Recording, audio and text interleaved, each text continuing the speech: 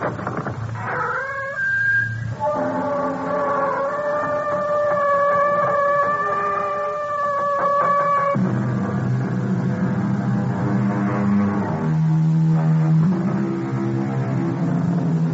in. Welcome.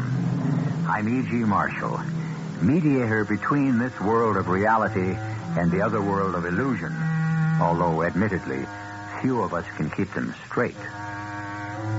The road to hell, they say, is paved with good intentions. And you might justifiably ask, how does this happen? Well, the first building blocks are honest and square. But as you travel downward, the light becomes dimmer and the way narrower. And before you know it, that fine line between good and evil is lost in the darkness. And although you begin by reaching for a star, you end up by falling into the pit. Our mystery drama, Party Girl, was written especially for the Mystery Theater by Sam Dan and stars Mason Adams. It is sponsored in part by Anheuser-Busch Incorporated, Brewers of Budweiser, and your Singer Sewing Center. I'll be back shortly with Act One.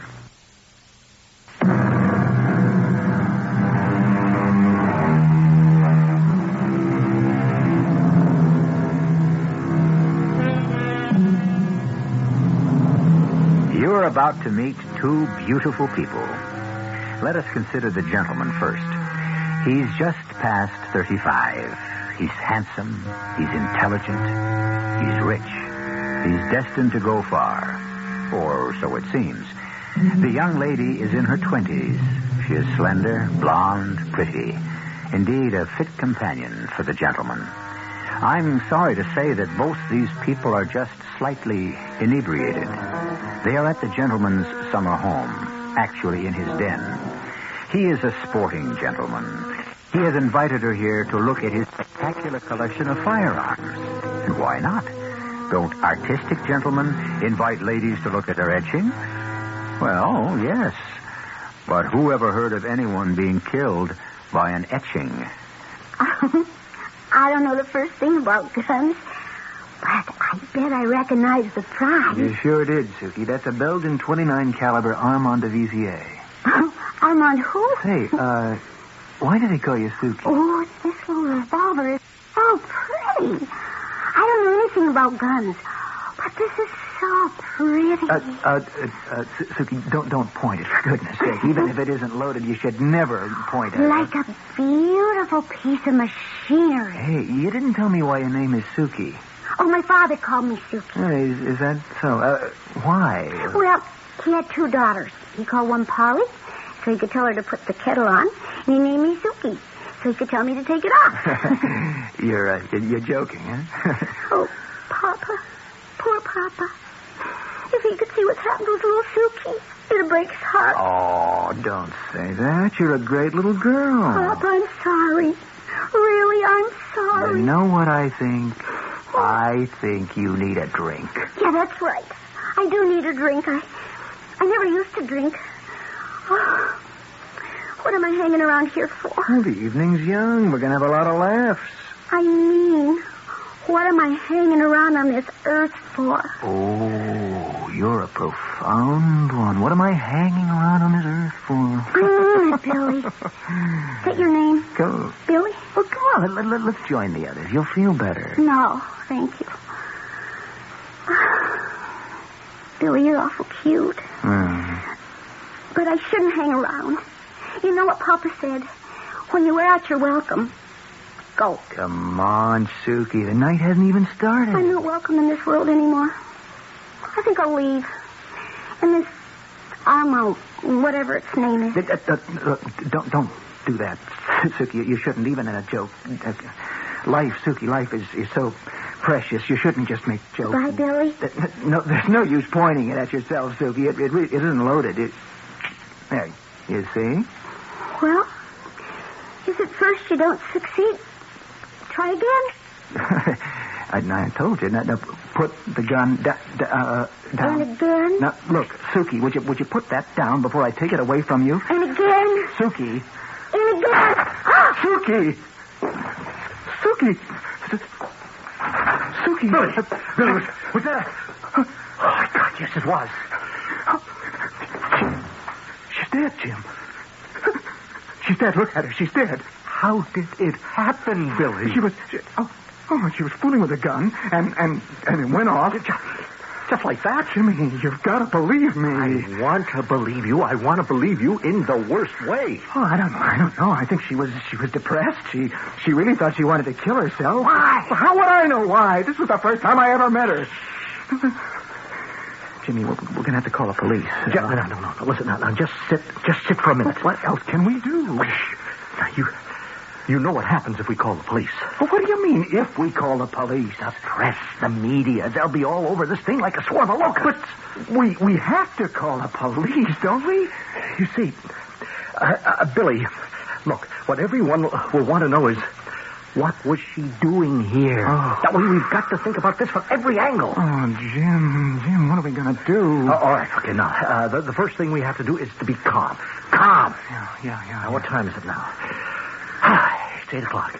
Now, you're going to have to come down with a headache, a very bad headache. Oh, Lord, I have got a headache. All right, now, I'll get rid of everybody at the party. No, all right. But, Jim, we have to call the police. I know. You keep saying that.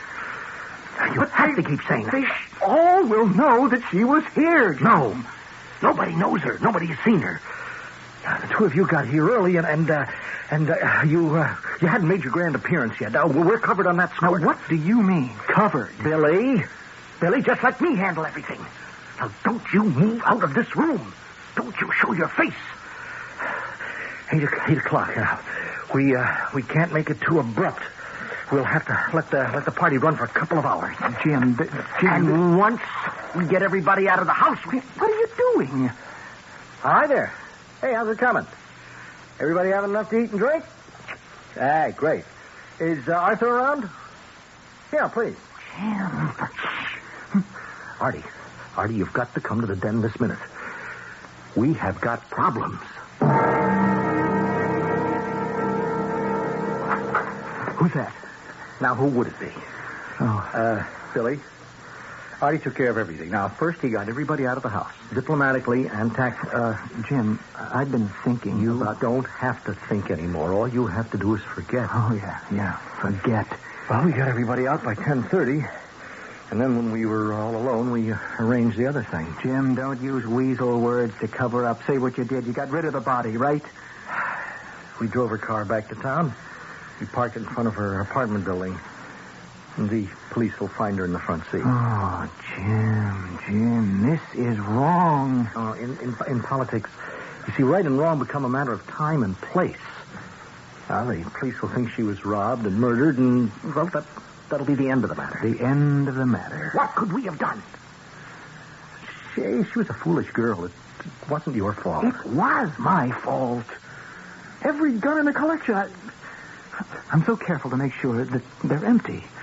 But there was a live round in one of the chambers of the Armand de Vizier. All right, but she was a girl who wanted to kill herself. What I'm not facing up to is the other thing. What other thing? Why did I bring her here in the first place? Oh, you know why. You needed her. And all the others, because you and Cecily are finished. Well, then why don't I divorce Cecily? Because if you do, the career is finished. Oh, the career. It's all the career now, isn't it? It's not even my career. It's the career. It belongs to all of us.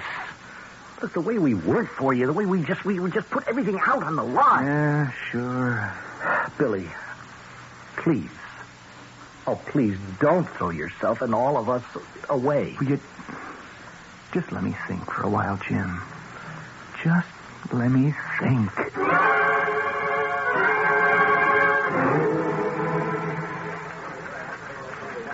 Here we had a homicide last night. You got the report, Ben? Girl, Captain, 25. Name of Suki Prentice. The model. Was she a model, or are you being kind to her? She was found sitting behind the driver's seat in her car, a blue two-door Reliance sedan, which was parked in front of her apartment building at 334 West Palmer. Shot once in the right temple. 29 caliber bullet. 29 caliber? Funny caliber. I wouldn't use the word funny, but I agree. Time of death said at 8 p.m. Body discovered by foot patrolman at 12:18 a.m. Anybody hear anything? Nope. And nobody saw anything. It's a very quiet residential neighborhood. Motive? Apparent motive, robbery. Purse was lying beside her, open and empty. No money inside. Markings on fingers and wrists show evidence of her having worn jewelry. Yeah, so it was robbery. Well, why do you say apparent motive? How does this one look to you, Captain? Well, I think the report says it. She pulled up in front of her house. Some hood happens by and sticks her up. Maybe she panics or, well, maybe he's a psycho and he kills her. But you don't think so, I can tell. All right, what bothers you? The report says she slumped behind the wheel of the car. But the bullet wound is in the right temple. Now, it should be in the left temple. What did the killer do? Reach all the way around inside? Well, maybe she turned her head. Well, she'd have to be a contortionist. Yeah. Well, spend a while on it. I don't know what you can do besides ring doorbells and ask if anyone saw something. It could be a career in itself. Something else bothers me. Where was the cop on the beat?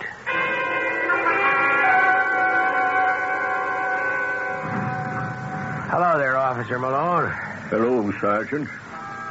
Malone, how are you as a ticket writer? Oh, depends on the mood I'm in, I guess. Some nights I ticket everything in sight. And then I have nights where I love all my fellow men. I forgive them the little traffic trespasses. And how were you last night? Last night I was a lion raging through the street.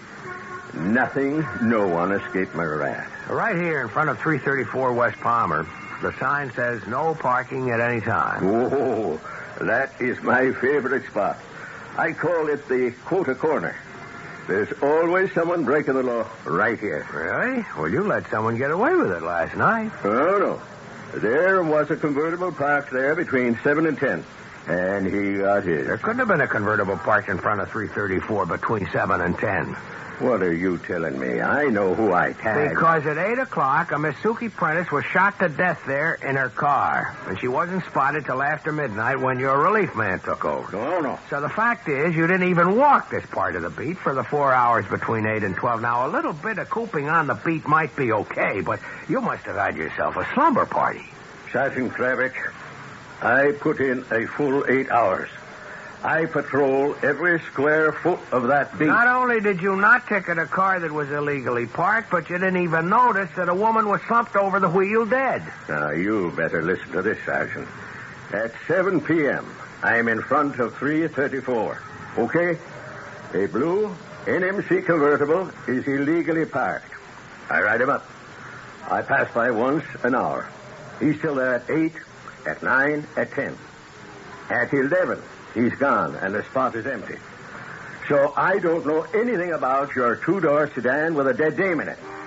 But that's impossible. You want to see my duplicates? Go on down to headquarters. I turned them in this morning. She wasn't killed in front of the house, Captain. She was killed somewhere else. Okay, Ben. That much is obvious. Well, this becomes another kind of crime. It's no longer some hood who spots a mark and moves in. It's something else. What? Well, it means it's a killing with a texture. Come on, Ben. Now, what are you trying to say? It has a story. It has complications. Somebody had to figure out certain moves. Okay. Why was her body brought back to her house? To get it away from the spot where she'd been shot. Far away. Because if we find out where she was killed, we know who killed her. All right, then you get to work, Ben. I will, after lunch. I never knew you to stop for lunch when you were hot on the case. Well, this is a very special lunch. An old college friend of mine is in town. Has a summer house upstate. Hey, how come you never got rich? He may be rich, but he's a great guy. You know him. Why would I know him? Well, you know of him. He's Congressman Bill Anderson, who's probably going to be the next governor of the state.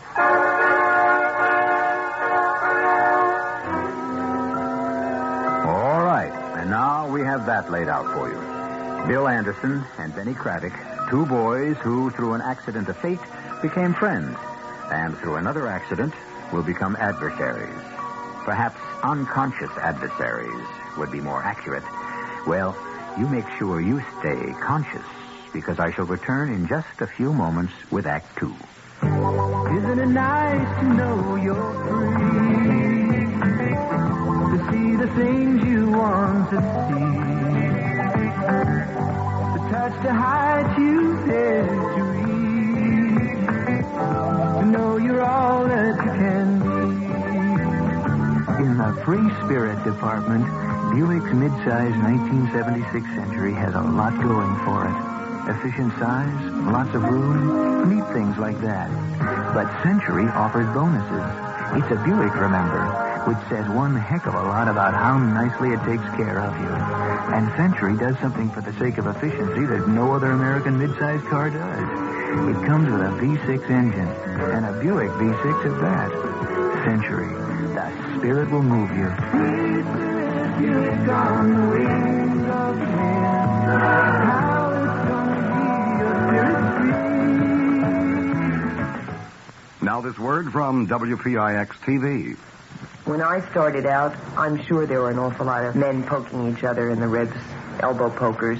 You're listening to Pat Harper, anchorwoman on the Channel 11 10 o'clock news. I think men are trying really hard to go along with everything that we're asking them to go along with, but I still think there are elbow pokers. Channel 11's Pat Harper, anchorwoman, newswoman. But I've done hard news on the scene since 1962. Well, she wades in where normal people fear to tread. That's Joe Harper, anchor man on the Channel 11 10 o'clock news. I've got 28 years in the business. Without being braggadocious, I think Patty knows something about the business.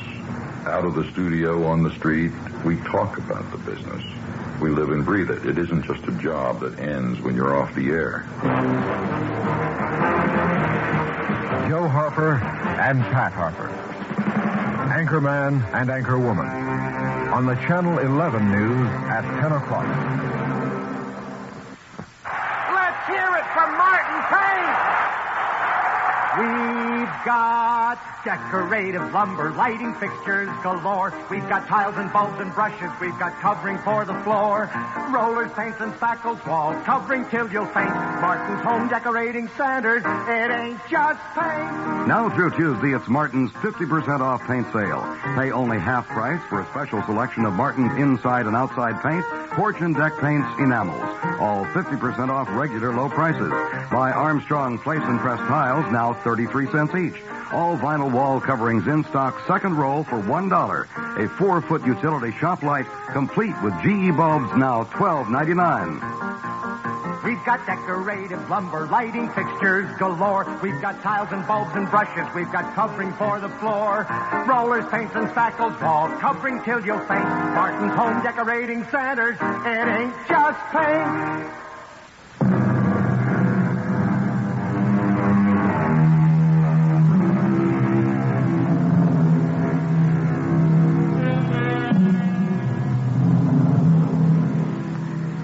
She was a party girl, and since a term like that can be defined in many ways, you can define it to suit yourself.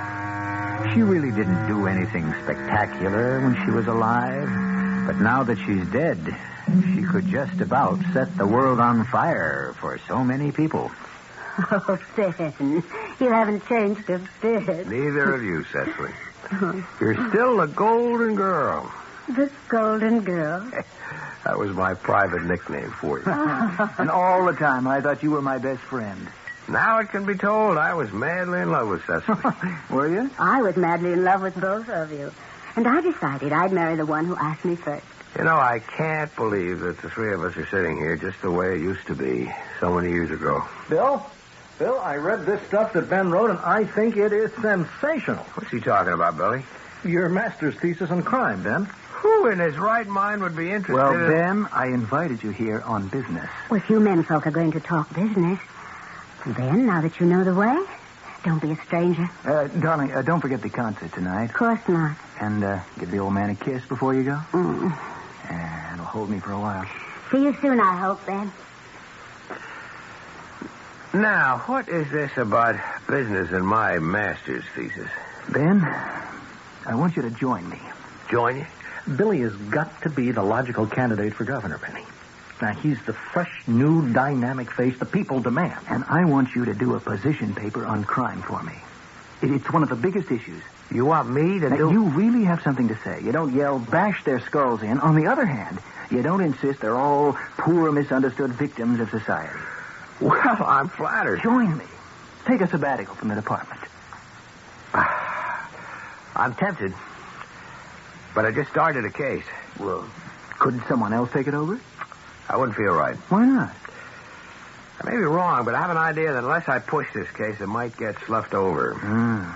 That tells us something about the police department, doesn't it? Oh, yes. Tells us we're undermanned, overworked, undertrained in things that really matter. So much clamors for attention. So many things keep happening. Oh, what kind of case is it, Ben? A girl was found murdered last night. Oh? Just a girl. Her name was Suki Prentice. Yes, I believe I heard it on the news this morning. Wasn't she killed by a hoodlum in front of her house? No, she was not killed in front of her house. She wasn't? She could have been. She was shot at 8 p.m. At that exact time, another car was parked in the space. Oh? How do you know this, Ben? The cop on the beat had ticketed another car for being parked there illegally. But Ben, it's only one murder. Now, what Billy is asking you to do is to work on the big picture. I understand. But this girl's entitled to justice. Sure. But is it more important to work on this one single solitary situation or to devote yourself to the entire system? The system is only as important as any individual. Well, Billy's offering you an opportunity to make an impact. This girl needs me.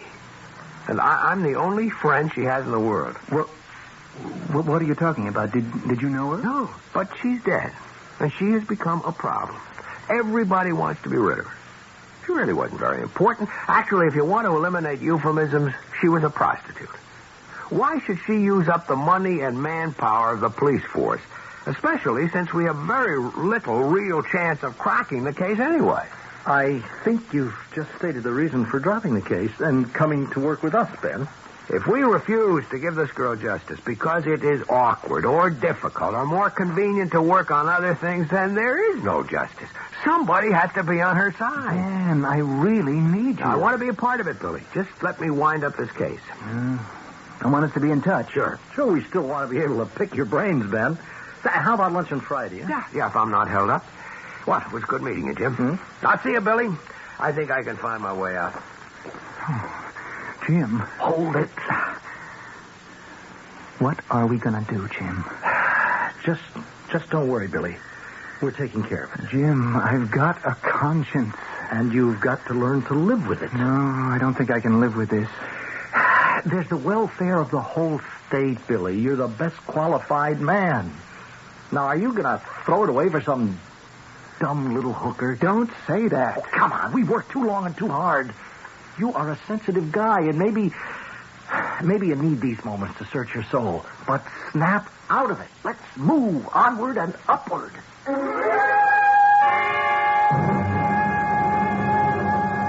What do you mean you don't have the copy of the summons? The officer turned it in yesterday morning. He told me so. It has to be there. 7 p.m. the 19th. Yeah, in front of a no parking sign at 334 West Palmer. That ticket has to be there.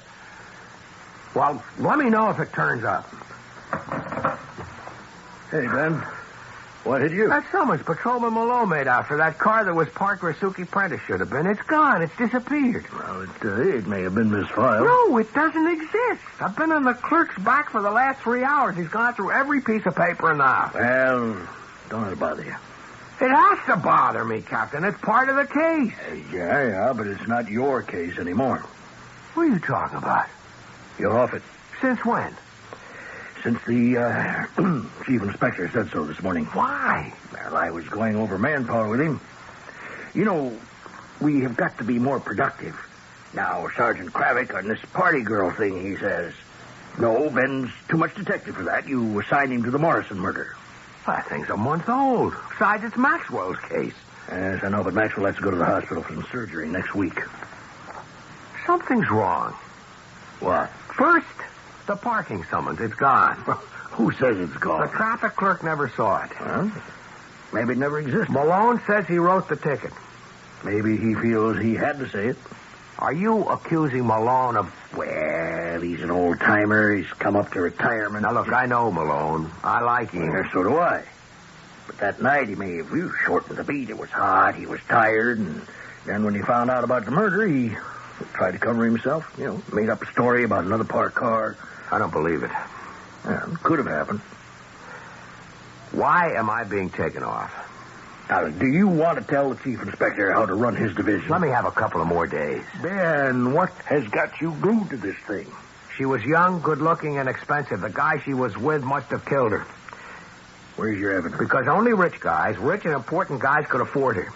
Mm-hmm. It's all theory. And it could be the guy is rich and important enough to apply heat. Are you saying the heat got to Inspector Dennison to take you off? It could have been a coincidence, and that traffic ticket could have been lost by accident. Or maybe it was never written in the first place. I got another lead I want to follow up. Let's just see if I run into coincidences there, too.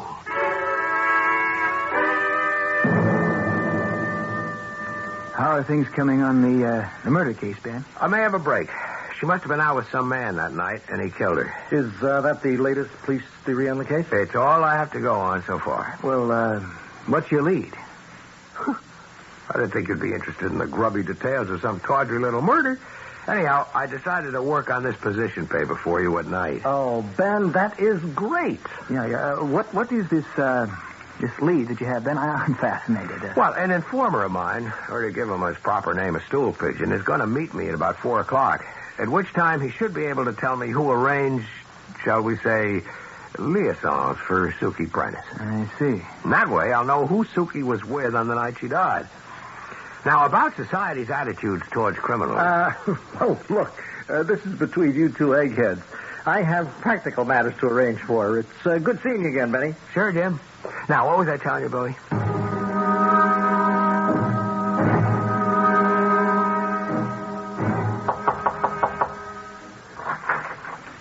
Yeah? Police. Police, I see, police, yeah. What's your name? Jojo, what can I do for you? Jojo, I'm looking for Big Margie. She ain't here. Now, where would I find her? How would I know? Where did you last see her? I don't remember. Do you remember a girl named Suki Prentice? Never heard of her. She's never been in this apartment? No, sir, never. Do you know what being an accessory to a murder can buy? Oh, yes, sir. So let us make a fresh, new beginning, Jojo. You knew Suki? Yeah, she'd come around. I mean, Margie would book jobs for her. And the night she died, did Margie arrange that one? Well, you'd have to ask Margie. Where's Margie? Well, Jojo, you tell me or you'll talk down at headquarters. What is it now, 5 o'clock? Well, maybe about 1:30. The bell rings. A couple of guys come in, very well-dressed guys, and I figure they're a couple of Johns. You see what I mean? And I don't pay them no attention. So I'm watching the ball game on TV, and they're talking to Margie, and I hear her say, all that money.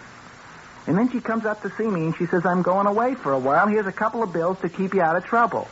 And she tosses me $500. And then she packs. I mean, she loads up them suitcases like she's really moving on, and off they go. Did you ask her where? Sure. I says, where you going? And she says, if I told you, you'd know something. These men, did she seem to go with them willingly? Oh, yeah. There was laughing, everything. And when did she say she was coming back? Hey, you want to know something? I don't think she's ever coming back.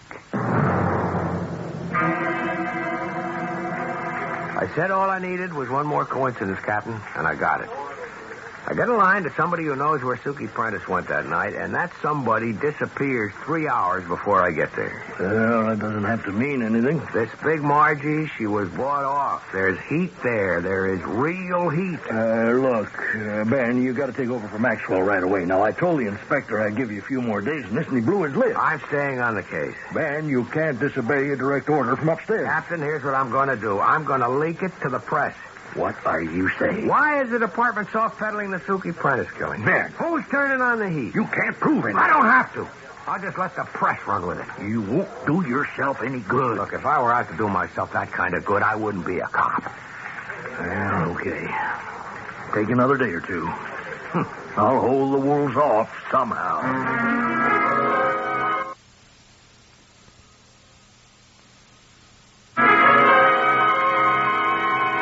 Ben, I've turned some of your material over to my speechwriters. They say it is sensational. Glad I can help out, Billy. You deserve recognition. Recognition. But paralyzed so many people, you become part of an establishment. Well, I've got to run. Hey, stick around. We'll have a few laughs. Like old times. Not the same kind of laugh. Sure. Sure. Yeah. What? How about Cecily? That's all over. We just maintain the appearance. What? You and Cecily? Oh, no, I can't believe it. I don't want to believe it. Poor Ben. Eternal romantic. You and I and Cecily. You know, we are not college sophomores any longer. No, I guess not. I'll see you. What's your hurry? I've work to do on that Suki Prentice killing. I thought you said you were taking off that. Hey, wait a minute. You can help me, Billy. Help you? Yeah, maybe you can lead me straight to the killer.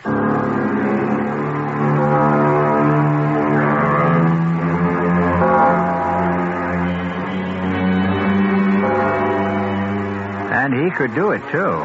Well, not to the killer exactly, because we know it wasn't a murder, but certainly to the heart of the problem. Obviously, Billy Anderson is going to be kept in suspense. And hopefully, you will be, too. Until I return in just a few moments with Act 3. There's no place like Singer, and no time like now to save. Right now, save on a Singer machine with Slip and Sew. Slip and Sew, the two-way sewing surface Singer invented. Makes it easy for you to sew necklines, collars, and sleeves. Get this Singer machine with its handsome cabinet now and save $100 off the regular price. There's no place like Singer, and no time like now to save.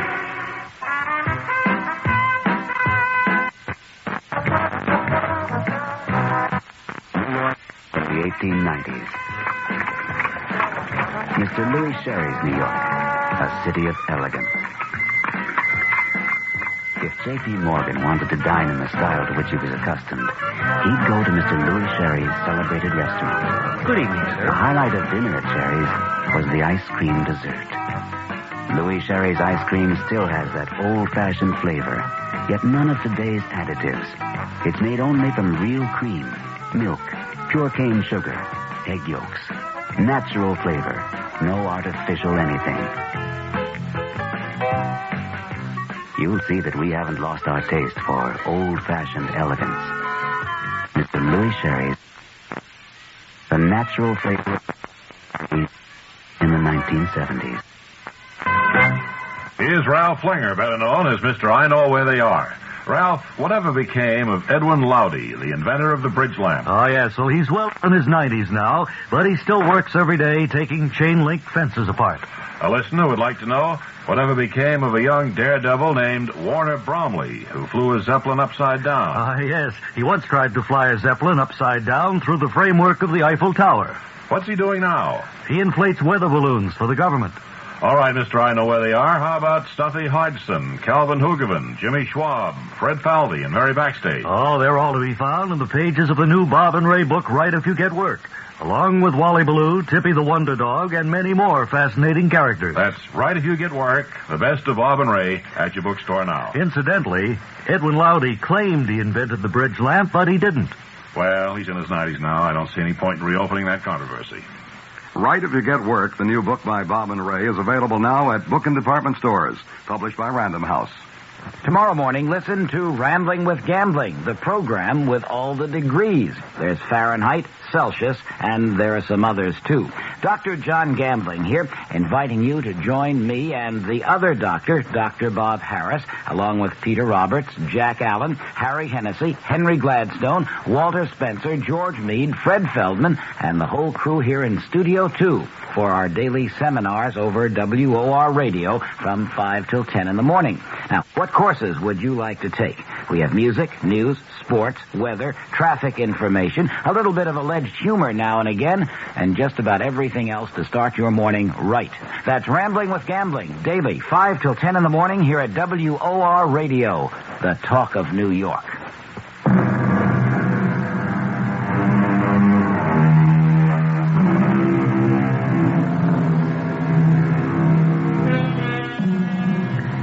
What is the basic difference between a lie and the truth? Well, there must be many, but a significant one would appear to be that a truth can stand firmly on its own. A lie needs constant support and nourishment. You can tell the truth and let it go at that. But a lie will continue to make demands of you for as long as both of you live. Ben, how could I possibly help you with this murder case? I should have thought of you at the very beginning. Me? Of course, Billy. You've always been interested in guns, haven't you? Yes. Sure. Now, this girl, Suki Prentice, she was killed by an unusual caliber bullet. She was? Yeah, a 29 caliber. 29? I told you it was unusual. Now, who would make a 29 caliber handgun? Who? Have you ever heard of one? I'm not sure. It's not your ordinary weapon, would you say so? Yes, I would say so. Hey, Billy, I hope I'm not imposing. No. Go ahead if I can help in any way. Now, here's what I know so far. I know that I've got a high-priced party girl. She must have been killed by the guy that she was with. An unusual caliber gun. Probably a custom-made weapon. Expensive, but so what? Her guy is rich. You seem to see it so clearly. Well, he has to be very rich, very well placed. I told you about all the heat I'm getting. I don't want to bother you or bore you with more of this. No. I'm fascinated. How do you plan to move ahead now? Well, I've got a request out for information. Who makes a 29 caliber? And when I get the answer, I may be able to trace the gun. That's pretty smart. Yeah, it's just routine police work. Well, Billy, I'll see you. You sure you can't stay around, Ben? I can't get over it. Can't get over what? I can't get over you and Cecily. Guess it's just one of those things. It can't be. I'm sure that the two of No, we're happy, Ben. We found a way of life that suits us. Yeah. Could you finish the paper for me this week?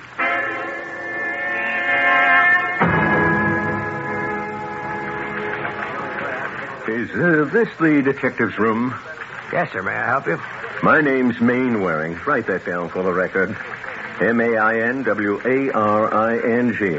Now, I'm here about that robbery. Oh, well, you want to see a man from the larceny squad. One of them should be inside. Oh, now, I'm sick of being tossed around from one office to another. You a detective? Yes, but I'm not the one you want. Now, don't hand me the old, this ain't my table routine. My place was robbed the other night. The cop on the beat comes in, takes out his pad, writes something down, I don't know what, and that's the last I hear. Now, what happens now? The larceny squad will handle it. Come back after lunch. I can be put out of business. The law says I have to keep a record of every gun I sell.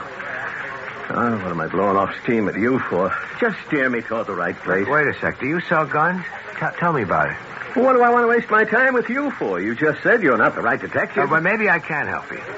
That's crazy. I got the most exclusive gun shop in the country. I sell mostly to connoisseurs, collectors. Who else can afford me? Yeah, go ahead. Okay, the other night, my place gets broken into.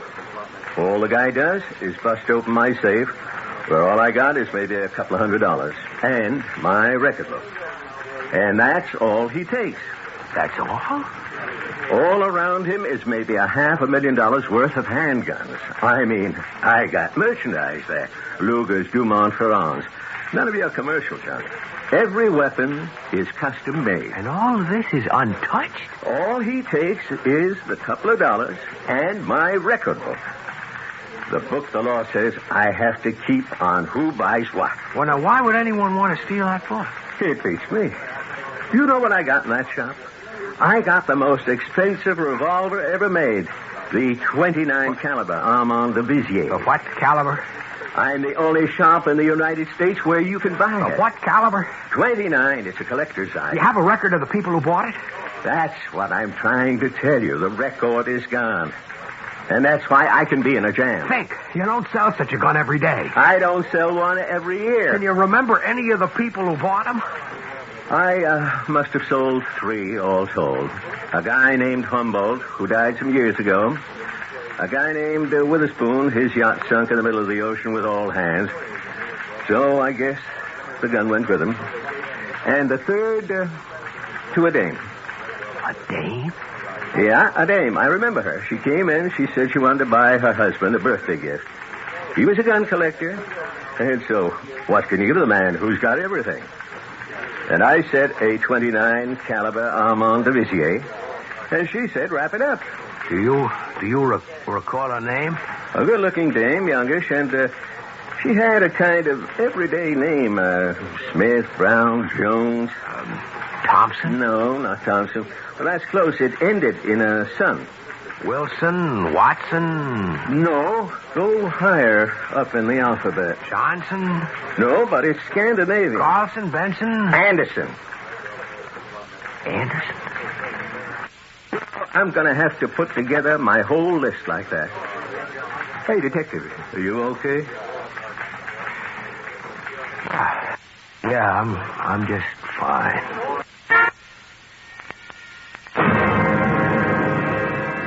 Ian. May I come in, Cecily? Of course. Billy's tied up with Jim or Artie or somebody. I wanted to see you. Please. You didn't know. I guess I didn't know till just now. You're the great detective, too. Cecily, I want to ask you something. I don't know the answer. That's a simple question. No, it isn't. I don't know what happened to us. Maybe Billy became too famous too quickly. Maybe he's not the same Billy. Maybe I'm not the same Cecily. Did you ever buy Billy a gun for his birthday? Did I ever buy Billy a gun for his birthday? Why do you ask? Did you? Yes. Do you know why? I thought it would save the marriage. Imagine. A revolver. An instrument of death to keep a marriage. Billy's things that interested him were also of interest to me. We could discuss them intelligently. Would you remember what kind of gun you bought him? Would I remember? Oh, it was a custom-made 29 caliber Armand de Vissier. Let's find it. Cecily. Really, what's the matter? Cecily, you mustn't say another word. Why? Let me tell you why. Don't listen to him. You both have to listen to me. Because you both have a decision to make. A girl named Suki Prentice was murdered some days ago. Oh, I think I read something about it. Looked like a robbery. I went to work on it. And I was stymied at every step. Evidence disappeared. Witnesses vanished. But why? It was as if someone very rich, very powerful, with connections everywhere, was applying heat against me. I was even taken off the case. Although that could have been a coincidence. But what does all this have to do with Billy and me? Billy killed her. What? You see, I had discussed the case with Billy. And every time I mentioned a lead, that lead disappeared. Ben, are you sure you're all right? Don't look at me. Look at Billy. Ask Billy here if he's all right. I don't understand. You have accused Billy of murder. Where is your evidence, your proof? I don't have any. Ben, this is monstrous. You, our dear friend, the oldest friend we have. Is this what politics can do? Have you been bought off? As of this moment, nothing exists to tie Billy into it. But how long can it last? Now, so far, Billy, you bribed somebody at traffic. Billy, are you just going to stand there and... You paid off Big Margie. But it got a little more serious with Mainwaring. That called for burglary. Mainwaring? That's what I bought. You'll have to tell her to deny that. Cecily, are you willing to perjure yourself for Billy? What does that gun I bought have to do? It's the gun that killed Suki Prentice. Oh, I don't believe it. What do we find out? Have the gun examined at the police ballistic lab. Or did you get rid of the gun by this time, Billy? Ask him, Cecily. The beautiful 29 caliber Armand de Vissier. Ask him if he still has it. What are you going to tell her, Billy? It's been lost? Stolen? No proof. Ever had such a gun. That really isn't the answer you wanted to hear, is it, Cecily? You didn't ever buy me such a gun. Did you, Cecily? Did you, Cecily? No. I could expect you to do nothing less, Cecily. You love him. But she's the least of your problems, Billy. You bribed somebody at traffic. He's a rotten apple in the barrel. How do you know he won't start becoming more curious? He doesn't know anything. How about Big Margie? She knows everything. Why should she stay bought? You lay golden eggs. What she knows is worth millions. Or how do you know she won't get loaded one night and shoot her mouth off? Billy, don't lose your cool. There is no evidence. And now the party's complete. Here's good, true, and faithful Jim. You can't prove a word of this. From now on, Jim will take care of everything. Your hands will never be dirty, Billy. Jim has already gone from bribery to burglary. He can also arrange for murder. And it's all being done for you. Did King Henry II kill Becket? No. He only said, who will rid me of this meddlesome priest? All of you have enough Jims and Arties. Ben, listen. Billy, I tell you, you are in the clear. Ben, believe me. What do you want me to believe? I didn't kill her. It's a lie. It's the truth. She killed herself. Billy. She was down, you know? And, well... Do you realize what you are saying, Billy? Yes.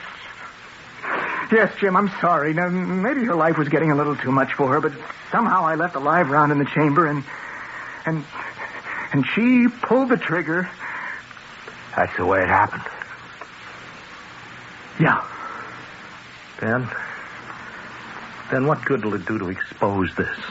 Don't you understand? The state needs him. He is the best man. He was a week ago.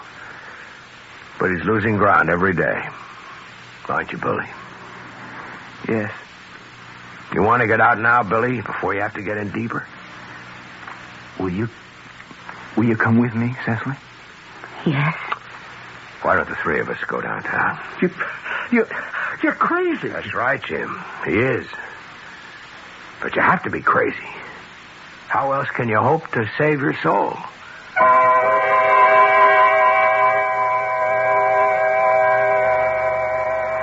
Well, as you might imagine, Bill Anderson retired from public life. There were people who admired him for coming forward. There were people who thought he was stupid for sticking his neck out when he could have gotten away with it. There were those who condemned him for being an adulterer, and those who praised him for not being a hypocrite. What does it prove? You can't please everybody. But I'll be back with some news that should please almost everybody in just a few moments.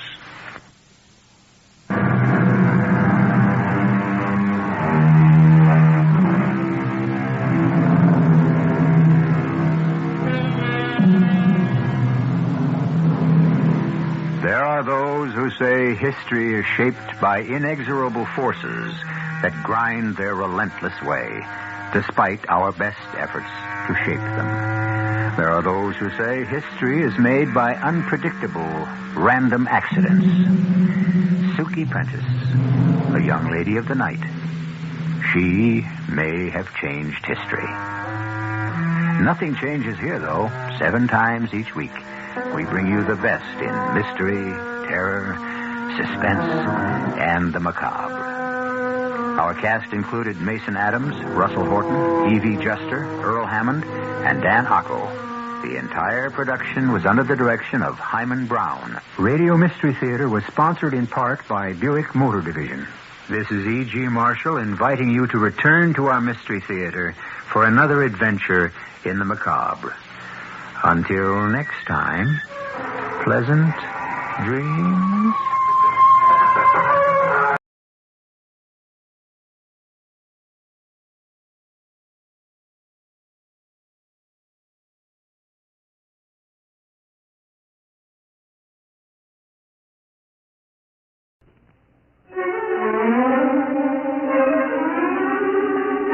Jessica Tandy and Hume Cronyn in The Marriage. With the conviction that marriage remains the most popular domestic arrangement between friendly people, NBC takes pleasure in presenting one of the most distinguished couples of the American theater, Jessica Tandy and Hume Cronyn as Liz and Ben Marriott, bringing you the love and laughter of The Marriage.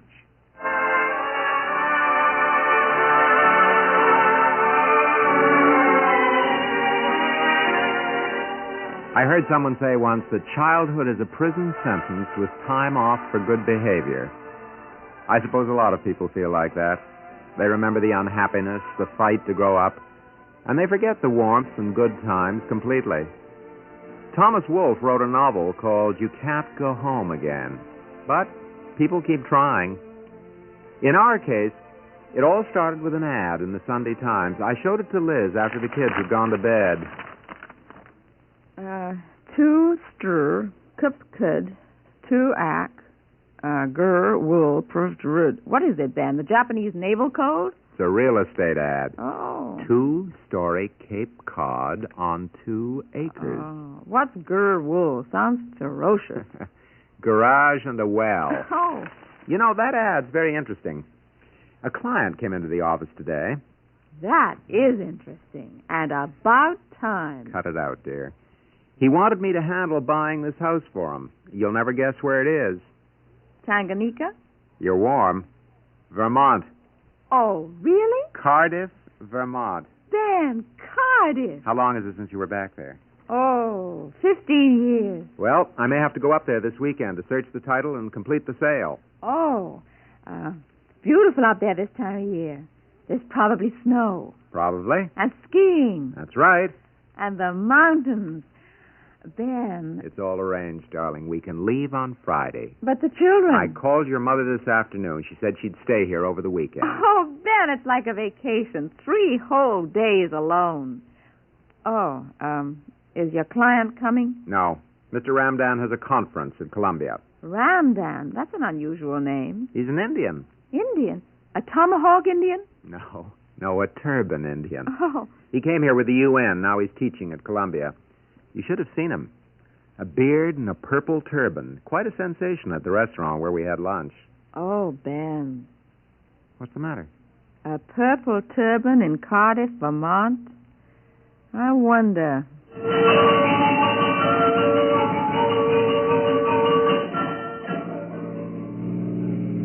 Ben, there's a place on the left. Where? Oh, never mind. We passed it. Ben, I'm hungry. Well, we'll stop at the next place. You said that when we left New Haven. We are now approaching the Vermont border. What was wrong with that diner outside of Hartford? It wasn't clean. How could you tell? We went by it at 50 miles an hour. I can tell. It just didn't feel clean. Ben, there. Harry's Chop House. Where? On the left. I can't get over. There's a car passing me. Oh, Ben. What do you want me to do? Jump over him? I wonder if nylon seat covers are very nourishing. Darling, we'll stop at the next place no matter what. All right? It's all right. I've lost the will to survive. There's bound to be a place soon. Ben, why does Mr. Ramdan want a house in Vermont? He's taking a sabbatical next year to write a book. After that, he'll use it in the summers. But why Vermont? I don't know. He saw the ad. It's far enough away from New York to be reasonable. Do you think Cardiff will be very reasonable? It's a good price. That isn't what I mean. You don't know Vermonters too well. I married one. Well, I'm not really a Vermonter, not anymore. But they're very Vermont. What are you getting at? I've been thinking about the people from Cardiff. They haven't gotten over the border war with New York State, and that was in 1778. Come on, you're exaggerating. I can't imagine an Indian with a purple turban walking into Mr. Harris's grocery. Look, Mr. Ramdan is a very charming and intelligent man. He can get along anywhere. He's been all over the world. He hasn't been in Cardiff, Vermont. Can't be any more dangerous than the Khyber Pass. I'm serious, Ben. You can tell when you're in Vermont. It's a subtle, insidious change in the atmosphere. What's the matter, Ben? Subtle, insidious change in the highway. We've crossed the state line into Vermont.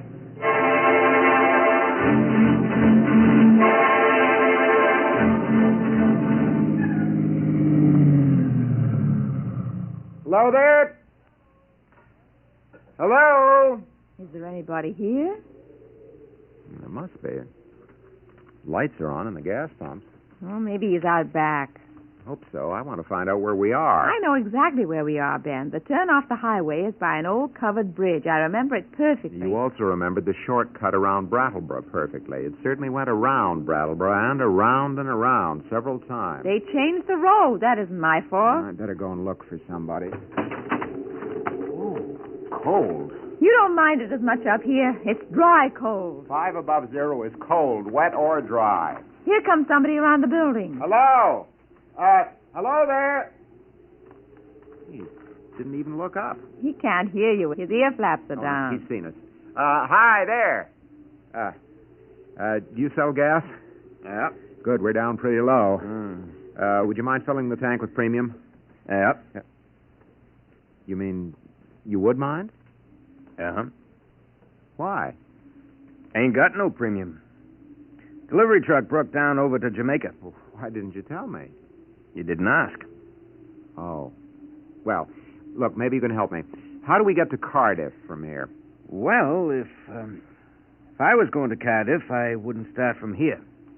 Oh, you wouldn't? What happened to the old covered bridge by the Whale-Net Road? Burned down 5 years ago. You a Vermonter? Well, I grew up in Cardiff. Oh. I could give you some regular gas. But you said you didn't have any. I don't.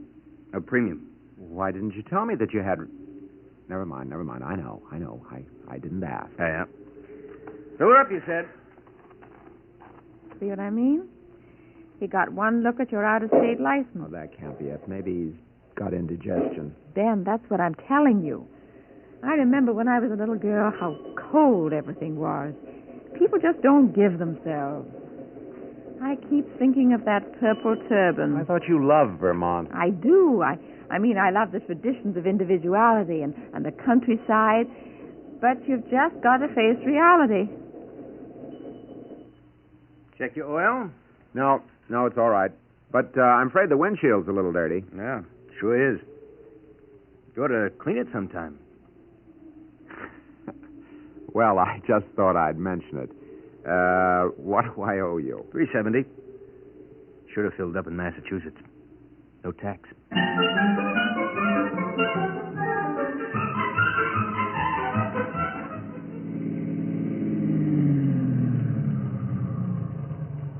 Ethan Allen Motel. Looks all right. Clean. Anything looks all right to me now. We can stay here and go out to the house in the morning. Come on.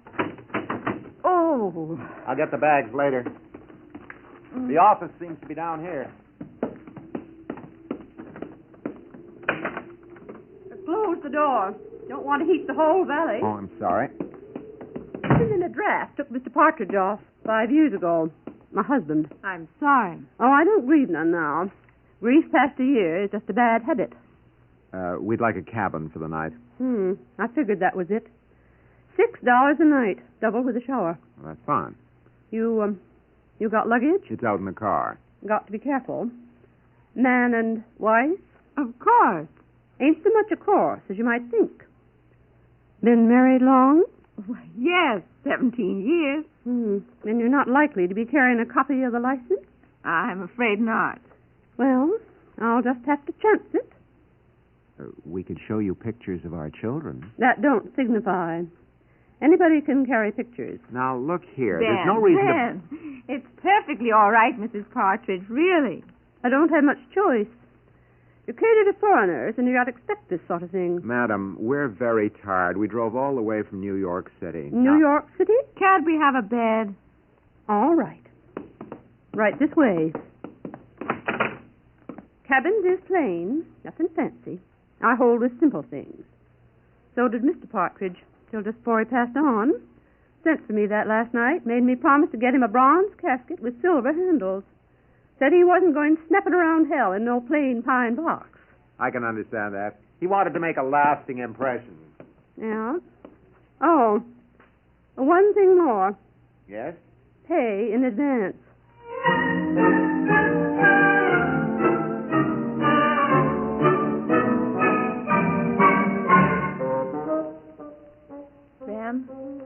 Ben, you asleep?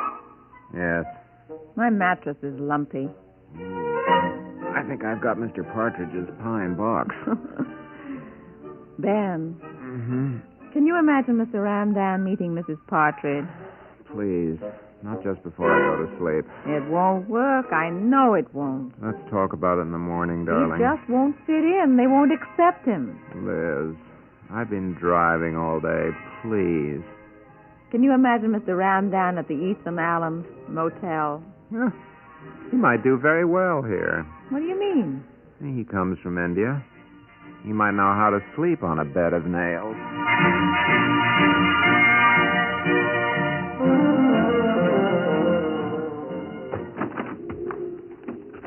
There it is, Liz. Old house, but a very good buy. Ben, I remember this house. I think I do. We used to pass it when we drove over toward Bellows Falls. I remember the shutters. Come on, let's get in there before we freeze solid. You don't mind the cold here as much, Ben. I know. It's dry. Come on. What's the name of the owner? Jeremy Gale. Is he a lawyer? I think so. I bet I knew him. At least I used to see him at town meetings. I think he was a select man one year. I saw you drive up. Come on in. Thank you. Stamp your feet, Ben. I got a fire going inside. Oh, we need it.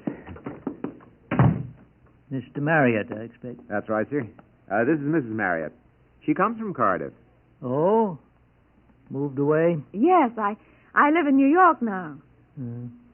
Well, I suppose you had good reason. I remember you, though, Mr. Gale, from town meeting. You do? I don't remember you. Oh, that'd be 20 years ago. Elizabeth Walker. Walker. Alan Walker's daughter? Yes. I knew your pa well. Real Vermonter. Well, now, Mr. Marriott, I suppose you're authorized to handle the sale. Yes. Yes, I've final authority. I suppose you wonder why I'm selling. Well, I'm getting old. How old would you say I was? Oh, I don't know, really. You're scared of guessing high and hurt my feelings. Well, I'm 72. That's too old to be stuck out on a dirt road in mud time. I understand, sir. I got no family. Since I retired from the law, I've been trying to farm on this piece. Raised hogs so skinny I had to tie knots in their tails to keep them from squeezing out twixt the pickets in the pen. You mean this isn't a productive farm? I got fields so steep, when I plowed them with a team of horses, one horse had to ride on the other. Had chickens so thin it took two of them to cast a shadow. Do you expect to move into town, Mr. Gale? Yep. Renting a room across from the Methodist church. Come and go as I please. Independent as a hog on ice. I thought we'd drive over to the county seat this afternoon, Mr. Gale, and search the records and then finish up by evening. Well, I ain't so sure. I beg your pardon? I ain't talked about terms. Or the mortgage I took out 4 years ago. And I got some thinking to do this morning, too. I tell you what, you come back this afternoon. But I'll be ready to do business with you then. Well, all right. We'll see you then, Mr. Gale. It was nice seeing you again, Mr. Gale. Find what you was looking for? What? When you moved away from Cardiff.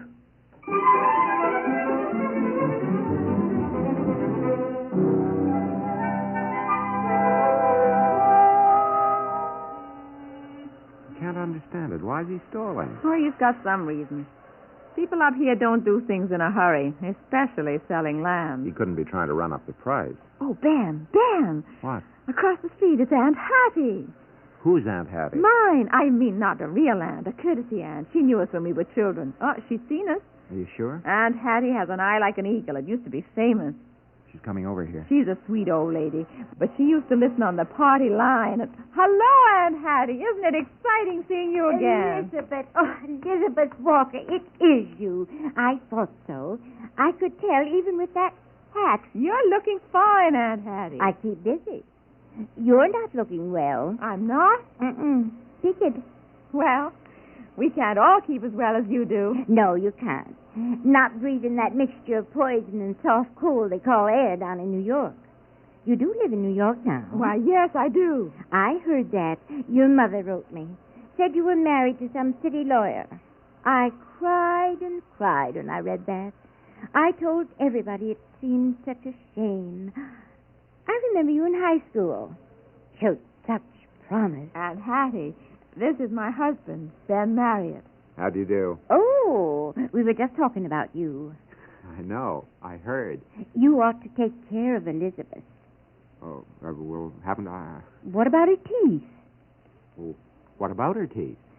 You know, as long as you're up here, Elizabeth, you ought to drop into Dr. Hempstead's for a checkup. But I have a dentist in New York, Aunt Hattie. Well, I wouldn't want to say a word against him, but... I have every confidence in my dentist, Aunt Hattie. All the same, it wouldn't hurt to make sure. Oh, and you could drop in at Galton and Pierce. They're having a sale on hats. Well, I got this hat at Hunt's Fifth Avenue. I thought as much. I went shopping down to Boston once. Didn't buy a thing. Why not? I can do just as well here in Cardiff without all that fancy folderol. Oh, Elizabeth, open your mouth. Say ah. Ah. I thought so. That New York air has your throat all inflamed. You drop into Dr. Whitcomb and get it painted with Argyrol. But I'm all right, really. He may not have a fancy office on Park Avenue in New York, but Dr. Whitcomb brought you into the world right here in Cardiff. He never left it.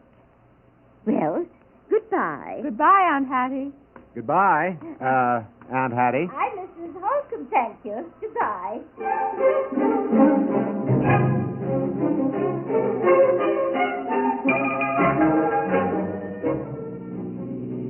Ben, I'm so furious. What's the matter? My dentist is the top man in the Columbia School of Dentistry. I mean, Dr. Hempstead is a very good dentist, too, but so is mine in New York. I know, dear. But she just assumes he can't be.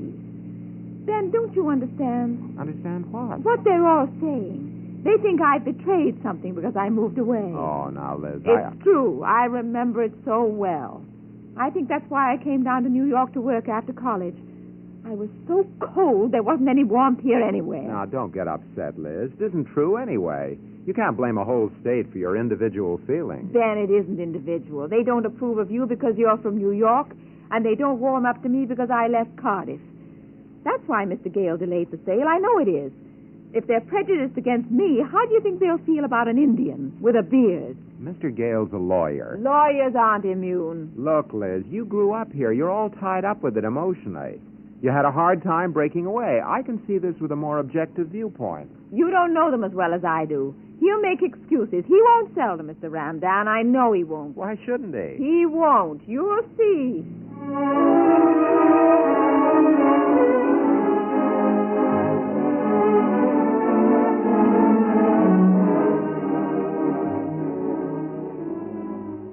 Well, now, Mr. Marriott, I've been thinking. You have? I could sell this place to you just as easy as a eel going through a bucket of cream. I'm glad to hear that. Yeah. For rights, I ought to move into town, where that pill peddler Whitcomb can get to me easy. Well, that's fine. Then we can get down to business. But I ain't going to sell. You're not? No, I changed my mind. But you advertised. We came all the way up here from New York. Yeah, well, now, I'm sorry to inconvenience you, but things has changed. Oh. I just don't want to sell. Oh, I see. Why not? Sentiment, I guess. Sentiment? Yeah. You see, this place was raised by my grandfather. It belonged to my father till he died. I just decided I didn't want somebody else living here, not while I was alive. Well, I don't suppose there's anything else to say. No, I don't suppose there is. I think there is. Liz, No, Ben, let me alone. Liz, please. I'm just stiff, Ben. I can't stand it anymore. Mr. Gale, why don't you sell? I listened and I tried to think of a reason. I didn't want to. I couldn't face the truth. You couldn't, eh? No, I think it's a shame. You don't want to sell because Mr. Ramdan is different, because he's foreign, because he wears a beard and a turban. Well, now, I didn't say that. No, you didn't. You were just hypocritical. You made excuses. You weren't even honest enough to admit you didn't want a man like that in Cardiff. Liz, please, you don't mean I to upset... do mean it. I felt it ever since we came here. I wanted to come back, but you made me glad I left. I don't ever want to come back. I'm ashamed. Well, now... I'm terribly sorry, Mr. Gale. However, I suppose I feel the same way. Yeah, well, before you go launching into an oration, too, maybe you folks didn't consider that I wasn't making excuses. Then why won't you sell? I said why. Maybe it got lost in the shuffle, but you might recollect nobody told me this client of Mr. Marriott's was an Injun, with or without a beard. Oh. You know, around here, we may be old-fashioned and state proud. We don't make too much of a fuss over anything. We figure if our neighbor makes a darn fool of himself, why, that's his business. But he's got a right to it. Same way any fellow's got a right to live next door. He's got a right to wear whatever he pleases on his head. Inside his head, for that matter. And if I don't like it, why, no law says I got to listen. But I was sure. Yeah. Well, the way it stands now, you ain't likely to believe me, so, Mr. Marriott, you draw up the bill of sale. Well, you're selling to Mr. Ramdad? Yeah. Miss Marriott, there's some things I take serious. Cooking, cigars, and the state of Vermont. I got something over here. Wrote down on a shirt cardboard over the desk here. Listen to this. If the spirit of liberty should vanish in the United States and our institutions should languish, it could all be restored by the generous store held by the people in this brave little state of Vermont. Know who said that? No, I don't. Calvin Coolidge. He was a Vermonter. He said his piece, like the rest of us do. Just like the winter. Cold, but you don't mind it because it's dry. I suppose I don't know what to say. In that case, don't say nothing. Mr. Gale. And you neither. Just don't go telling anybody you're ashamed of the place you was born. Anyway, I know what 'tis to be a foreigner myself. You do? Yeah. My grandfather come from New Hampshire.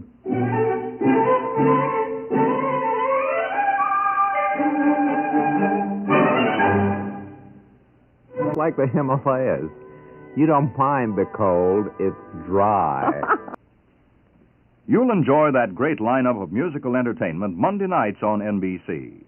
Gordon MacRae and famed Met star Mimi Benzel play the leading roles in the ever-popular Johann Strauss operetta, The Gypsy Baron, tomorrow night on the Railroad Hour. There's another half hour of great music classics when soprano Patrice Munsell appears as guest artist on The Voice of Firestone, with Howard Barlow conducting the Firestone Symphony. Later, popular baritone Ezio Pinza offers a variety of Neapolitan melodies on tomorrow's brilliant Telephone Hour concert, while Donald Voorhees conducts the Bell Symphonic Orchestra. And you'll want to top off your evening of fine listening with more merry adventures at 79 Wistful Vista with that unpredictable and hilarious pair, Fibber McGee and Molly.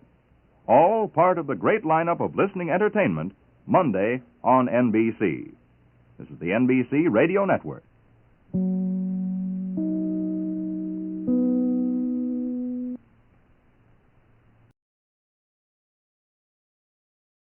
The Jack Benny Program.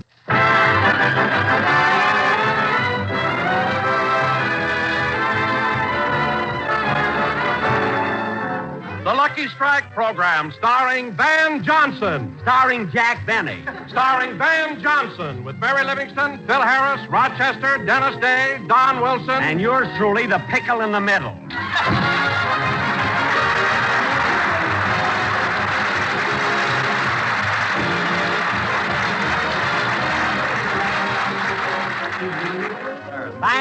Thank you, and a happy mustard to you, too. Say, Don, why is it that every time we have a guest star, you always... Hey, Jackson, don't worry about that now. We're on the air, and Mary isn't here yet. Mary? Mary isn't here yet? Gee, that's funny. Dennis, what are you laughing at? You said it was funny. Dennis, when I said it was funny, I meant it was hard to believe. You understand? Well... Sure you do, kid. When Jackson says something funny, it's hard to believe. Phil, stop being on my side, will you? Can't understand Mary not being here. She's never been late before. Maybe she overslept. Yeah, over. Well, I'm not going to wait any longer. I'll call her house.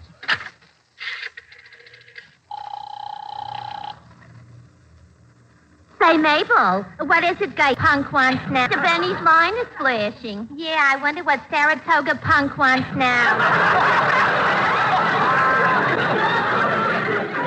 I'll find out. Yes, Mr. Benny. Miss Livingston? Yes, I'll call her home immediately. And he wants I should get him Mary Livingston. Oh. And say, Mabel, that reminds me. You know me, I hate to spread gossip. But several times lately, I've heard a rumor about Mr. Benny and Miss Livingston. Oh, don't be silly, Gertrude. He's old enough to be her father. That's the rumor I heard.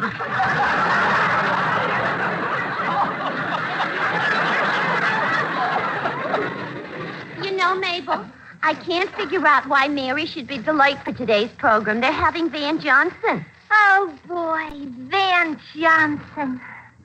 Shangri-La with red hair. Yeah. Wouldn't it be wonderful if he were to step in here this minute and bow low to us and say, "Would you two charming and beautiful ladies do me the honor of going dancing with me tonight, babe?" Yeah, but as far as I'm concerned, I'd just as soon go out with men like Jack Benny. Why? Well, when a man like Benny tries to kiss you and you tell him to stop and he stops, you don't feel so disappointed.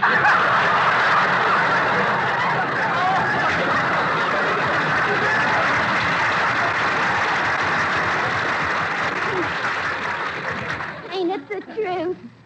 Gosh, I'll never forget the time Jack asked me to come up to his apartment to show me his etchings. And I went, "Why, Mabel Flapsaddle." Gosh, Sir, did you just see those etchings? 500 pictures of a man standing in a plantation holding up a big tobacco leaf. Well, once I went... Operator, how about my number? I'm ringing it now. Hello? Is Miss Livingston there? What? She left the house 2 hours ago. Oh, for heaven's sake, I should have known. Goodbye. What's wrong, Jackson? What's wrong? Mary's late because she went to pick up Van Johnson in her car. I didn't tell her to do that. What girl's seeing him, I don't know. Well, Jack, you've got to admit that he is handsome. All right, so am I. After all, what's Van Johnson got that I haven't got? Yeah, what's Van Johnson got that Mr. Benny hasn't got? Quiet, Dennis. They're not afraid to answer.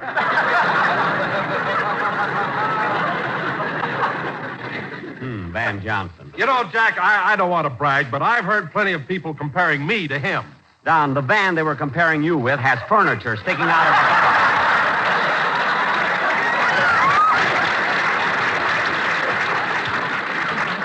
it. Anyway, I can't understand why all the girls rave so much about Van Johnson. All right, so he's young. Wait another 10 years when he gets to be my age. He'll see. Would you mind repeating that, Jackson? I said wait another 10 years when Van Johnson gets to be my age. Well? I'm trying to figure out some way to answer that and keep it clean. Well, it can't be done, so forget it.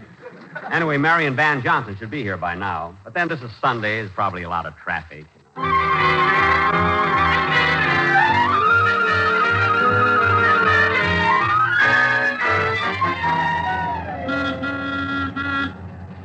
Am I driving too fast for you, Van? No, Mary. You're doing fine.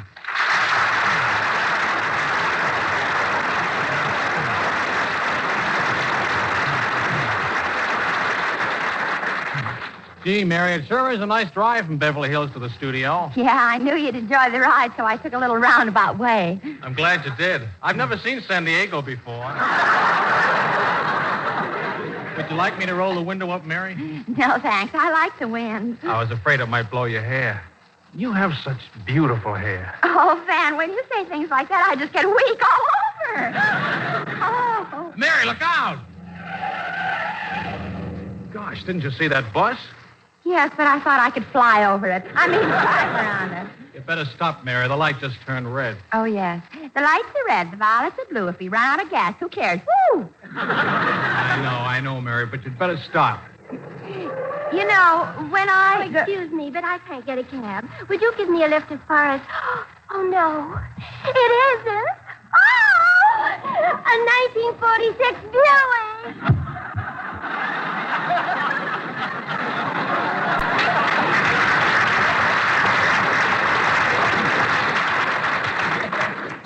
What a stall. If she'd have gotten in here, I'd have punched her right in the nose.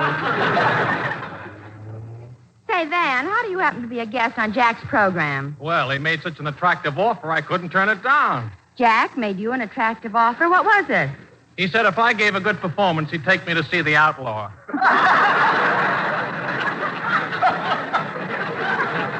Oh. But no kidding, Van. How much is he paying you to be his guest? Well, as a matter of fact, I forgot to discuss money with him. Uh-oh. What's the matter? The Screen Actors Guild has a country home just for actors who forgot to discuss money with Jack.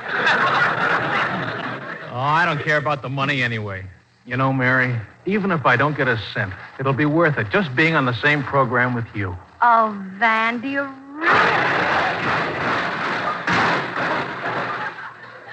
Oh, well. I can carry her the rest of the way.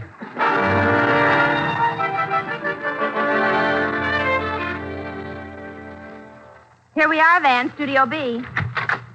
Hello, Jack. Here's Van Johnson. Well, hello, Van. Hello, Jack. Yeah, I'm glad you finally got here. Mary, I'll talk to you later. I hope you appreciate my sending Mary over to pick you up. What? Why, Jack Benny, of all... Mary. One more word out of you and the May Company will take that candle out of the window.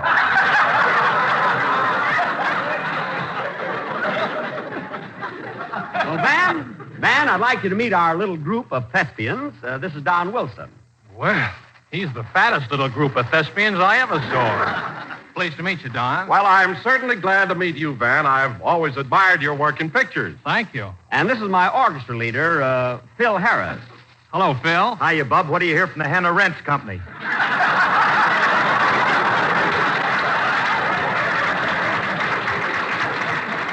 Phil. So you're Van Johnson, huh? Uh-huh. Tell me, Johnson, what makes all them dames so crazy about you? Oh, I don't know. I guess it's just sort of a psychological phenomena. I'm dead. Phil, please. Okay. I'm pleased to meet you, Van. I've always admired your acting. Well, thank you, Phil, and I've always admired your music. Don't get sarcastic. Look, Phil, Van was just trying to be nice. He really likes your music. Well, what does he like about it? All right, forget it. And Van, this is my vocalist, Dennis Day. Glad to know you, Dennis. Should I swoon, Mr. Benny? No, Dennis, that's for girls. Just say hello. Hello. And now, Van, I want to tell you... Mr. Johnson. Yes, Dennis. My mother thinks you're wonderful in pictures. Well, thank you. She goes to see every picture you make. Well, I'm flattered. And now, Van, I want When to... you smile, she breaks out in big red blotches. Dennis. When she saw you in Thrill of a Romance, she came home and burned her wedding dress. That's enough, Dennis. That's enough. And now, Van, My father got so mad he broke all the stays in her girdle. Yeah, girdle. Now, Van, as I started... It's awful. You might break up our home. Oh, for heaven's sake. Look, Dennis, it's time for your song. Now, go ahead. What a business. My home's being broken up and I have to sing. Yes. Now, go ahead. Come over here, Van. I want to tell you about the sketch we're going to do. I hope Marvin likes it.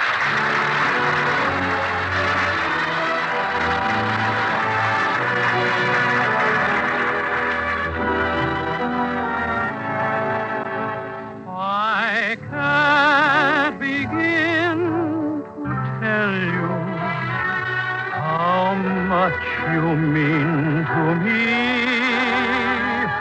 My world would end if ever we were through.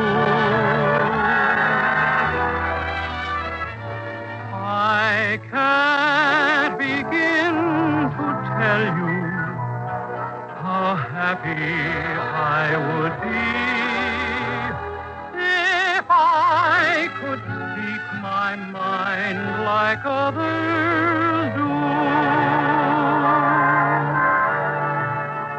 I make such pretty speeches whenever we're apart, but when you're near, the words I choose refuse to leave my heart.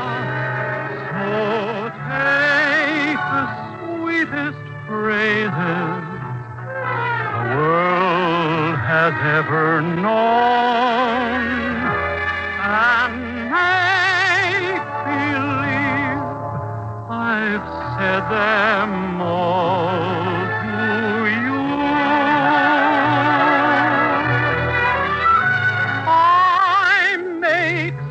Pretty speeches whenever we're apart, but when you're near, the words I choose refuse to leave my heart. So take the sweetest phrases the world has ever known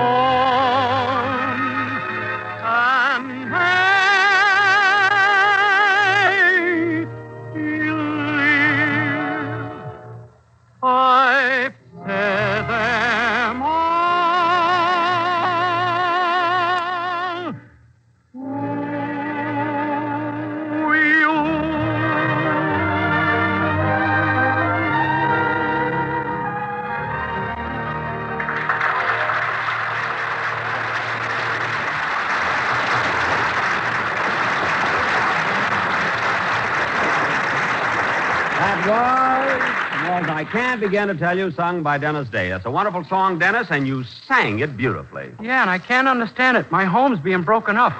It'll work out, kid. That really is a lovely song, and you did it beautifully. I think it's a beautiful song, too, Jack, but I think the lyrics could be improved. Why, Don, what are you talking about? Those lyrics are simply wonderful. Oh, I know, Jack, but if I wrote the song, here's the way I would have done it. Will you give me a little music, please, Phil? Okay, Dante. I can't begin to tell you what luckies mean to me. For deep down smoking pleasure, they are grand. Oh, they are grand. So please, my friends, remember, it's LSMFT. The finest, mildest smoke that's in the land. Oh, in the land. Gee, they're happy and my home's being broken up. I make such pretty speeches about this cigarette. The words I choose would give you clues to what is your best bet. They take the best tobacco the world has ever known. From way down south in Dixie, where it's grown. In Dixie. Millions of folks like you and me are smoking LSMFT. Puff away, puff away, puff away. Wait a minute, wait a minute, wait a minute! Company! Ho! Now get out of here.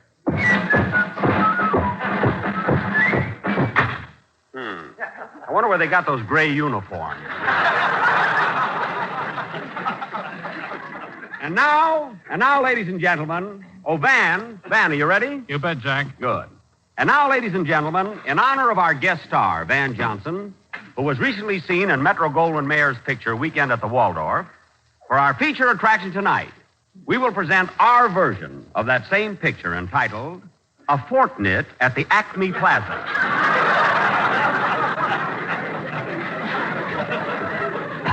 Curtain music.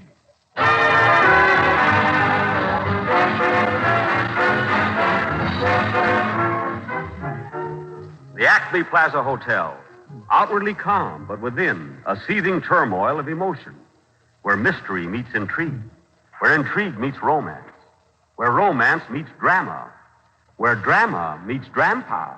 Yes, folks, the Acme Plaza. Hello, Acme Plaza, where the riff meets the raft. Sorry, Mr. Raft. Mr. Riff is out. Acme Plaza, a good place to lose a weekend. There's a bottle in every chandelier. One moment, I'll connect you. Hiya, cutie. Making any good connections lately? Well, if it isn't Sherlock Harris, the house detective. How does it feel to be a gumshoe? Now, hold it, baby. I may be a detective, but I ain't no gumshoe. You're not? No, not since I got this magnifying glass. I'm stepping over that stuff. Oh, say, Sherlock, what's the latest dope on that character in room 417? You know, the one who's suspected of killing 23 wives. Well, I'm working on that. As soon as we find the bodies, we'll be able to pin it on him. Find the bodies? Where do you think he's hiding them? I don't know, but that rug in his room is getting awful lumpy. Yes, folks, the Acme Plaza, where mystery meets suspense, where suspense meets romance, where Gravel Gertie meets B.O. Plenty. Hello, Gertie.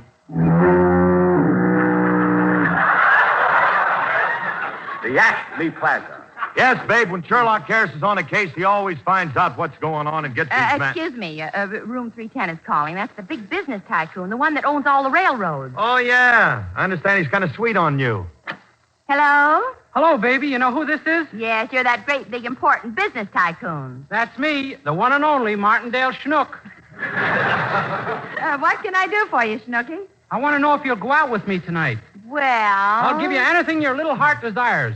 I'm rich. I own railroads, lots of railroads. The New York Central, Santa Fe, Baltimore, Ohio, the Southern Pacific, Union Pacific. I know. You own all the railroads in the country. All except one, and they won't sell me that. I've got to have it. I've got to have it. Which railroad is that? The one that goes Bromoseltzer. I'm crazy 3 ways. Well, Snooky, keep trying. I will. Goodbye. Gosh, the one and only Martindale Snook in love with me. I wonder... Operator, would you please get me room 212? My name is Van Johnson. One moment, please. I'm sorry, but 212 doesn't... What are you staring at? You. Gosh, but you're beautiful. What? You're wonderful. The minute I first saw you, I knew you were the one for me. Look, would you please go out with me tonight? No. Go away. You're not my type. You're not... Give me that again, will you? Would you please go out with me tonight? No. Go away. You're not my...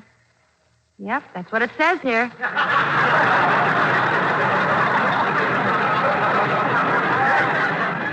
Yes, folks, the Acme Plaza, where boy meets girl, where girl meets boy, where I once had a routine, but it was cut out at rehearsal. The Acme Plaza. Look, honey, I'm lonesome, and you're so beautiful. Lonesome? Didn't you ever have a girl? Only once, but I gave her up. Her eyes were like two limpid pools. Two limpid pools, and why did you give her up? Her nose looked like a diving board. Please forgive me. Please say that you'll go out with me. Well, I don't know. There's a big railroad man in this hotel who's in love with me. A railroad man? Well, don't you think it's time for a switch? Oh, Johnson, you've got a million freckles and a joke under every one of them.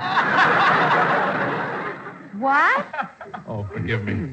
When I'm excited, I don't know what I'm saying. But I do know that I want to marry you.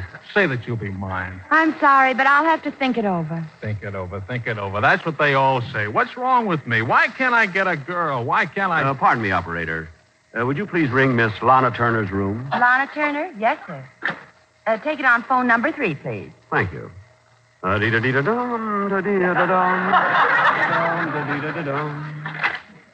Hello, Lana?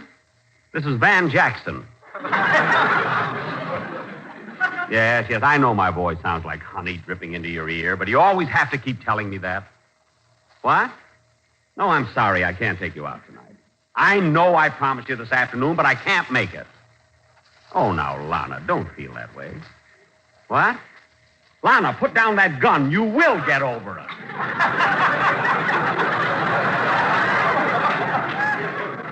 I don't care if it is a water pistol. You'll drown yourself.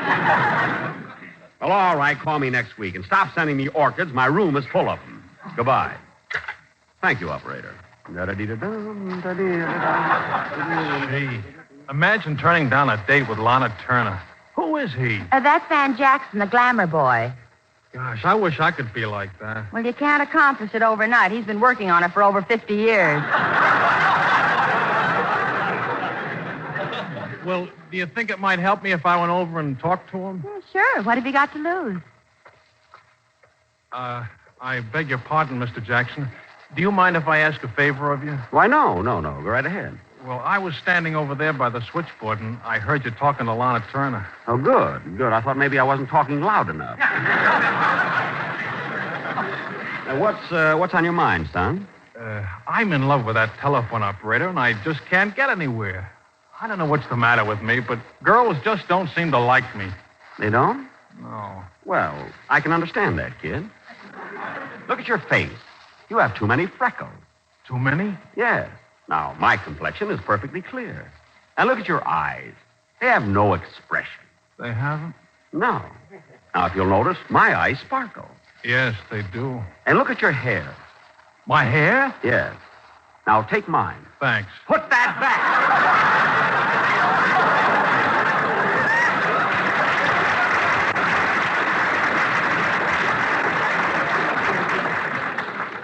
Turn it around, I look silly and bang.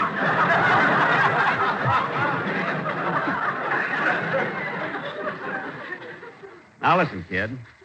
The trouble with you is that you probably haven't got the right approach. You're too timid. If you want to take that telephone operator out tonight, you can't walk over and say, "May I have a date?"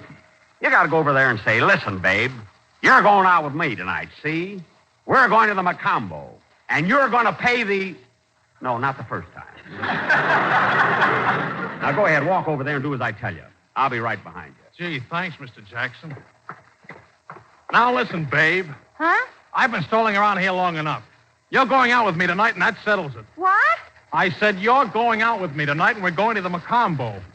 Gee, the Macombo. Then can we go to the other places, too? Other places? You say you're not satisfied? You say you want more? Tell you what I'm gonna do.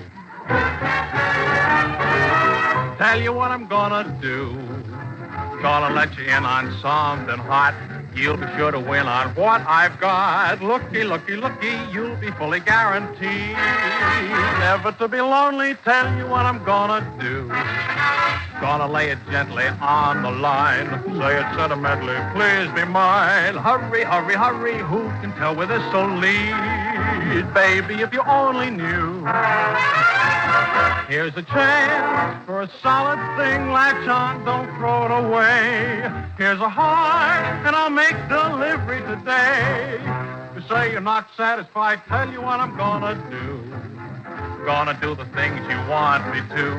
Be the one who brings the skies of blue. Nothing will be too good. Every day a new good deed. Tell you what I'm gonna do.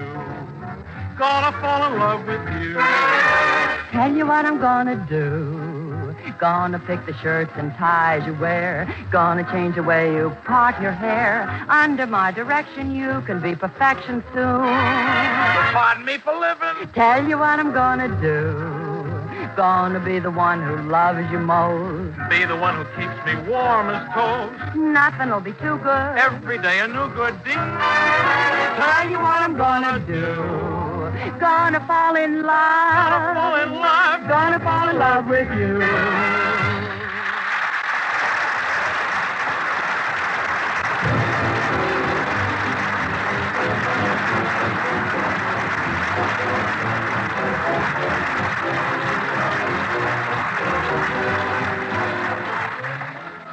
Yes, folks, everything happens at the Acme Plaza.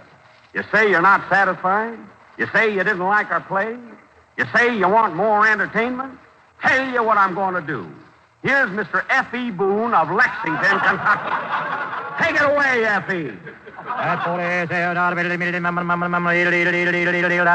49 American. In a cigarette, it's the tobacco that counts, and Lucky Strike means fine tobacco. Ladies and gentlemen, during this past week, our nation has been saluting Boys Clubs of America, the purpose of which is the social, physical, educational, vocational, and character development of boys from 8 to 20 years of age. Now, more than ever, we should look forward to building boys into better men, which is the motive of the Boys Clubs of America. There are roughly 250,000 members, and many prominent men and women serve on the board of directors. We can all help promote this fine organization by getting in touch with our local Boys Club of America. They need us. We need them. Thank you.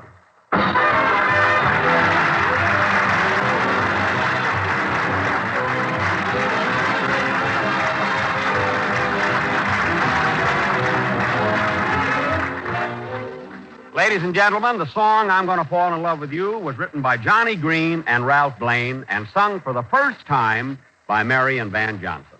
Van Johnson appeared here tonight through the courtesy of MGM, producers of A.J. Cronyn's The Green Years. Say, Van. Yeah, Jack? I meant to ask you, this picture, The Green Years, how come that you're not in that one? Well, the leading man called for a man old enough to be my father. Oh. Say, Jack, now that I think about it... Go count your freckles. Good night.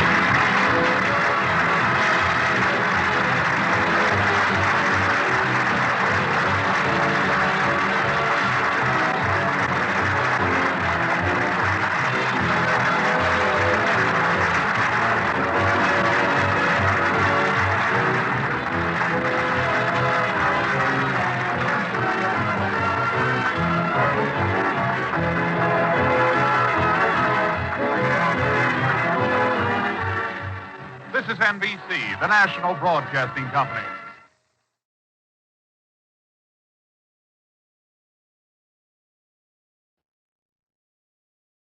Lux presents Hollywood.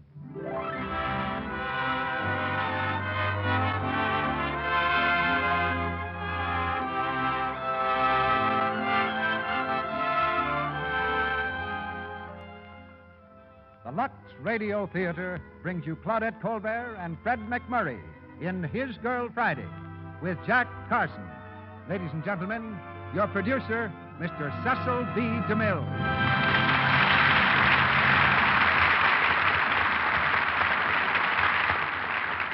Greetings from Hollywood, ladies and gentlemen. And that goes double for the ladies and gentlemen of the press, because we feel a slight pang of regret for what we're about to do to them. It's been rumored that they don't ordinarily behave as our play tonight would indicate, but we gaily beg their indulgence on the ground that His Girl Friday is an exceptional case. Tonight we present a lady of the press in the engaging person of Claudette Colbert, and a gentleman of the same profession played by Fred MacMurray, a perfect team for the hectic happenings of the next hour. And right now I'm going to give away a trade secret about this comedy. Most of you will remember a famous play about the newspaper business called The Front Page. Well, any resemblance between that play and His Girl Friday is no coincidence, but entirely intentional. This Columbia screen hit, produced by Harry Cohn and Sam Briskin, was based on The Front Page, but certain differences make it practically a new story. Hildy Johnson, the hero, used to be a man. Tonight, Hildy is a lady, a very charming lady, Claudette Colbert. Walter Burns, the autocrat of the editorial rooms, is just as autocratic as ever, with Fred MacMurray in the part. And between rapid adventures with an escaped maniac, a crooked sheriff, a last-minute reprieve, and a kidnapped mother-in-law, they even managed to find time for romance. I'm sure every woman will agree that the silent partner of romance is loveliness. And that's why so many millions of women choose Lux toilet soap. They know that Lux toilet soap is a very active partner of loveliness. Now a quick signal to the switchboard. The footlights brighten and the curtain rises on the first act of His Girl Friday, starring Claudette Colbert as Hildy Johnson and Fred MacMurray as Walter Burns, with Jack Carson as Bruce Baldwin.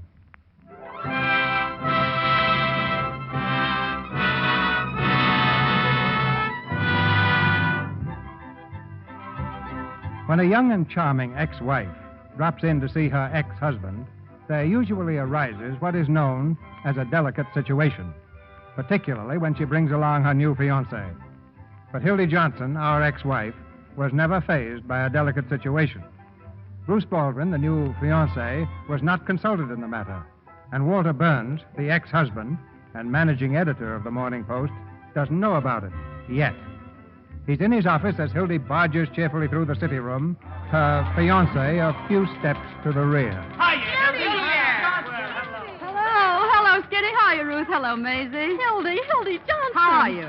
Hey, what are you doing here? You coming back to work, Hildy? No, just visiting. This is my fiancé, Mr. Baldwin. Oh, hello. Pleased to meet you, I'm sure. Tell me, is the Lord of the Universe in? Mr. Burns? Yes, he's in a bad humor. Is that unusual? He's got Louis Peluso in there with him. You want to be announced, Hildy? No. I'll blow my own horn. Bruce, he's in, so you'd better wait here. I'll be back in 10 minutes. Even 10 minutes is a long time to be away from you. What did you say? Oh, I'll go on, Bruce. Well, I said even 10 minutes is a long time to be away from you. I heard you the first time. I like it. That's why I asked you to say it again. You know, I can stand being spoiled a little. The gentleman I'm going in to see did very little spoiling. I'd like to spoil him just once. Are you sure you don't want me to go in with you? No, I can handle it. You just keep your eye on that door. See, Walter Burns, managing editor. I'll be coming out in 10 minutes. Well, if it gets rough, remember I'm here. I'll come running, partner. Goodbye, darling. Goodbye. Okay, call me right back. Morning, Mr. Burns. Hello, Louis. Hey, boss, your ex-wife is here. Hello, I can't hear you. How have you been, Mr. Peluso? How's the big slot machine king? No, I ain't doing that no more. I'm retired, know what I mean? No. I'm a newspaper man now, working for Mr. Burns. Okay, goodbye. Hildy. Hello, Hildy. Hello, Walter. Say, this is great. Outside, Louis. Sure. Gee, honey, you look swell. Walter, I've got to see you right away. No, not now, Duffy. But listen. No, not now. I'm busy. Walter, I thought you ought to know that the governor did not sign that reprieve. What? And tomorrow morning, Earl Williams dies and makes a sucker out of us. What are you going to do? Excuse me, Hildy. Oh, sure. Get the governor on the phone, Duffy. I can't. He's out fishing. Well, get him anyhow. Tell him if he reprieves Earl Williams, we'll support him for senator. What? Tell him the Morning Post will be behind him, hook, line, and sinker. But you can't do that. Why not? Because we've been against him for 6 years. All right, after we get the reprieve, we'll be against him again. But, Walter... Come on, Duffy, get going. All right. Well, Walter, I see you're still at it. Yeah, first time I ever double-crossed the governor. Hildy, You look prettier than ever. Well, thanks. You mind if I sit down? Well, there's a lamp burning in the window for you, honey. I jumped out of that window a long time ago. Yeah. How long since we've seen each other? Well, let's see. I was in Reno 6 weeks, and then Bermuda, about 4 months, I guess. Seems like yesterday to me. Maybe it was yesterday, Hildy. Been seeing me in your dreams? No. Mama doesn't dream about you anymore, Walter. You wouldn't know the old girl now. Oh, yes, I would.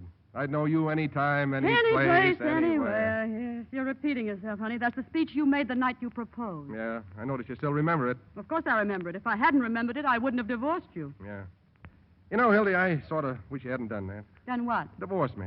Makes a fellow lose all faith in himself. Gives him a feeling he isn't wanted. Now, look, Junior, that's what divorces are for. Oh, nonsense. You've got an old-fashioned idea that divorces are something that lasts forever. But divorces don't mean a thing nowadays, Hildy. Just a few words mumbled over you by a judge. We've got something between us nothing can change. I suppose you're right in a way. Sure, I'm right. I am fond of you, you know. Atta girl. I often wish you weren't such a stinker. It's a nice thing to say.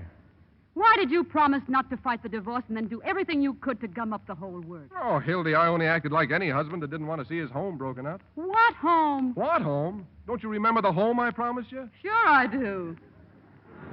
That's the one we were to have right after our honeymoon. Yes, the honeymoon. Now, was that my fault? Did I know the coal mine was going to cave in?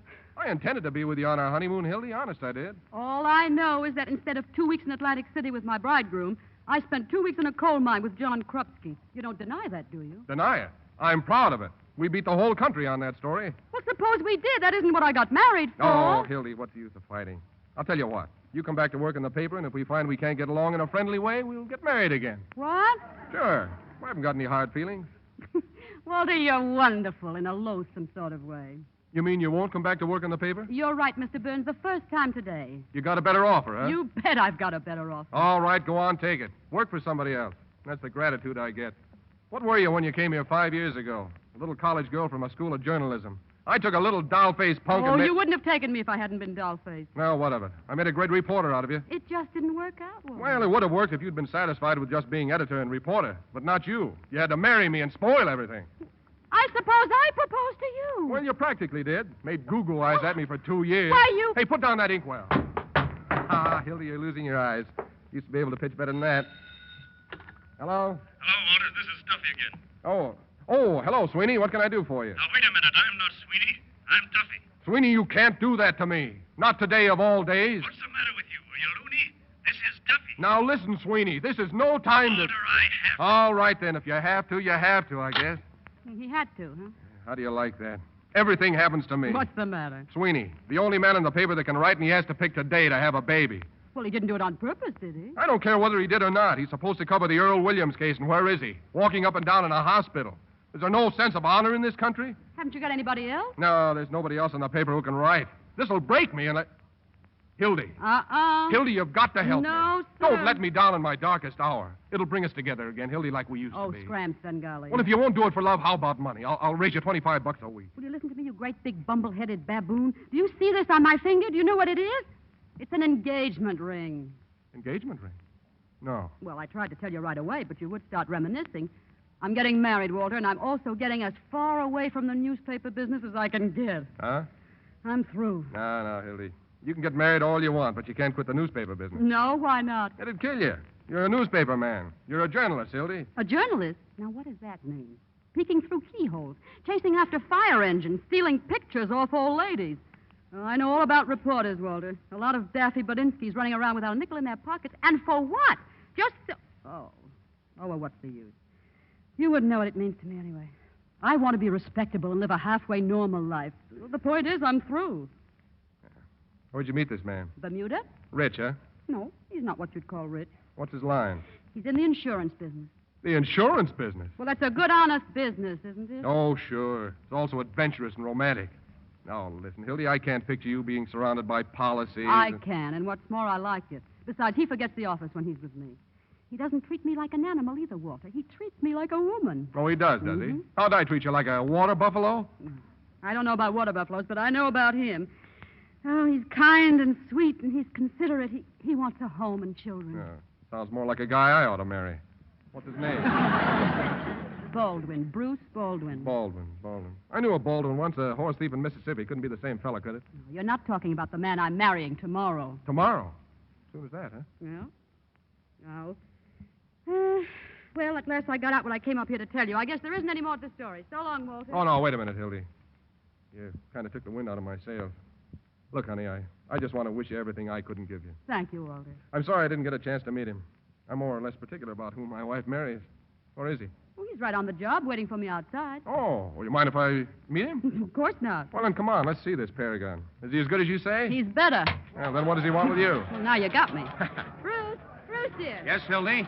Bruce, I want you to meet Mr. Burns. Mr. Baldwin, my fiancé. Oh, how do you do, Mr. Burns? Oh, go on, it's a gag. Huh? It's a gag. You're not Bruce Baldwin. Walter, what are you trying to... Really, is he? Certainly, Bruce Baldwin. Oh, well, I'm sorry, Mr. Baldwin. Hildy, you led me to believe you were marrying a much older man. Oh, really? And what did I say that led you to... Don't worry about it. I realize you didn't mean older in years. Oh. You always carry an umbrella, Bruce? Yeah, well, it looked a little cloudy this morning. That's right, it did. Rubbers, too, I hope. Uh-huh. That's fine. Man ought to be prepared for any emergency. Bruce, I think we'd better be running along. Yeah, we better get going. Where are we going? Oh, I'm taking you two to lunch. Hildy, didn't you tell him? No, she didn't. You're wasting your time, Walter. It won't do a bit of good. Oh, no, glad to do it.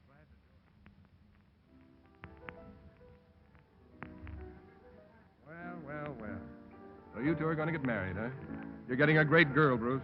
I realize that. Yes, and you're getting something else, too, Bruce.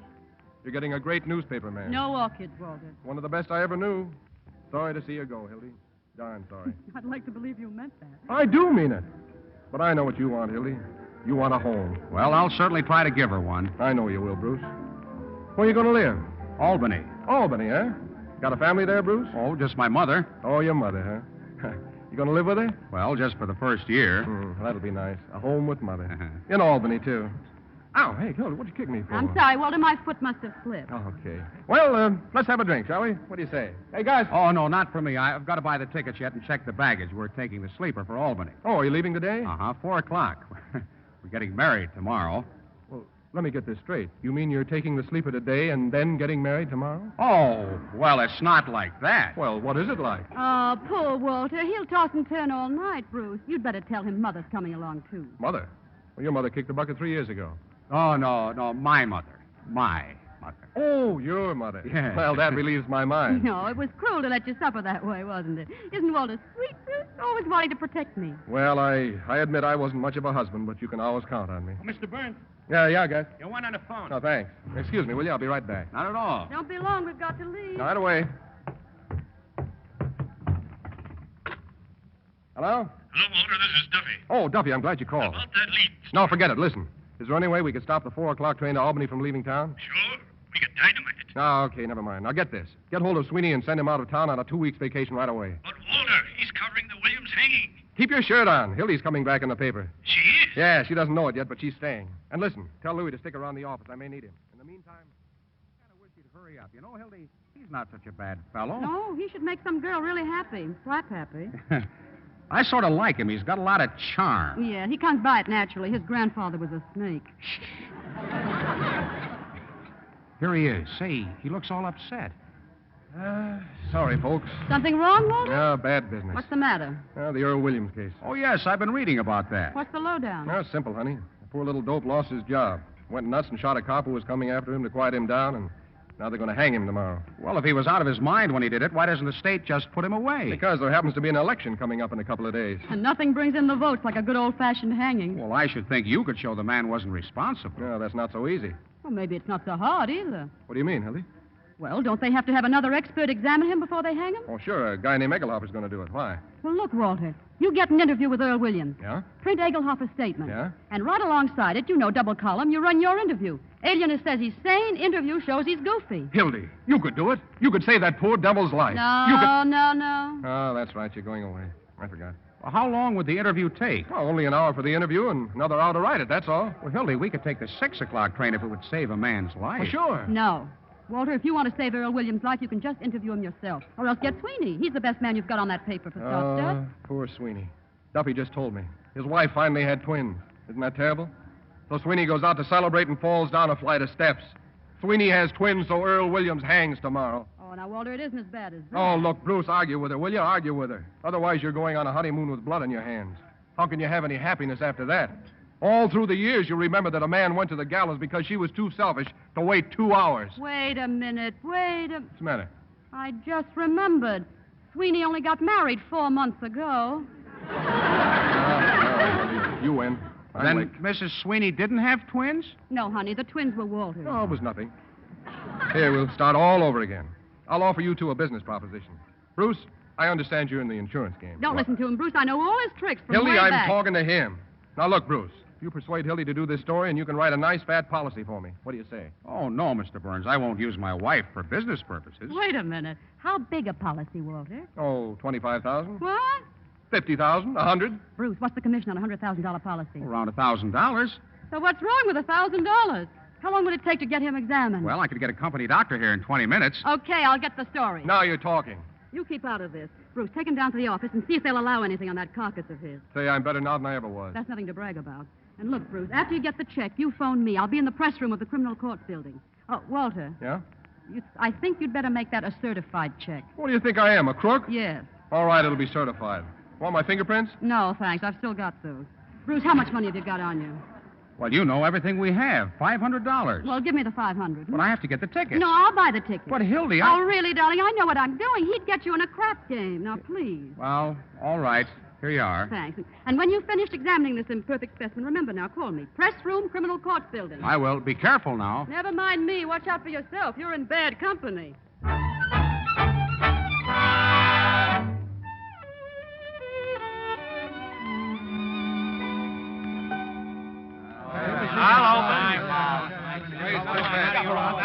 Hello, press room. Accused speaking. Hey, who is this? Oh, the sheriff. Oh, hiya, Sheriff. Oh, wait a minute, I'll ask him. Hey. Sheriff Hartwell says we're making too much noise. Tell him to go soak his head. Go soak your head, Sheriff. I got 3 aces. Hiya, boys. Hey, look, it's Hildy Johnson. Hi, Eddie. Hiya, Joe. Oh, yeah, Hildy, glad to see you. Glad to see you. Coming back to work, Hildy? No. This is just a farewell appearance. I'm going into business for myself. What doing? I'm getting married tomorrow. Hey, you're not fooling us, are you, Hildy? No, on the level. Look what I've got right here. 3 tickets for Albany on the 6 o'clock train tonight. What do you mean, 3 tickets? Me and my beau and, hats off, boys, his sweet darling Ma. What? Your mother-in-law? What kind of marriage is that? No, it's going to be all right. I'm going to settle down. I'm through with the newspaper business. Oh, sure. Hey, can you picture Hildy singing lullabies and hanging out the didies? And swapping lies over the back fence? Sour grapes, boys. She'll be back as soon as she gets tired beating rugs. Too bad you can't stick around till tomorrow, Hildy. You're missing a nice hanging. Say, I have to do a yarn on Williams. Did he know what he was doing when he fired that gun? If you ask us, no. If you ask the state alienist, the answer is yes. Press room. Huh? Oh, yeah, she's here. Is that for me? Yeah. Here, hand it over. Hello? Hello, Hildy. Oh, yes, darling. Did you get the check from Walter? Sure, certified and everything. I got it right here in my pocket. In your pocket. That's fine. Uh-huh. No, wait a minute. Maybe it isn't so fine. Where are you? I'm in Mr. Burns' office. Well, now, look, Bruce. I don't want you to carry that check around in your pocket. Hildy, it's all right. The check is made out to the company. Nobody can cash it, and anyway, I wouldn't lose a check like that. It means too much to us. Don't worry, Hildy. Now, look, Bruce, do what I say, will you? I don't want you to carry that check in your pocket, please. Yeah, but I think it's all right. There's an old newspaper superstition that the first big check you get, you put in the lining of your hat. See? It brings you luck. Well, Hildy, that's silly. I know, darling, but do it for me. Oh, all right. And look, tell Walter I'm going right over to Earl Williams' cell to get the interview. I'll phone it in as soon as I can. I'll tell him. Goodbye, dear. Goodbye. Everything all right, Bruce? Oh, yes, Hildy said to tell you she'd get right to work. Oh, fine. Well, I must be going now. Thanks again, Mr. Burns. Oh, don't mention it, Bruce. Don't mention it. I'd do anything for you and Hildy. Yes, I'm beginning to realize that. Well, goodbye, Mr. Burns. Goodbye, Bruce. Oh, and don't forget your umbrella. Might rain, you know. Huh? Oh, thanks. Well, goodbye. Goodbye. Hey, Louie. Louie, come in here.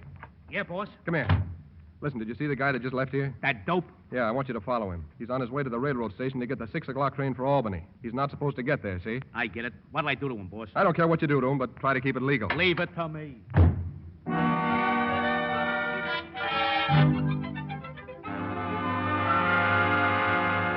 Hello? Hello, is this the press room? I want to speak to Miss Johnson. Hello, who is this? Hildy, is this you? Oh, hello, Bruce. What is it? Hildy, something terrible has happened. I'm in jail. What? Some fella says I stole his watch. Stole his watch? What are you talking about? Some fella on the street. He said I stole his watch, and then he had me arrested. Well, what fellow? Who? I never saw him before. His name is Louis Peluso. Louis Peluso. Oh, Bruce, where are you? I'm in jail. He says that I know. What jail? The 43rd precinct. Hildy, I didn't steal his... Oh, I know you didn't. Never mind that now. Bruce, sit tight. I'll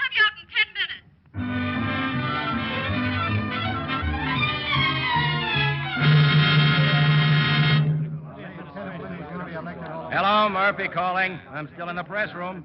Nothing new on the Williams case. I'll call you if something happens. Hello, boys. Well, Sheriff Caldwell. Sheriff, this is an honor. Cut the kidding, boys. Here, I got the tickets for the hanging. One each, that's all. Hey, Pete, why can't you hang this guy at 5 o'clock instead of 7? Sure, it wouldn't hurt you, and we can make the city edition. Well, that's kind of raw, fellas. You can't hang a man in his sleep just to please a newspaper. No, but you can reprieve him twice so the hanging is 3 days before election. Yeah, so you and the mayor can run on a law and order ticket. Honest, boys, I had absolutely nothing to do with those reprieves. Yeah? How do we know there won't be another reprieve tonight? What if this guy Egelhofer finds Williams insane? He won't find him insane because he isn't. He's just as sane as I am. Saner. Oh, you fellas make me tired. You try to do a decent turn for you once.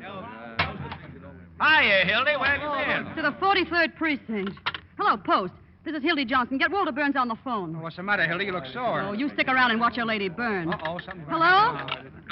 Hello, Walter. This is Hildy. Hiya, Hildy. I've got some news for you. Oh, swell. You got the interview? Yeah, I've got something much more important. Maybe you better get a pencil and take it down. All set, Hildy. Let it go. Now get this, you double-crossing chimpanzee. There isn't going to be any interview. Wait a minute, And there Hildy. isn't going to be any story. And that certified check of yours leaves with me in 20 minutes. I wouldn't cover the burning of Rome for you if they were just lighting it. And if I ever lay my 2 eyes on you again, I'll hammer that monkey skull of yours so it rings like a Chinese gong. Hey, what are you sore about? Oh, you don't know what I'm sore about? No. Well, maybe you'd better get Louis to tell you the story of his watch. Goodbye. Hildy. Nice going, Hildy. That's telling him. That, gentleman, was my farewell speech to journalism. Goodbye, boys. I'm off to Albany. Send us a postcard, kid. I'll do that. When will we see you again, Hildy? Well, the next time you see me, I'll be riding in a limousine giving out interviews on success. So long. What the? Was that a shot? It sure sounded like it. Hey, listen. It's a jailbreak. Come here, that window. What? Hey, what's the matter down there? What's happened? What's that gate? Close that gate! Cooley! Who got away? Who was it? Earl Williams! Earl Williams! Where is he? Give me a phone. Hello, Give me a phone. phone. Tribune. Earl Williams just broke jail. Why are you shooting, you dopes? Look out where you're aiming. We better get out of here. There's some phones in the state's attorney's office. Come on. Hello, Post. Hildy Johnson, get me Walter Burns, quick. Hello, Walter, this is Hildy. Hi, listen, Hildy. Shut up. Earl Williams just escaped from jail. What? That's all I know. Stick by the phone till you hear from me. Hildy, if you'll cover Yeah, me, don't worry. I'm on the job.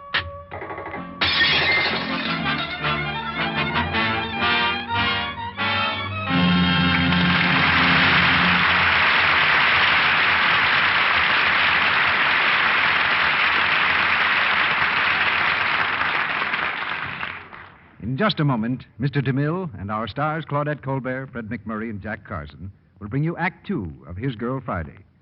And now, oh, Sally. What does that remind you of? Why, that tune always makes me think of the old South, of dashing young officers courting charming little Southern belles. It makes me think of magnolia trees and crinolines and organdy ruffles and, well, Scarlett O'Hara. Good. And this tune, Sally. Oh, everybody thinks of Lux toilet soap when they hear that, Mr. Ruick. Yes, Lux toilet soap. Right. And now, if you add those two tunes together, it reminds you that the makers of Lux toilet soap have captured the charm of the Old South for you in their exquisite Scarlett O'Hara brooch.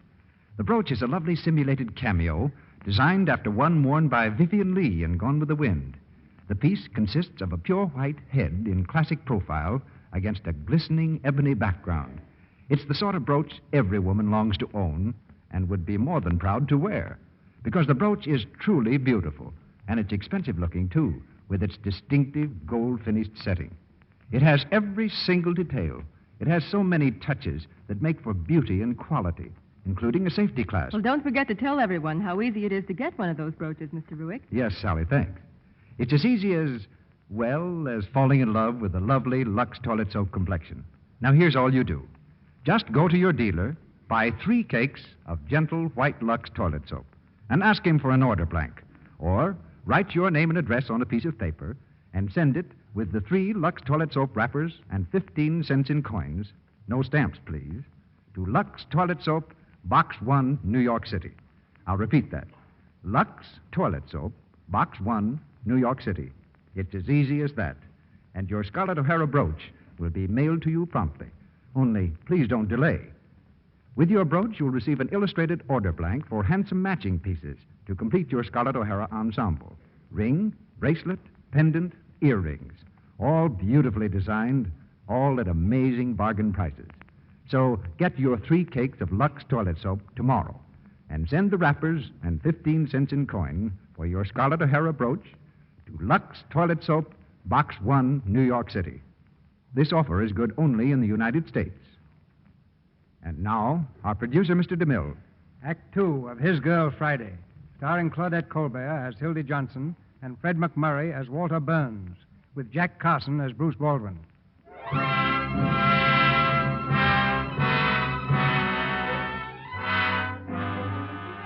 With the maniac Earl Williams roaming free in the city, things are happening fast around the criminal courts building.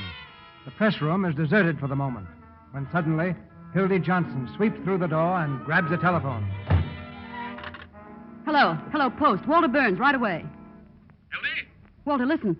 I've got the whole story on how Williams escaped, and I've got it exclusive. Exclusive? Yeah, that's right. And it's a pip. But it cost me $450 to tear it out of Cooley. Oh, never mind. What's the story? Now, just a minute. I'm telling you first, I had to give him all the money I had on me. And it wasn't exactly mine. It's Bruce's money, and I want it back. Bruce's money? Sure, you'll get it. I swear it on my mother's grave. All right. Wait a minute. Your mother's alive. Oh, don't be so technical, Hildy. What's the story? All right, here. It's the jailbreak of your dreams. Listen, this expert Egelhoff, a profound thinker from New York, was giving Williams a final sanity test in the sheriff's office. Yeah? You know, sticking a lot of pins in him to get his reflexes. Yeah? Well, he decided to reenact the crime exactly as it had taken place, so as to study Williams' powers of coordination. Uh-huh. Of course, he had to have a gun to reenact the crime with. And who do you suppose supplied it? Who? Sheriff Peter B. Hartwell, B for brains. No kidding, Hildy. No, I'm not kidding. I'm not good enough to make this one up. Go on. Well, the sheriff gave his gun to the professor gave it to Earl, and Earl shot the professor in the stomach and jumped out of the window. Hildy, this is terrific. Was Egelhoffer hurt? No, not badly. They took him to the county hospital where they're awfully afraid he'll recover. Oh, that's great work, Hildy. Yeah. Now, what about my $450? You'll get it in 15 minutes. I'd better get it in 15 minutes. Listen, Hildy, have I ever lied to you? I tell you, you'll have that dough right away. Louis right here in the office, and I'll send him over to the press room with it. All right, Walter. I'll trust you once more, but don't fail me, will you? Bruce is waiting downstairs in a taxi. Oh, he is? Wait a minute, Hildy. Hey, Louis. Louis, come here. Yeah, boss. Is that bangle dame outside? You mean that blonde babe? Yeah. Get her in here. Walter, listen. Just a minute, Hildy. Be right with you. Here she is, boss. Hiya, Walter. Come here. Now get this straight. There's a guy waiting in a taxi in front of the criminal courts building. His name is Bruce Baldwin. Get over there right away. You want me to go into my act? Yeah, can you handle him? I never flopped on you yet, have I? All right, beat it. You've only got 10 minutes. Hey, Walter, I'm still on here. Okay, Hildy. Sorry to keep you waiting. Walter, about that $450. I know. Hold on a minute. Hey, Louis, I need $450 in counterfeit money. $450? Yeah, in counterfeit. Can you get it for me? I got that much right here in my pocket. Well, that's a coincidence. Take it over to Hildy. Do you want I should tell her it's phony? No, you dope. Just give it to her. Okay. Hello, Hildy. It's on the way. Well, it better be. Goodbye. Goodbye, Hildy. Oh, and Hildy, good luck on your honeymoon, honey.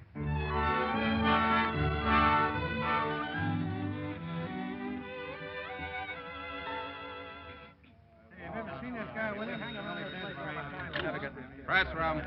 Yeah. Wait a minute. Hey, Hildy Johnson. Right here. Thanks. Hello? Hello, Hildy. Bruce, I thought you were waiting in the taxi. Hildy, something awful has happened. What? Hildy, listen. I'm in jail again. Oh, for the love of... What for? Well, they called it mashing. Oh, you didn't, did you? Oh, no, Hildy. I was sitting right in the taxi right where you left me, and the young lady seemed to have a dizzy spell. And... Well, was she a blonde? Yeah, she's a blonde, very blonde. Oh, And never mind. I know what happened. Bruce, where are you? the 26th precinct. All right, I'll get you out as soon as I can. Goodbye. Anything I can do, Hildy? Yeah, you can stab Walter Burns in the back for me, that dirty double. Oh. Listen, I've got to bail somebody out again. How much money have you got? $1.80. Andy, how about you? 64 cents. Oh, thanks. You can buy an annuity. Hey, Hildy, look sore again. Press room, McHugh speaking. No, I can't get an official statement yet. Hey, boys, here's the mayor. Wait a minute. The mayor just walked in. I'll call you back. What do you say, Mayor? How about a statement? Come on, Mayor. Get out. Quiet, please. Don't pester me now, boys. I've got a lot on my mind. Have you seen Sheriff Hartwell? It's hard to tell you, Ronnie. You see, there's so many cockroaches around here. Now, wait a minute. What about that statement, John? Sure, we go to press in 20 minutes. Boys. Give us a statement on the election. Yeah, what effect is all this going to have on the voters? None whatsoever. How can an unavoidable misfortune like this have any influence on the upright citizens of our fair city? Baloney. Excuse me, boys. This is Honor here. Where's the mayor? Hi, Sheriff. Here, Sheriff. Mayor, I've been looking all over for you. I've been looking for you. We've got to have a talk, Sheriff. And so do we. What's the dope, Sheriff? How did Williams get out? And what was he doing in your office, Sheriff? Where did he get the gun? Now, wait. Just a minute, boys, and I'll tell you. I've got him located. Who, Williams? Where? Out at the place he used to live on Center Street. I just got the tip. Why didn't you say so? The rifle squad's just going out. Well, Mayor, you wanted to see me? I certainly did. Pete, you're through. Through? I mean, I'm scratching your name off the ticket Tuesday and running Sherman in your place. Oh, now, Fred, I'm doing everything I can. Well, it ain't enough. Do you realize there are 200,000 votes at stake, and if Earl Williams don't hang, we're going to lose him? But we're going to hang him, Fred. He can't get away. Come in. Excuse me, I'm looking What do you want? Are you Sheriff Hartwell? I'm Hartwell. What is it? You're a hard fellow to find, Sheriff. I have a message here from the governor. What's from the governor? It's a reprieve for Earl Williams. For who? Earl Williams, reprieve. Pete, you said there wasn't going to be a reprieve. Fred, please. It frightens me to think of what I'd like to do to you. Fred. Shut up. You, come here. You mean me? Yeah. Who else was there when the governor gave you this reprieve? Nobody. He was out fishing. Pete, get the governor on the phone. Oh, he's not there now. He's out duck shooting. Fishing? Duck shooting? A guy does nothing more strenuous for 40 years than play pinochle. He gets elected governor, and right away he thinks he's Tarzan. Look at this reprieve, Fred. Insane, he says. He knows very well that Williams isn't insane. Well, I never Pure met the politics. man, but... Hello? Yes, this is Hartwell. What? Where?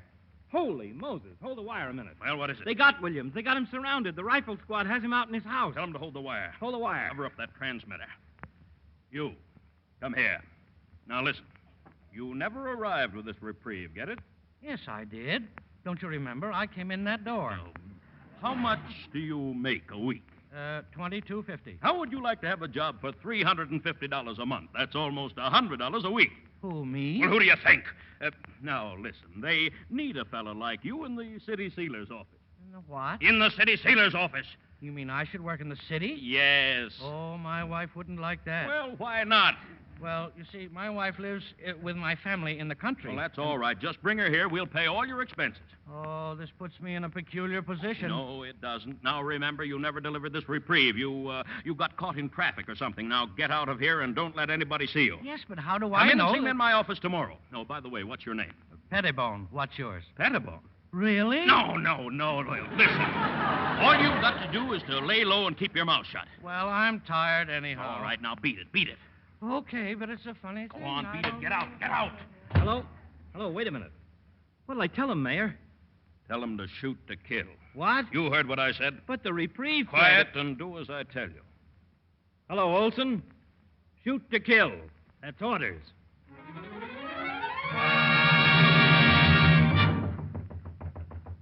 Come in. Hiya, Hildy. Oh, it's you double-crossing hyena. What did you and Mr. Burns pull this time? What's the matter, Hildy? Don't give me that innocent stuff. You had Mr. Baldwin thrown in the jug again. Who, me? Oh, shut up. Did you bring that money? Oh, yeah, $400. $450. All right, you can't blame a guy for trying. Here, and you better give me a receipt. I'll give you a scar. Yeah, I got plenty of them. So long, Hildy. So long, you rat. Hello, operator. I want to call the 26th Precinct Police Station. Off that phone, or I'll kill you. Never mind, operator. Hello, Earl. You're not going to tell anybody where I am. I got away from them, across the roof, down the fire escape. They'll never get me. Earl, put down that gun. No, I won't. No, you're not going to shoot me, Earl. I'm your friend, remember? Yeah. I was in your cell a little while ago. I've got to write that story about you, remember? You don't want to hurt your friends, Don't Earl. you move. Maybe you're my friend, and maybe you're not. You can't trust anybody in this crazy world. I don't blame you. If I were in your place, I wouldn't trust anybody either. Wait a minute. Where you going? I was just going to pull down the shade so no one will see you. No, you're not. You're going to get somebody. No, I wouldn't get anybody, Earl. Yes, you will. You get him after me again. I won't let you do it. No. I'll kill you. No, Earl, don't shoot! I guess I fired all the shells. Oh. Earl, give me that gun. I'm awful tired. Now, listen. Those reporters will be coming back here any minute. I don't care. I'm not afraid to die. I was telling the fella that when he handed me the gun. Keep quiet. Hello, Post. Walter Burns. Waking me up in the middle of the night. Talking to me about things they don't understand. Shut up. I wish they'd take me back and hang me. They will if you don't keep quiet. Burns talking. Walter, Hildy, something terrific's happened. You better get down here right away. What's the matter? I've got Earl Williams. What? Earl Williams right here in the press room. I've got him. On the level? So help me, but hurry, I need you.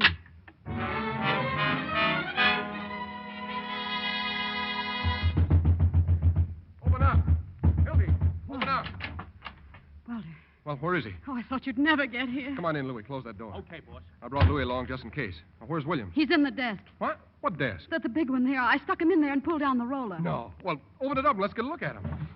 Hiya, Williams. Let me out of here. I can't stand it in here. Shut up. You're sitting pretty. Hey, get back in there. Who's that at the door? I don't know. Hildy, let me in. Oh, for the love of Mike, it's Bruce's mother. Hildy. Coming. Hildy, are you crazy? Don't let that dame in here. I've got to. I'll get rid of her right away.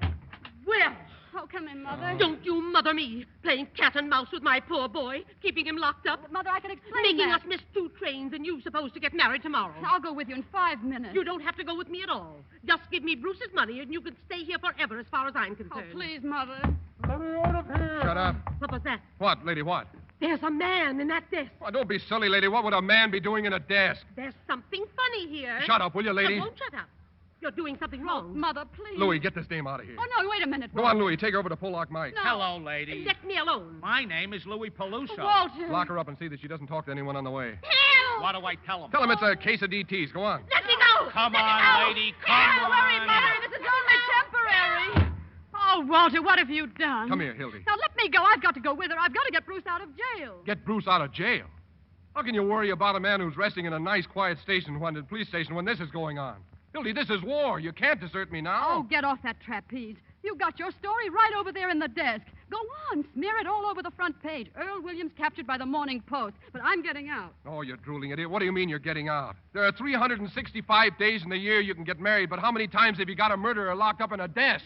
Once in a lifetime. Hildy, you got the whole city by the seat of its pants. Oh, sure, I know. You know. You've got the brains of a pancake. That wasn't a story you covered. It was a revolution. This is the greatest yarn in journalism since Livingston discovered Stanley. It's the other way around. Oh, don't get technical. You realize what you've done? You've taken a city that's been graft-ridden for 40 years under the same old gang, and with one yarn, you're kicking them out. What? Sure. We'll make such monkeys out of these ward healers next Tuesday that nobody will vote for them. Not even their own wives. I get it. You've kicked over the whole city hall like an apple cart. You put one administration out and the other one in.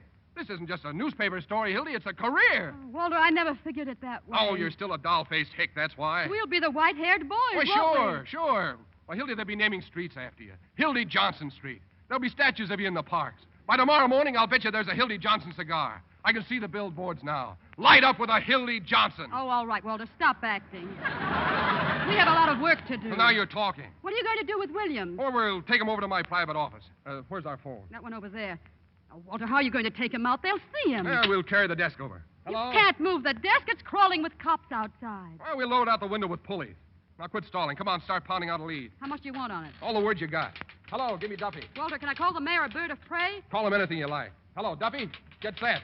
We've got the biggest story of the year. Earl Williams captured by the Morning Post. Exclusive. Yeah. Hildy. Oh, Bruce. Hey, wait a minute, Duffy. What do you want here, Bruce? I came to see Hildy. Bruce, I'm awfully busy. Hildy, I just want you to ask you one question. How did you get out of jail? Not through any help of yours. Hey, listen, will you get out of here? Bruce, I'll explain the whole thing later. Where's Mama? She said she was coming up here. Well, she left. Oh, where did Mama go? Oh, I don't know. Out someplace. Oh, I don't understand. Did she get the money? No. She left in a hurry. The money's right there in my purse. Now, Bruce, $450 right there. Take it. Hildy, I'm taking the 9 o'clock train. Oh, let her alone, will you, buddy? Bruce, I please. just wanted you to answer one question. You don't want to come with me, do you? Oh, Bruce. Answer me, Hildy. You don't want to, do you? Now, look here, my you good man. shut up, Burns. You're doing all this to her. She wanted to get away from you and everything you stand for. Hildy, are you going to give up everything for a man like this? No, I'm not, but something's happened, Bruce. Wait till I tell you. You tell him nothing. He's a spy. I'm you not fool. a spy. Hello. Hildy, you're coming with me right now. Oh, no, Bruce, give me just a second. Can't you see? This is the biggest thing in my life. Oh, I see what you are now. You're just like Walter Burns and all the rest. Sure, that's what I am. Well, I'm glad I found out in time. I'm leaving, Hildy. Hello, Duffy. Get hold of Butcher Connor. Well, if you change your mind, I'm leaving on the 9 o'clock train. Well, where is he? Wait, Bruce, listen. If you want me, take me as I am instead of trying to turn me into a housewife. I'm not a suburban bridge player. I'm a newspaper man. That's all I wanted to know. Goodbye, Hildy. Hildy, have you got that lead? Have I? Boy, take a look at this. It's terrific.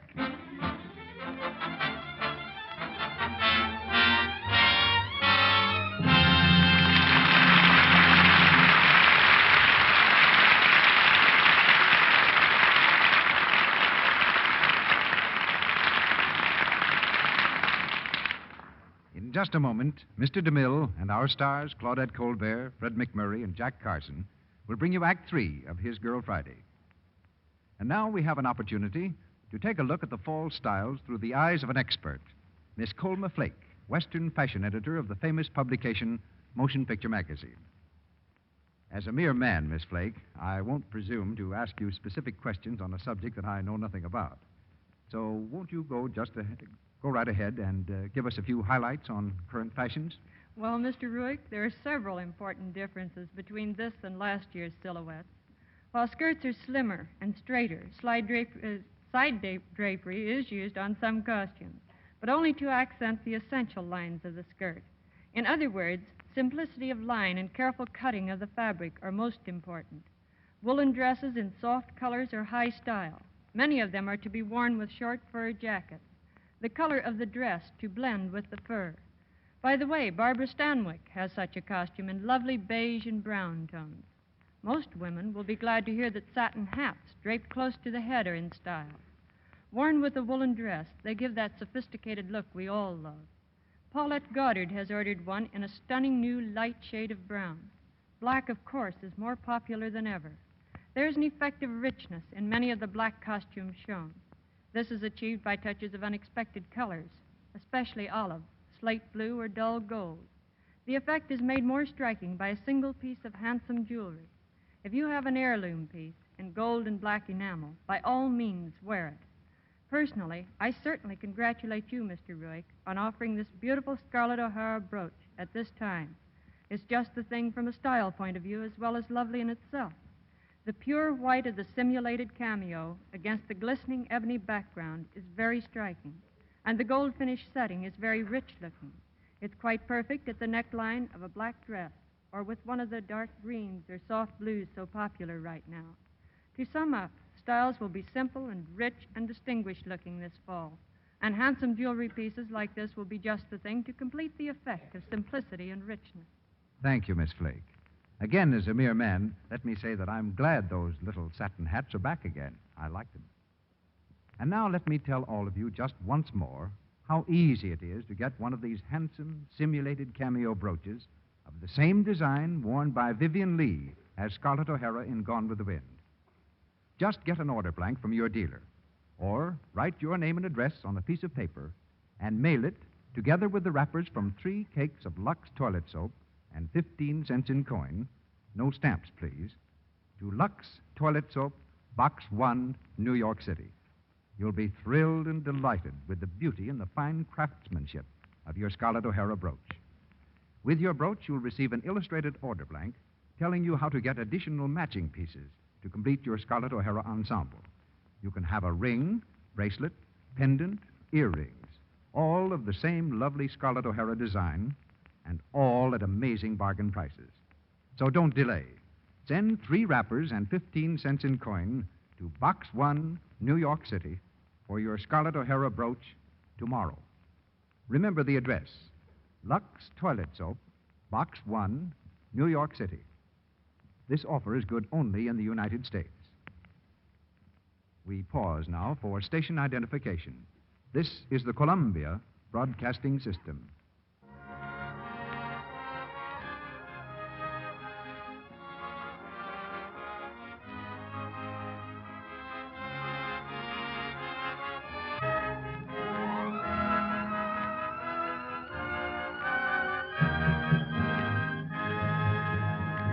The curtain rises on the 3rd act of His Girl Friday.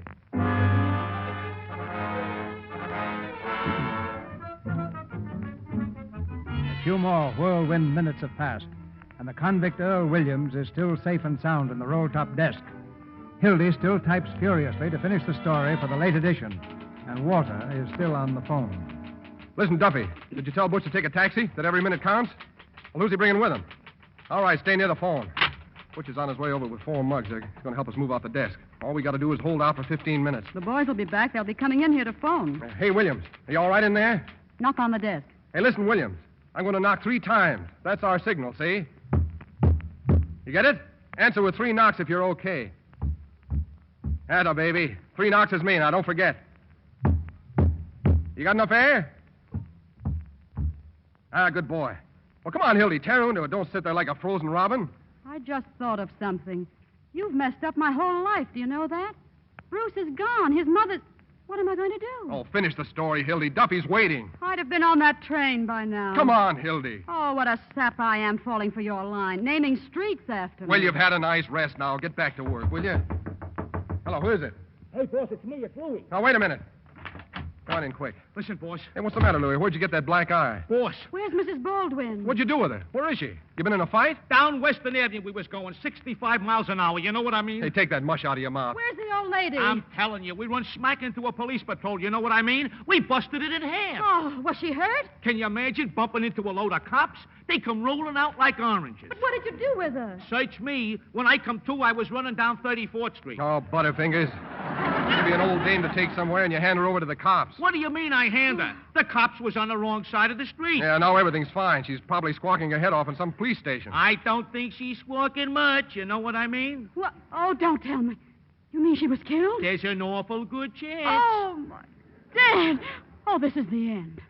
Oh, no, it's fate, Hildy. What will be, will be. But what am I going to say to Bruce? What can I tell him? Oh, look, honey, if he really loves you, you won't have to tell him anything. Oh, I killed her. I'm responsible. Oh, what am I going to do? How can I ever face him again? Look at me, Hildy. I'm looking at you, you murderer. Oh, now, if it was my own mother, I'd carry on. You know I would for the paper. Louis, where did it happen? Western and 34th. I'm going out. Hey, we can do more right here. Now, be calm. Be calm? How can I?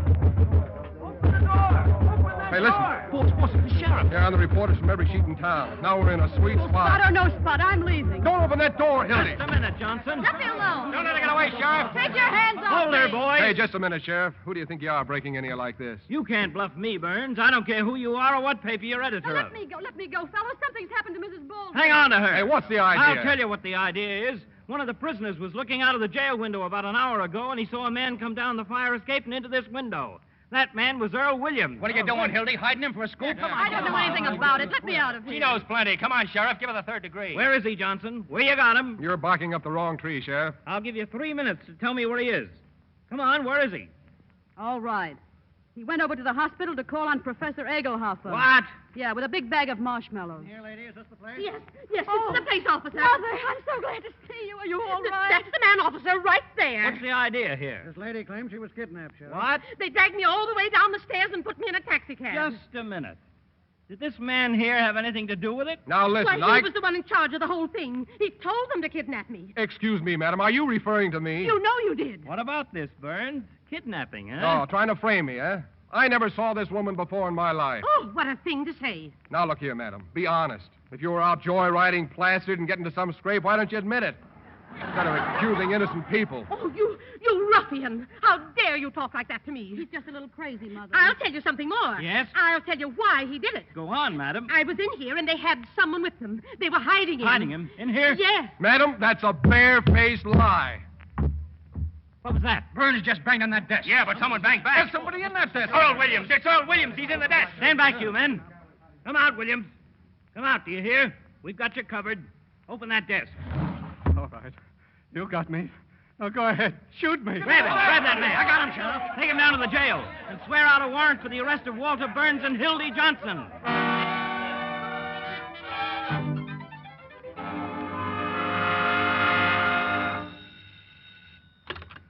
Sheriff Hartwell speaking. Oh, yes, Prostowski. Come over to the press room as soon as you can. The mayor and I are holding a couple of important birds. We want you to take their confessions. Shake it up. Be over in 10 minutes, Mayor. Fine work, Pete. Fine work. You certainly delivered the goods.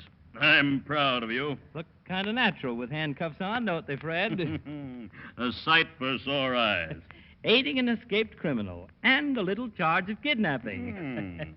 Looks like about 10 years apiece for you, Worth. Does it? Anytime you think you can lick the Morning Post, it's time for you to get out of town. Oh, your luck's not with you now. It isn't going to help you this time. You're through. Listen, the last man who said that to me cut his throat a week later. Oh, is that so? Yeah. We've been in worse jams than this, haven't we, Hildy? Nope. You forget the power that always watches over the Morning Post. Well, it's not with you now. Yeah, you're going to be in office about 2 days more. Yeah, and then we're pulling your nose right out of the feed bag. Oh, the power of the press. Listen, bigger men than you have found out what the power of the press is. Presidents and kings. Hello, Sheriff. Oh, get out of here. You remember me? My name is Pettibone. Get out. Here's your reprieve, Sheriff. Did you hear me? Beat it. You can't bribe me. Now, my wife says... Hey, what is this? Get out of here. No, I won't. Here's your reprieve. I don't want to be a city sealer. Pete, who is this man? Well, I don't know, Fred.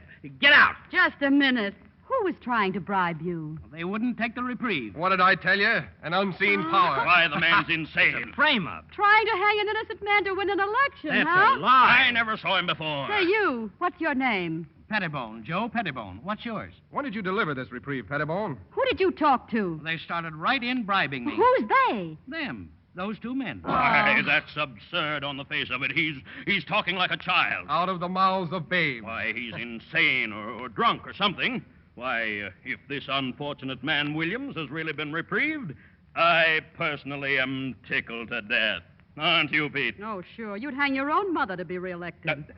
That's a horrible thing to say about anybody, Miss Johnson. Well, never mind that now. Let's have your story, Mr. Pettibone. Well, 19 years ago, I married Mrs. Pettibone. Yes, well, you can skip all that. Sheriff, this reprieve is authentic. Our Commonwealth has been spared the painful necessity of shedding blood. Oh, get down off of the soapbox. Save that for the Tribune. Pete, take those handcuffs off my friend. I was just going to. Well, hurry up. I'm amazed at you doing a thing like that. Well, I was only doing my duty. Nothing personal in it. No, of course not. Of course not. What did you say your name was? Pettibone. Here's a picture of my wife. Oh, yes, a very fine-looking woman. She's good enough for me. But if my wife heard I understand that perfectly, Mr. Pettibone. And as long as I am mayor... Which ought to be about 3 hours more, I'd say. Just long enough for us to put out a special edition asking for your recall. And your arrest. You know, you little boys ought to get about 10 years apiece, I think. Now, I wouldn't make any hasty decisions, Mr. Burns. You might run into a thumping big libel suit. You're going to run into the governor. Well, my old friend, the governor, and I understand each other perfectly. Yes, so do I. So do you what you who do. And now, Mr. Pettibone, if you'll come with us, we'll take you over to the warden's office and deliver this reprieve. Come along, Pettibone. So long, Walter. So long, you crook. Right this way. Wait until those two future jailbirds read the Morning Post tomorrow. Hey, that was a tight squeeze. Hello, give me Duffy. That was the worst jam we've been in a long time. Yeah. What? Well, where is he? Well, get him. You remember the time we stole old Lady Haggerty's stomach off the coroner's physician? Yeah. We proved she'd been poisoned. Yeah. We had to hide out for a week. Do you remember that? The Shoreland Hotel. That's how we happened Yeah, to... don't forget, we could have gone to jail for that, too. You know that. Yeah, I guess we could. Yeah. You know, maybe you're right, Hildy. It's a bad business. You're better off out of it. You better get going. Where'll I go? To Bruce, of course. Well, you know he's gone. He took the 9 o'clock train. Well, just send him a wire and get on that train. He'll be waiting for you at the station when you get to Albany. Get going, Hildy. Get going, Hildy. What is that with you? Can't you understand? I'm doing something noble for once in my life. Now, go on, get out of here before I change my mind. Walter, listen. Go on, it's tough enough now. Just a minute. Go on, send the fellow a wire. He'll be waiting when you get there. Oh, I get it. The same old act, isn't it? Trying to push me out of here, figuring that I'll be stupid enough to want to stay. I know I deserve that, Hildy. Hello. Oh, wait a minute, Duffy. But this time you're wrong, Hildy. I made fun of Bruce and Albany and all that sort of thing. You know why? Why? Because I was jealous of him. Because I was sore at him for offering you the sort of life that I can't give you. That's what you want, isn't it? Well, I could stay and do the story and take the train in the morning. No. Forget it. Goodbye, dear, and good luck. Oh, hold on a second, Duffy. I'll answer that. Hello, Hildy Johnson. Hildy, this is Bruce. Bruce? Hildy, something awful has happened. Oh, Bruce, not again. What jail are you in? The 24th precinct. But what for? We're trying to pass counterfeit money. What do you mean, counterfeit money? Where did you get it? You gave it to me. I did? Oh. Hildy, I've got to get out of here. Oh. Okay, I'll fix it up somehow. Hey, Duffy, hang on. Oh. No, honey, don't cry, please. I didn't mean to make you cry. You never cried before. I thought you were really sending me away to Bruce. I didn't know you had him locked up. I thought you were going to stand by and let me go off with Bruce and not do a thing about it. Oh, go on. What'd you think? I wasn't a chump. I thought you didn't love me. Well, what were you thinking with? I don't know. Well, what are you standing there gawking for? We have to get him out of jail. Send Louis down and give him some honest money so he can go back to Albany where he belongs. Sure. Hey, Duffy, tell Louis to stand by. Yeah, we're coming over to the office. No, don't worry about the story. Hildy's going to write it. No, she's not quitting. She never intended to. We're going to get married. Can we go on a honeymoon this time, Walter? Sure, honey. Hey, Duffy, you can be managing editor. No, not permanently, just for a couple of weeks while we're on our honeymoon. Oh, Walter. I don't know where we're going. Hey, Hildy, where are we going? Niagara Falls. Niagara Falls, Duffy. A whole 2 weeks, Walter? What? I can't hear you, Duffy. Strike? What strike? In Albany? Oh, I can't ask Hildy to spend... We'll spend our honeymoon in Albany. Okay, Duffy. Well, isn't that a coincidence? Come on, Hildy, we've got to go to Albany. Say, I wonder if Bruce can put us up.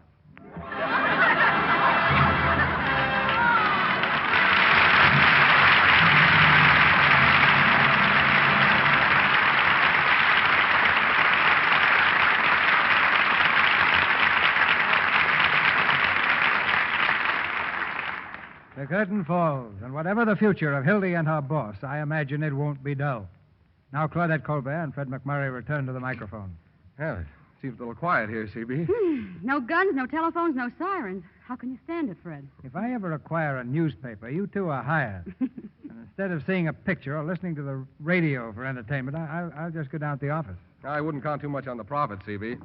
Funny thing, though, the last time I played one of these reporter parts, it was in a picture with Claudette, the Gilded Lily. And they tell me that Claudette, as a foreign correspondent, has a very sharp eye for news in Arise, My Love, that you just finished for Paramount. Well, CB, this may not be news, but I have enjoyed coming back to the Lux Radio Theater. And I'm still a staunch supporter of Lux Soap. I think it's a grand complexion care, and I use it all the time, but it's possible you've heard me say that before. That's something we can't hear too often about Lux Soap, Claudette, because we know it's true, and because it comes from you. What's the prospect for next week, CB? The prospect for next Monday, Fred, well, we're flying high. Our play is Wings of the Navy, and our stars are George Brent, Olivia de Havilland, and John Payne. It's an exciting drama of adventure in the air and romance on the ground. A story of heroism and sacrifice, with George Brent and John Payne as aviators, and Olivia de Havilland as the girl they both love. I remember the picture, CB, and I know you'll have a thrilling play next Monday night. Good night. Good night. Good night. And in the words of one W. Winter, orchids to both of you.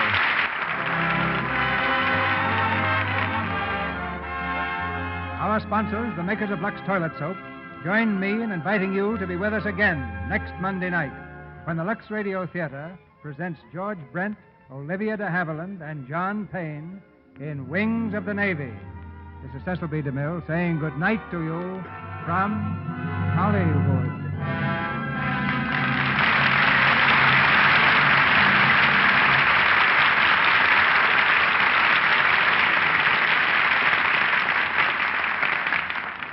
Heard in tonight's play were Arthur Q. Bryan as sheriff, Edward Marr as Louis, Lou Merrill as mayor, Chester Clute as Pettibone, Warren Ash as McHugh, Charles Seal as Murphy, Edwin Max as Endicott, Verna Felton as Mrs. Baldwin, Tony Hughes as Earl Williams, Sherman Nichols as Duffy, and Catherine Keyes and Hal Gerard. Fred MacMurray is currently appearing on the screen in the Paramount picture Rangers of Fortune. Jack Carson is featured in the RKO picture Lucky Partners. His Girl Friday was based on The Front Page by Ben Hecht and Charles MacArthur. The Scarlett O'Hara brooch, offered you by the makers of Lux Toilet Soap, is designed after one worn by Vivian Lee in Gone with the Wind, the Selznick International picture, produced by David O. Selznick and released by Metro-Goldwyn-Mayer. Our music is directed by Louis Silvers, and your announcer has been Melville Ruick.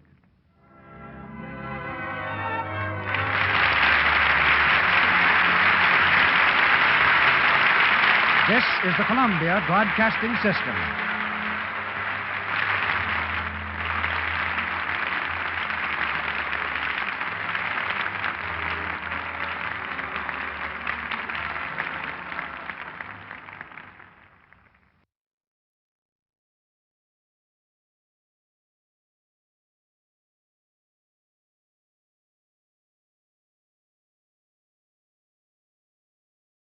I do the very best I know how, the very best I can.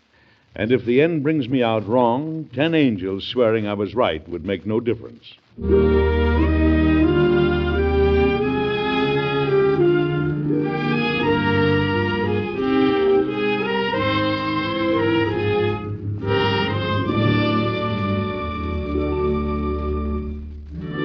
Mr. President, starring Edward Arnold and written by Gene Holloway.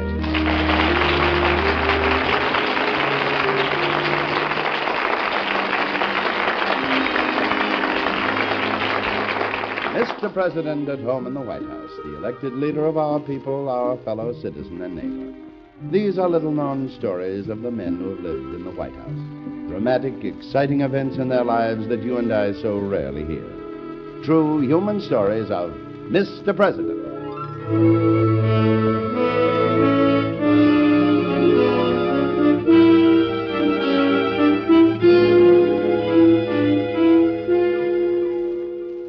Our Mr. President drama will begin in just a moment.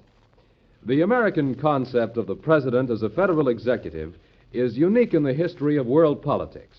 When our Constitution was framed, many Americans thought president was just another word for king. In fact, some of the titles suggested as appropriate for the new head of state were Your Majesty the President, Your Mightiness, and Your Excellency. But Washington chose president, meaning the one who presides. A wise choice, for an American president is very much like a presiding chairman of the board who must maintain peace and amity among other divisions of the government. To such a coordinator come inevitable compromises, adjustments, and personal disappointments. You'll hear them dramatically presented now on Mr. President. So listen and see if you can name the president upon whom this episode is based.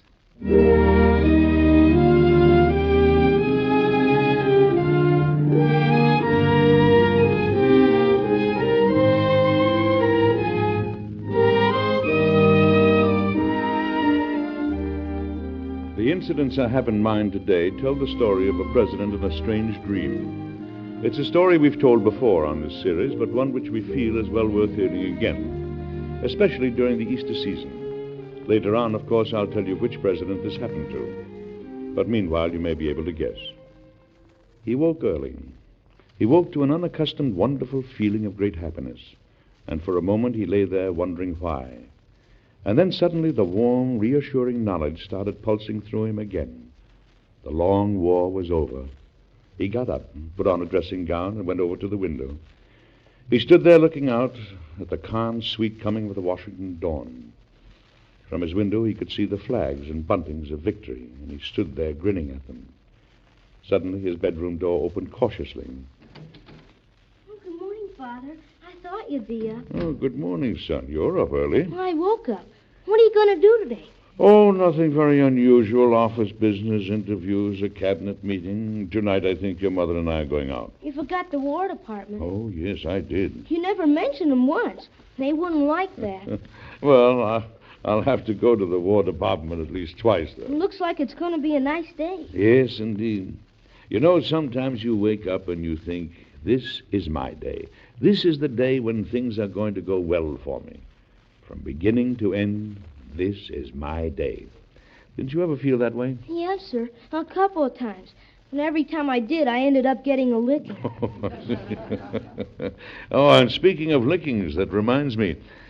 You are not to stand downstairs where the people wait for their interviews and charge them 5 cents to see me. Well, it's a very reasonable rate. Well, that's not the point. Well, you said you wanted me to be enterprising. Well, you'll have to find some other way to do it. Well, Secretary Stanton scolded me about that, too. He said you weren't worth 5 cents. Oh, he did? He said when anyone could see her for nothing, why should some people have to pay 5 cents? I don't think it's right. They should have to pay. Why? Because I need the money.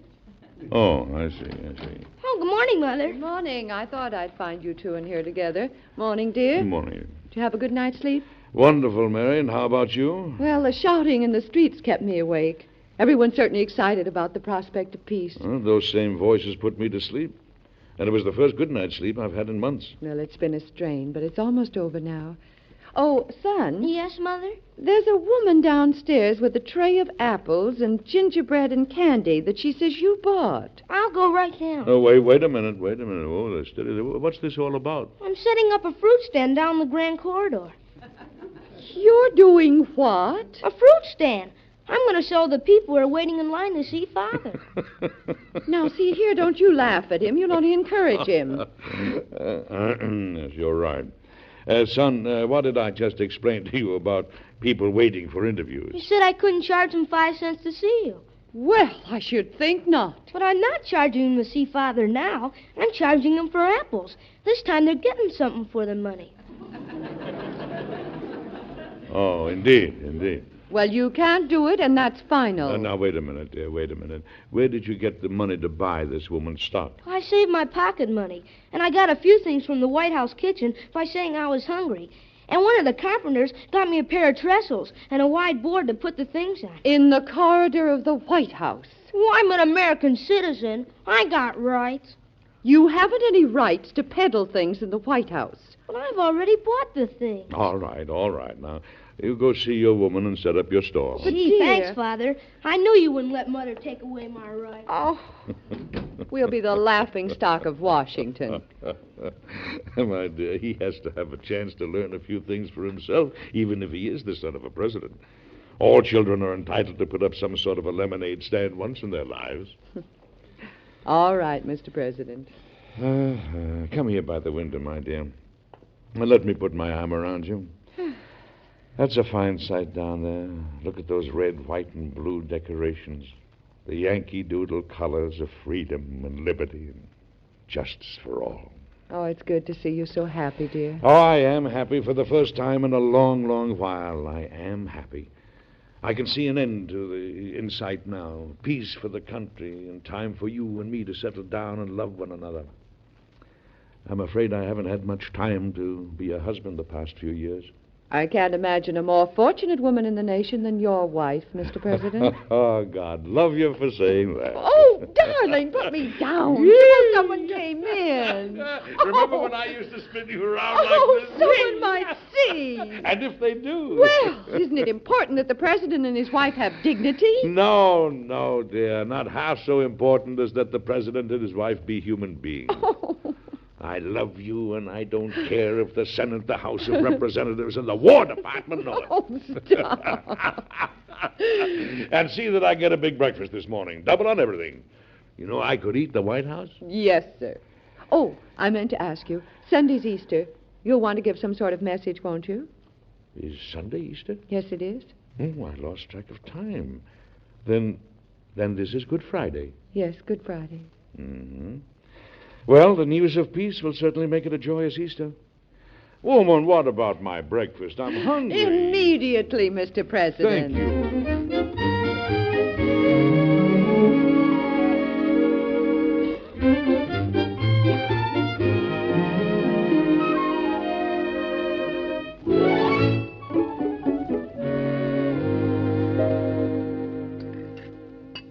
The streets are crowded with people. Oh, don't talk with your mouth full, son. Yes, it certainly is an exciting day. The general's arrived at the War Department. Oh, he has he? And how is it that you get so much information before I do? Oh, I got connections. Well, then maybe you know if the general and his wife are joining your father and me tonight. I sent over a note asking them to go to the theater with us, dear. He doesn't know yet. Oh, he doesn't? And how do you know that? He hasn't had a chance to ask his wife. Are you inferring that a general who makes decisions involving thousands of men has to ask his wife if he can go out? Yes, sir. Mary, do you consider that democracy? No, sir. That's marriage. Hello, Dad, Mother. Robert!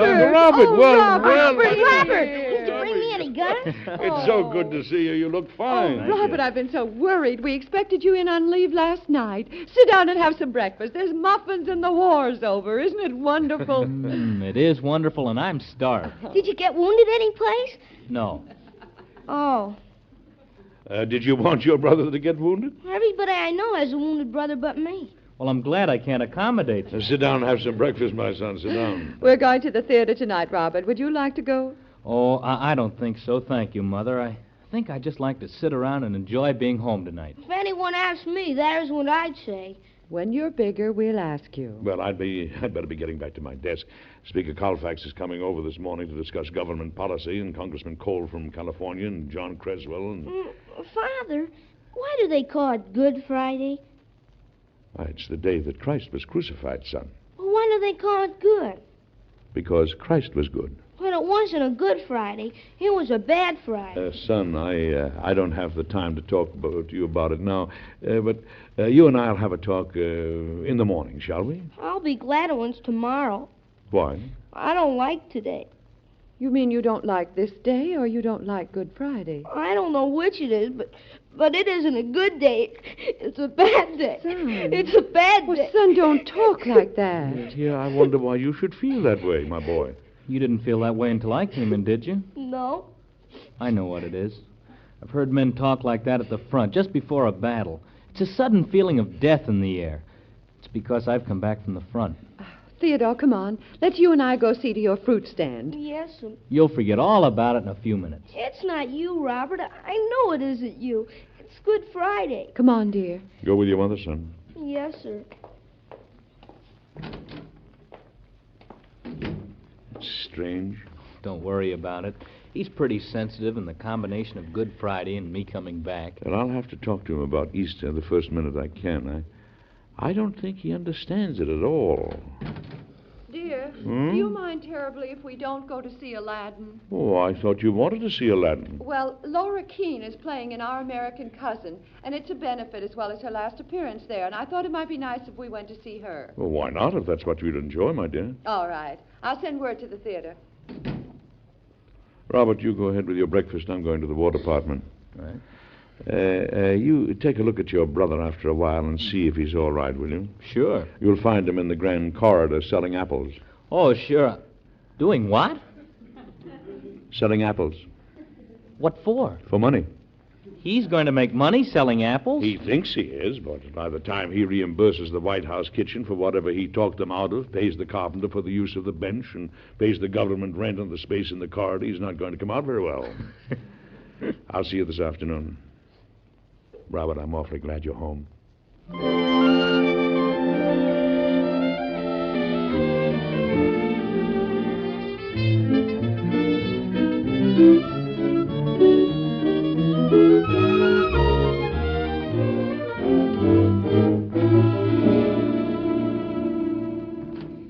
Well, good morning, Mr. President. Good morning, Mr. Secretary. General, it's good to see you. How are you, sir? Tired, but healthy as a nut. I'm glad to hear it. You're looking well. Victory becomes you. Thank you, sir. You seem in unusual spirits today, Mr. President. Yes. Sit down, gentlemen. Sit down. I woke up feeling genuinely happy for the first time in years. You know something? We're going to receive good news today, Stanton. And Stanton, last night I had that dream again. Oh, did you, Mr. President? What dream is that, sir? Well, I've dreamt it before every one of the important events of the war. I dream that I'm on a strange ship, a singular, indescribable vessel, and that I'm moving towards a dark, indefinite shore. And every time I dream it, victory follows. Isn't that right, Mr. Secretary? Well, that's what you say, Mr. President. I have no way of verifying your dreams. By the way, General, my wife tells me she's invited you and your wife to the theater with us tonight. Mr. President, you can't go to the theater tonight. Why not? It's not safe. Oh, nonsense. Why, if you and the General attended, it would be an admirable time for an assassin to kill both of you. Oh, you're an alarmist, Stanton, isn't he, General? I'm afraid I'm on the Secretary's side in this, Mr. President. I think it would be most unwise for you to make a public appearance at this time. Well, I make public appearances every day, and nobody's shot me yet. You're getting to be a terrible nuisance, Stanton. For 3 years, every time I step out, cavalry, foot guards, plainclothes attendants spring from everywhere. I can't even go to the office alone. It's one of the penalties of being president. Oh, it's a lot of nonsense. Well, sir, in any case, I couldn't accompany you because I'm starting for home this afternoon to see my children. It's been a long time since I've seen... I understand. Please take them my good wishes. Well, why don't you stay home and have a nice evening with your family, Mr. President? Because I am going to the theater. I want a little relaxation. I'll take Eckert with me. Now, sir... Did you know Eckert can break a poker over his arm, Mr. Secretary? Mr. President, whether Eckert can break a poker over his arm or not is completely outside the point. Oh, no, it isn't. No assassin would dare touch me with Eckert along. Eckert will be working with me tonight here at the War Department. Mr. Secretary, I'll wager that you're the kind of a man that goes to a zoo and doesn't take any peanuts.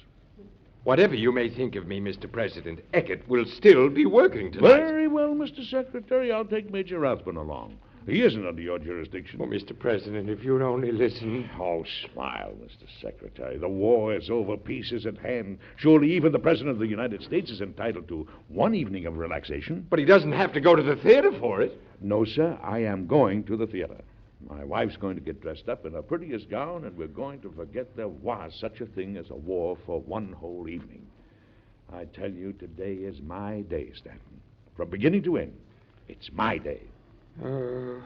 Very well, Mr. President. You will see that Major Rathbun receives my invitation. Yes, I'll see that he receives it. Good. Come, General. It's time for the cabinet meeting. Yes, Mr. President. It does me good to get the best of you once in a while, Mr. Secretary. There's nothing I enjoy more than to win an argument with you. I hope you have won this argument, Mr. President. I sincerely hope you've won it.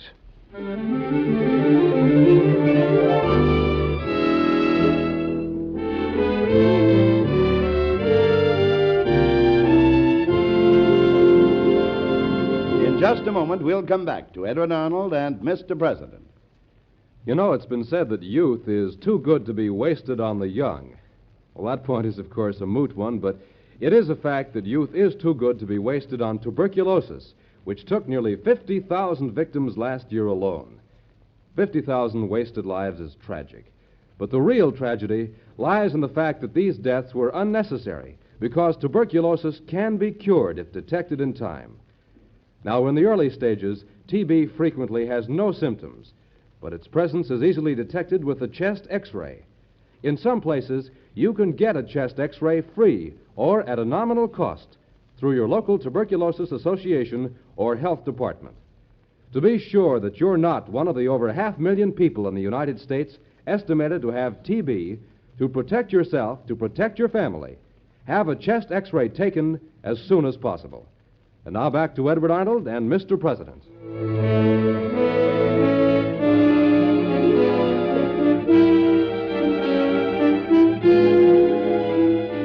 You've probably guessed the name of the president in this story.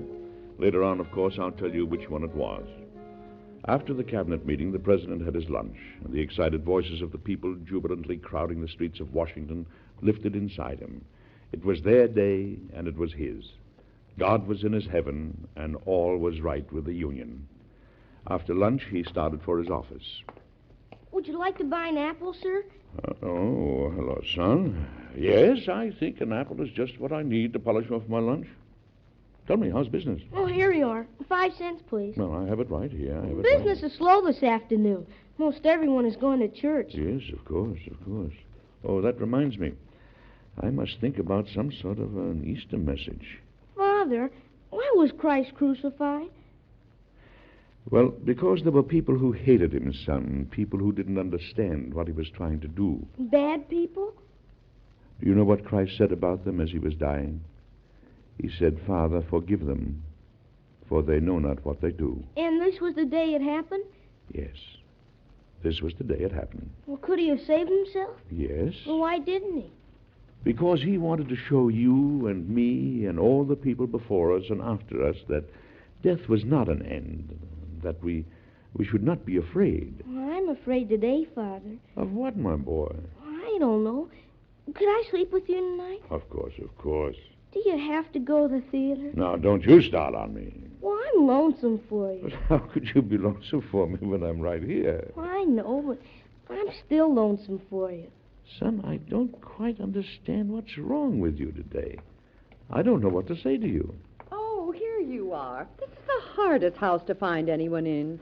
Dear, I wondered if you wanted to take anyone else on our drive this afternoon. You have so many old friends in town. Oh, no. Let's you and I go by ourselves this afternoon. Mary, what do you think about the theater party? Do you still want to go? Well, dear, it's been announced that you'll be there now, and I think they've planned some special ceremony. Oh, then of course we'll go. I wouldn't want to disappoint the people. I thought you wanted to go. Well, I did, but Robert's come home and the little fellow was upset. Well, it's been announced and we'll go. I'd better get to my office. The carriage will be ready late this afternoon. Good. I'll enjoy a ride. This time of year, it's nice to get out into the country. Oh, there. Why are you stopping, dear? Oh, it's so beautiful out here today. You know, Mary, it's good to be alive and to have you and the boys and a land like this to live in. Mary, as soon as these 4 years are over, let's find ourselves a farm on the banks of the Sangamon. And I'll take up my law practice again. Would you like that? I'd love it. And you and I will go to the country dances and show our children a thing or two, and I'll kiss you in the moonlight on the way home, just as though we were courting all over again, huh? Oh, my dear, I love you so. Maybe the last few years I haven't said it as often as I felt it, but I respect you and honor you and love you with my whole heart. And to have you to myself again. Oh, my dear, if it only happened. It's going to happen, my dear. We're going to settle down and live happily ever after. You and I and the children. You know, I've only seen you this joyous once before in my whole life. The night before we were married? No. The night before our son William died. Mary? It's almost frightening to see you like this. As though someone thought, let him be very happy today. Let him laugh. So that he'll be able to take the tears that will come tomorrow. Mary? I'm sorry, I didn't mean to say that. I've been thinking it all day. You and the boy? It's foolish of me. Come on, dear. We better start back. You still have some more interviews and another trip to the War Department to make before we can go to the theater. All right, Mary. All right. Come on, boy. Hey.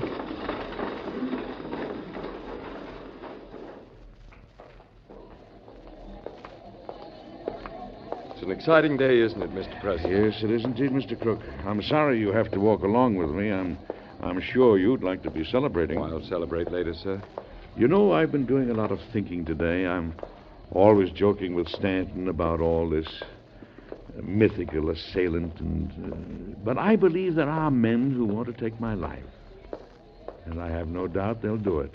Well, this isn't like you, Mr. President. And it would be easy to do this very minute. Someone could shoot from a window or from around a corner. If anything happened to you, sir, it'd be the end of the country. No. Don't you think it for 1 minute. This country isn't dependent on any one man. It isn't the leader that makes the country. It's the country that makes the leader. It isn't the man that makes the office of president. It's the office of president that makes the man. I am what the majority of the American people who elected me want me to be. When someone else takes my place, he'll be what the majority want him to be, or he won't be president very long. But still, sir, a man must have the makings of a president in him.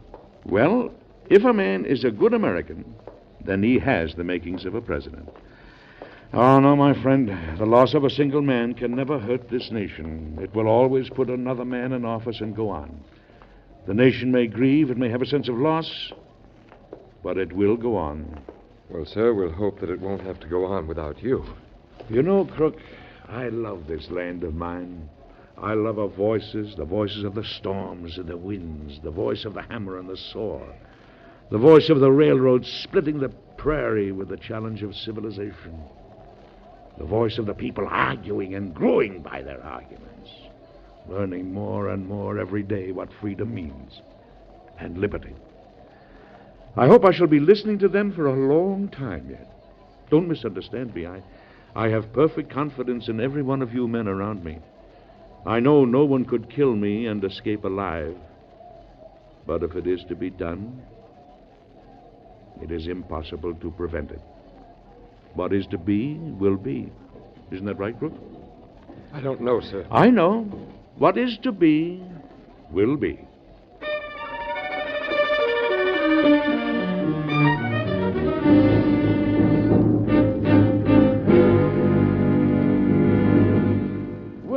Madam President, I'm sure you're the grandest lady in Washington tonight. Turn around and let me view the other extremity of that gown. Do you like it? I'm overpowered by your elegance. Come on, Mr. President. We don't want to miss the curtain. All right, I'm ready. Where are your gloves? What glove? Oh, they're in my pocket. Well? Mary, do I have to put them on? They're so uncomfortable. You're the president, dear. Oh, well, I never would have run for office. I'd known I'd have to wear gloves. Well, you can put them on just before we get to the theater. Carriage is waiting. Oh, it's a fine evening. Yes. Be careful of your dress, my dear. Good evening, Major Rathman. Here, my dear, let me help you in. Thank you. Oh, how do you do, Major Rathman? It's so nice to have you with us. Father! Excuse me, my dear. Tell me, what is the matter, son? What is I it? found out what Good Friday's about. I found out what Easter's about. Now. Here. Tell me, what is it about, son? It's about death. They buried him, and they sealed him in the tomb. It's about death. No, son. It isn't about death. You've missed the whole point. It isn't about death. It's about resurrection. Do you have to go to the theater? Yes, of course I do. You know that. But I'll see you when I get home. Maybe I'll wake you up and you and I will have a glass of milk together, huh? Would you like that? Good Friday will be over then. Yes, Father. So run along up to bed. Good night, son. Goodbye, Father. Goodbye, Father. Goodbye.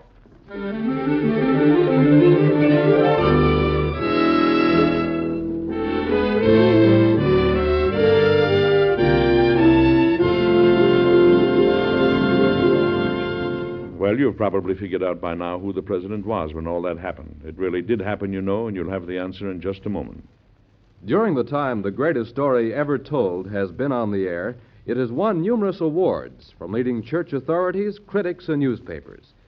But some of the most memorable tributes to this Sunday evening program have been from the listeners themselves.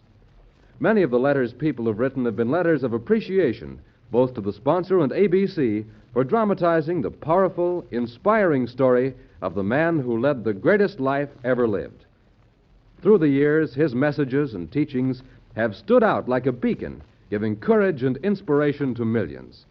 So listen today and every Sunday for the greatest story ever told when it's heard over these same ABC stations.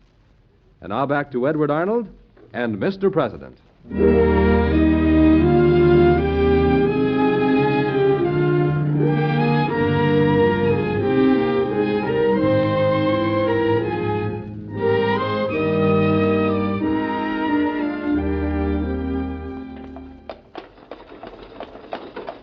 I hope you enjoy the play, Major Rathbun and Miss Harris. I'm sure we will. We had originally planned to go to Grover's Theater, but Mary thought as long as it was Miss Keene's closing performance, we should go to Ford's. Well, it's supposed to be a very worthwhile evening. Here we are. Oh, look at all the people. Put on your gloves, dear. Yes, Mary, yes. Come, ladies, let me help you out. I'm sure this will be a memorable evening for all of us. Right this way, sir. Your box is ready for you, Mr. Lincoln.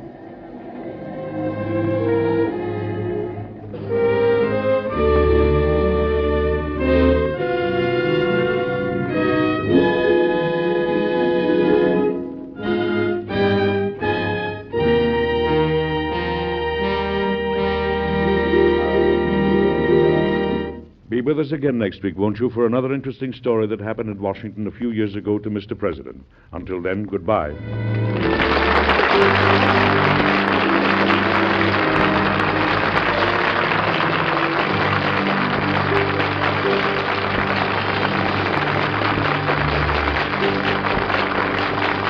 This program is produced and directed by Dick Woolen. Edward Arnold can currently be seen in the MGM picture The Yellow Cabman. Mr. President was created by Robert G. Jennings. Today's story was based on incidents in the life of President Abraham Lincoln.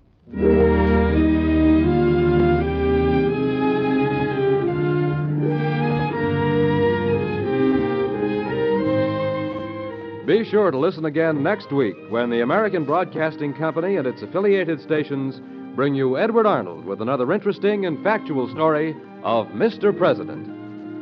This is ABC, the American Broadcasting Company.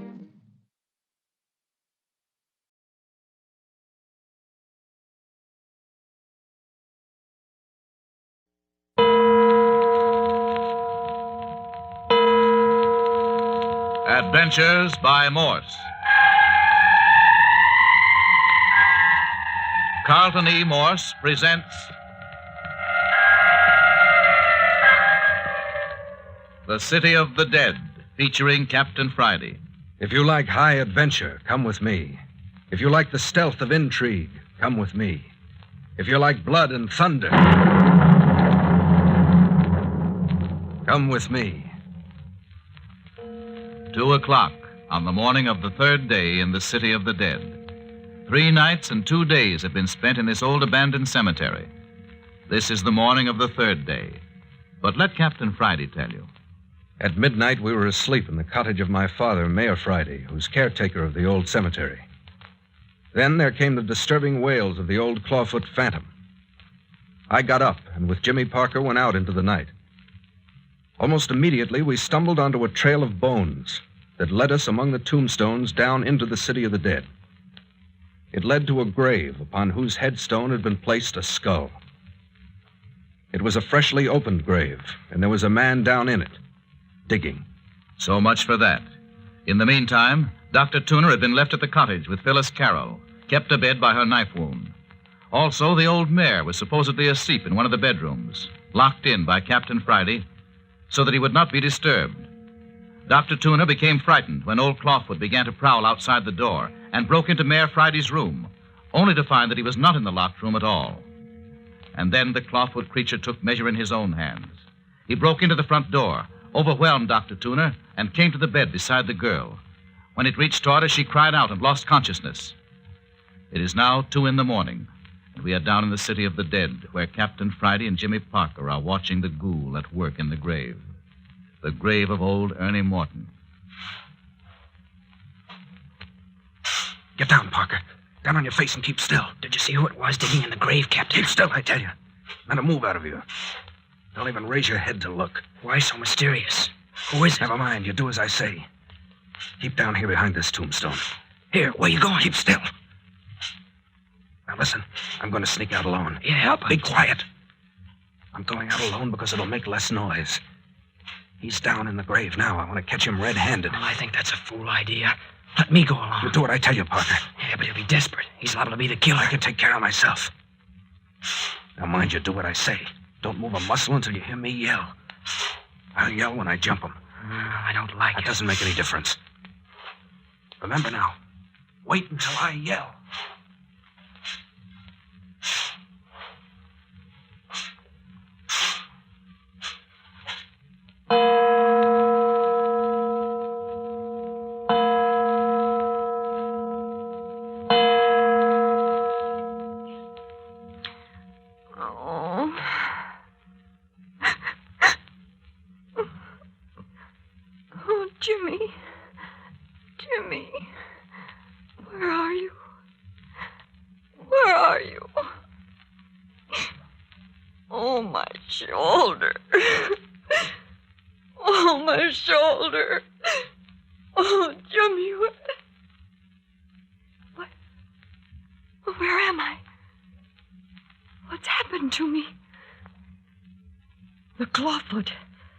The Clawfoot was here. Oh, Jimmy, what's happened to you? Oh, Jimmy. Oh, Jimmy. Phyllis. Why, Phyllis, what's happened? What's been going on here? Where have you been? Why have you been gone so long? Why are you so white? What's happened? Nothing. Nothing that matters now. Tell me what's been going on here. Where's Doc Tooner? He's over there behind those overturned chairs. Jimmy, he's dead. Dead? Jimmy, the Clawfoot Phantom's been here. Phyllis. Dr. Tooner tried to drive him out, and the thing killed him. Phyllis, are you sure Dr. Tooner's dead? Oh, please don't leave me. I'm not going to leave you. I want to see if there's anything I can do for the doctor. I know he's dead, Jimmy. I saw him fall. No. No, he's not, Phil. No, he's not dead. He's still breathing. Oh, I'm glad. I'm glad. Oh, wait, I'll get him on the lounge. I don't think he's very badly hurt. There. Looks to me like he's just been knocked out. Oh, that's wonderful. What a fight there must have been. This place is a wreck. Everything upside down. Yes, it was pretty bad. And what happened after old Clawfoot knocked the doctor out? It turned on me. It made a little mewing wail. I never felt so awful in my life. You and Whale. Phyllis, what are you saying? It was just like that, Jimmy. Just as though it was an animal that was glad to see me. Oh, for goodness sake. It crept toward me, wailing a little soft wail. Oh, Jimmy, I can't tell you how terrible it was. It just kept coming closer and closer. And you couldn't move. I screamed at it to go away. I begged it not to come near me, but it kept coming on and on. And then suddenly it was over me. It stretched out a lean claw hand. Oh, Phil, dear. And then I fainted. Ah, you poor kid. I thought you'd be safe here. I'd never let you. I just came to. Just a moment before you came in. The thing was gone. I wish I knew what to do about Doc Tuna there. You're certain he isn't dying? No, he's not dying. Just a bump on the head. He'll be around presently. Hey, where's Mayor Friday? Who broke open his door? I forgot all about him. We don't know. What do you mean you don't know? We don't know what's become of him. When old Clawfoot began to wail outside, Dr. Tooner broke in the door to awaken him. But the mayor wasn't any place in the room. Yeah, but that's silly, Phil. We saw Captain Friday lock his father in. He wasn't there. He'd vanished. Vanished from a barred and locked room? And I've got to lie here in this miserable bed with my shoulder hurt. Oh, what if something should come after me? I couldn't run. I couldn't do anything. Don't you worry about that, Phil. I'm not moving from your side from now on. But what about you? You were so white when you came in. Something's happened. Why don't you tell me? Oh, what do you mean, Phil? You're holding something back. What happened out there in the city of the dead? Why were you so white when you ran into the house? Where's Captain Friday? Well, Phyllis... Has something happened to the captain? Now, Phyllis, you've got enough to worry about. Don't bother your head about it. It's Dr. Tooner. Yeah, still He's unconscious. He's still unconscious, but he'll be around pretty soon now. Oh, Jimmy Parker, you tell me what happened. You've got to tell me. Is he dead? Is Captain Friday dead? No. That is, I don't know. You don't know? Well, weren't you with him all the time? Oh, Jimmy, don't put me off. I'm not putting you off, Phyllis. Honestly, I don't know. Then... Phil, Captain Friday's vanished. Vanished? Captain Friday's vanished? Oh, Jimmy. Now, Phyllis, don't give way. Please don't. Oh, but first the mayor disappeared, and now his son. Jimmy, do you think we're to be next? Of course not. But think of what's happened. First it was my cousin, Bert Arnold. They strangled him and threw him in an old grave. Oh, don't talk about it, Phil. It'll only make you feel worse. And then that stranger was stabbed to death outside your window. Well, we know old Clawfoot did that. We saw him. And then Lammy Fink, frightened to death. What is there in the world that could frighten a person to death? Well, that old caretaker was always scared of a cemetery at night, you know that. But what a horrible way to die. I've heard that a person's heart sometimes bursts wide open with fear. Did you ever hear of that, Jimmy? No, of course not. Stop it now, Phil. You're frightening yourself sick with this kind of talk. And then Mayor Friday vanished from a barred room. Oh, Phil, I tell you... And now Captain Friday. Tell me, Jimmy, how did Captain Friday disappear? How did it happen? Oh, listen here, Phil. Wait until morning, won't you? Wait until daylight and I'll tell you all about it. It'll only be a few hours now. No, I want to hear now. But Phyllis, it's not a nice story. Tell me now. Well, we left the house and went to the shed where we laid out the skeleton. The skeleton with a message tied to it, saying it wasn't my grandfather? Oh, Phil, I wish you wouldn't. Go on, Jimmy. Well, the skeleton was gone. Gone? The skeleton, too. The mayor, the captain, and now the skeleton. Yes, the skeleton was gone. We were looking about outside the shed when I ran across the bones of its foot. Its foot? Yes. Just a little further down into the city of the dead, and Captain Friday found its ankle bone. What? Well, that's strange. What did that mean? We didn't know at first. But presently we found leg bones and most of the rest of the skeleton scattered out ahead of us.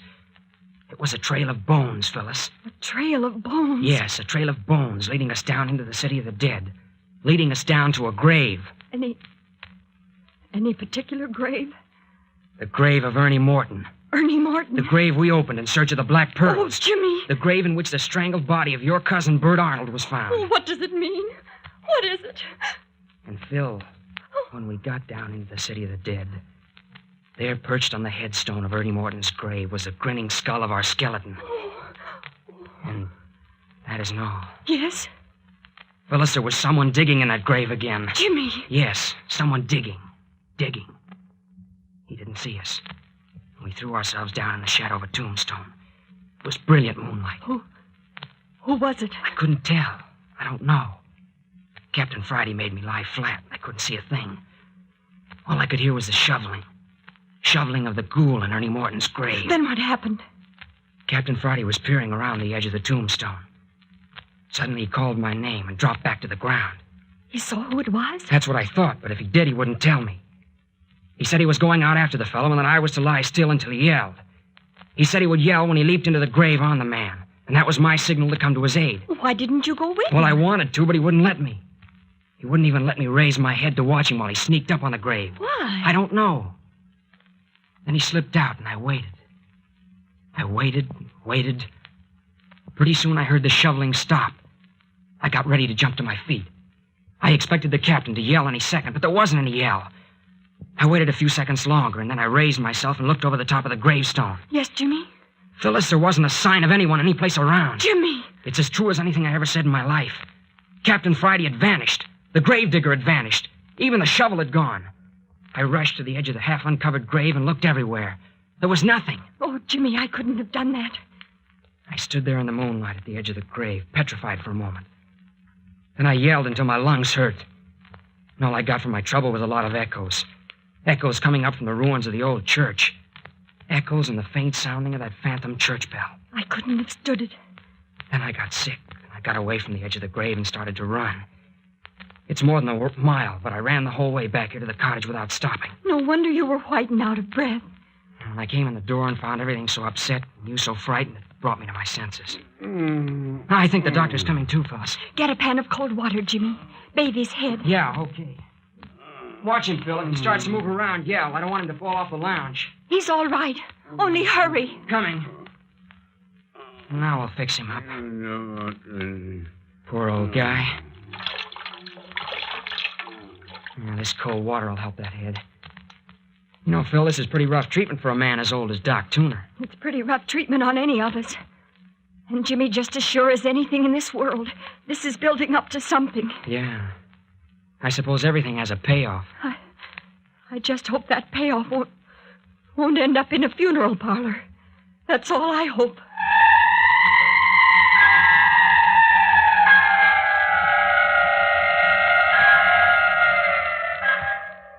The old mare missing, Captain Friday missing. The prowling of old Clawfoot is building up to something more surely than Phyllis Carroll can know. And on the next appearance of one of these three, who is even now making his way between the moonlit headstones toward the cottage. But more of that in just a moment. Oh, my head. He's coming to all right, Phil. I'm awfully sorry about him. He's been so kind to me. The mayor keeps some stimulant around here somewhere. I think a little something would do him good. I saw it on the lower left-hand shelf in the kitchen cupboard, Jimmy. Oh, good. I'll get it. Did you find it, Jimmy? Yeah, I got it. Yeah, this'll snap him out of it. Here now, Doc. Try and drink this.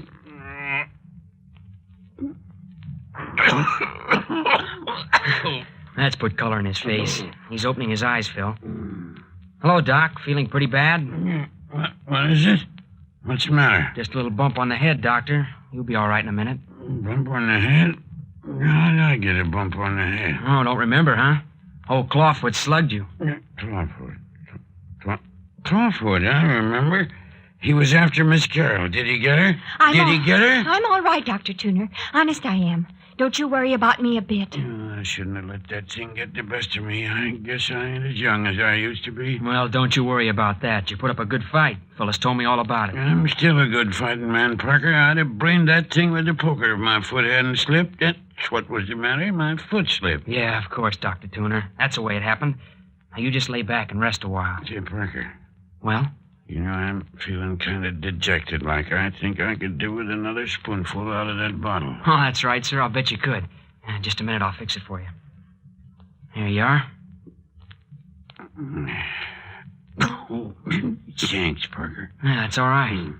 Now, you just lie still for a bit until you feel stronger. Jimmy, could I have a drink of water? Oh, sure thing. I'll have it for you in a jiffy.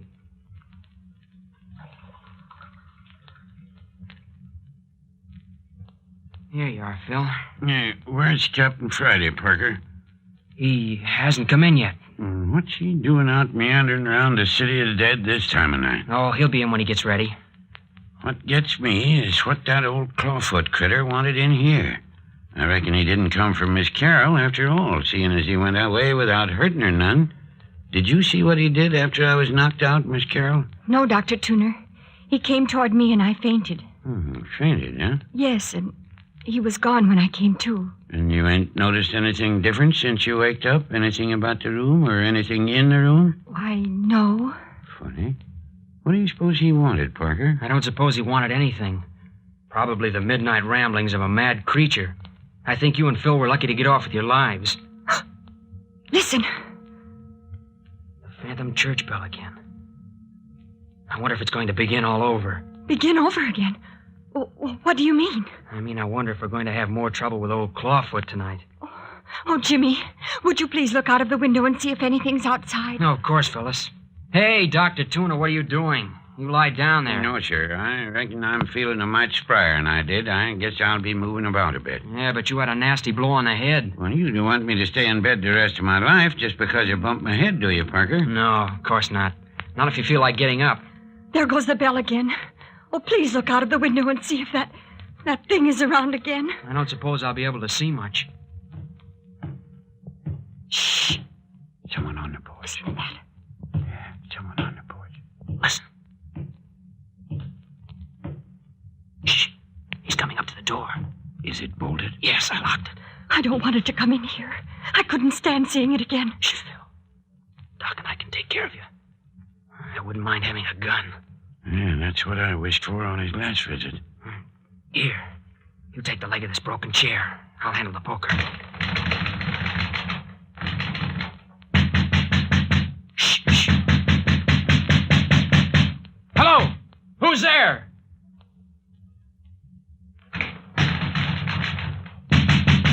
Mean disposition, whoever he is. Oh, Jimmy, I'm so afraid. Hi, you out there!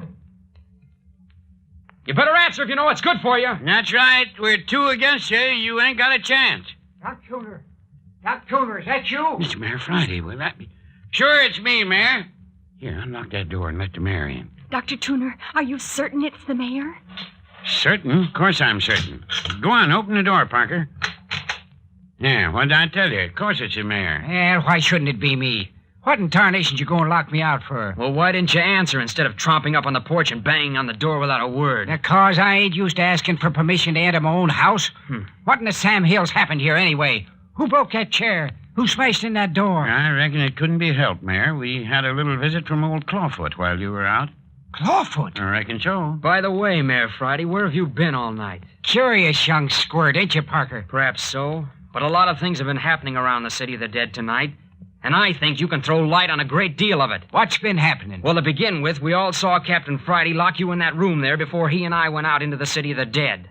You saw the captain lock me in? That's right, Mayor. I reckon we all saw him do it. Doc, you saw him lock me in? I reckon that's right, Mayor. When was that, Doc?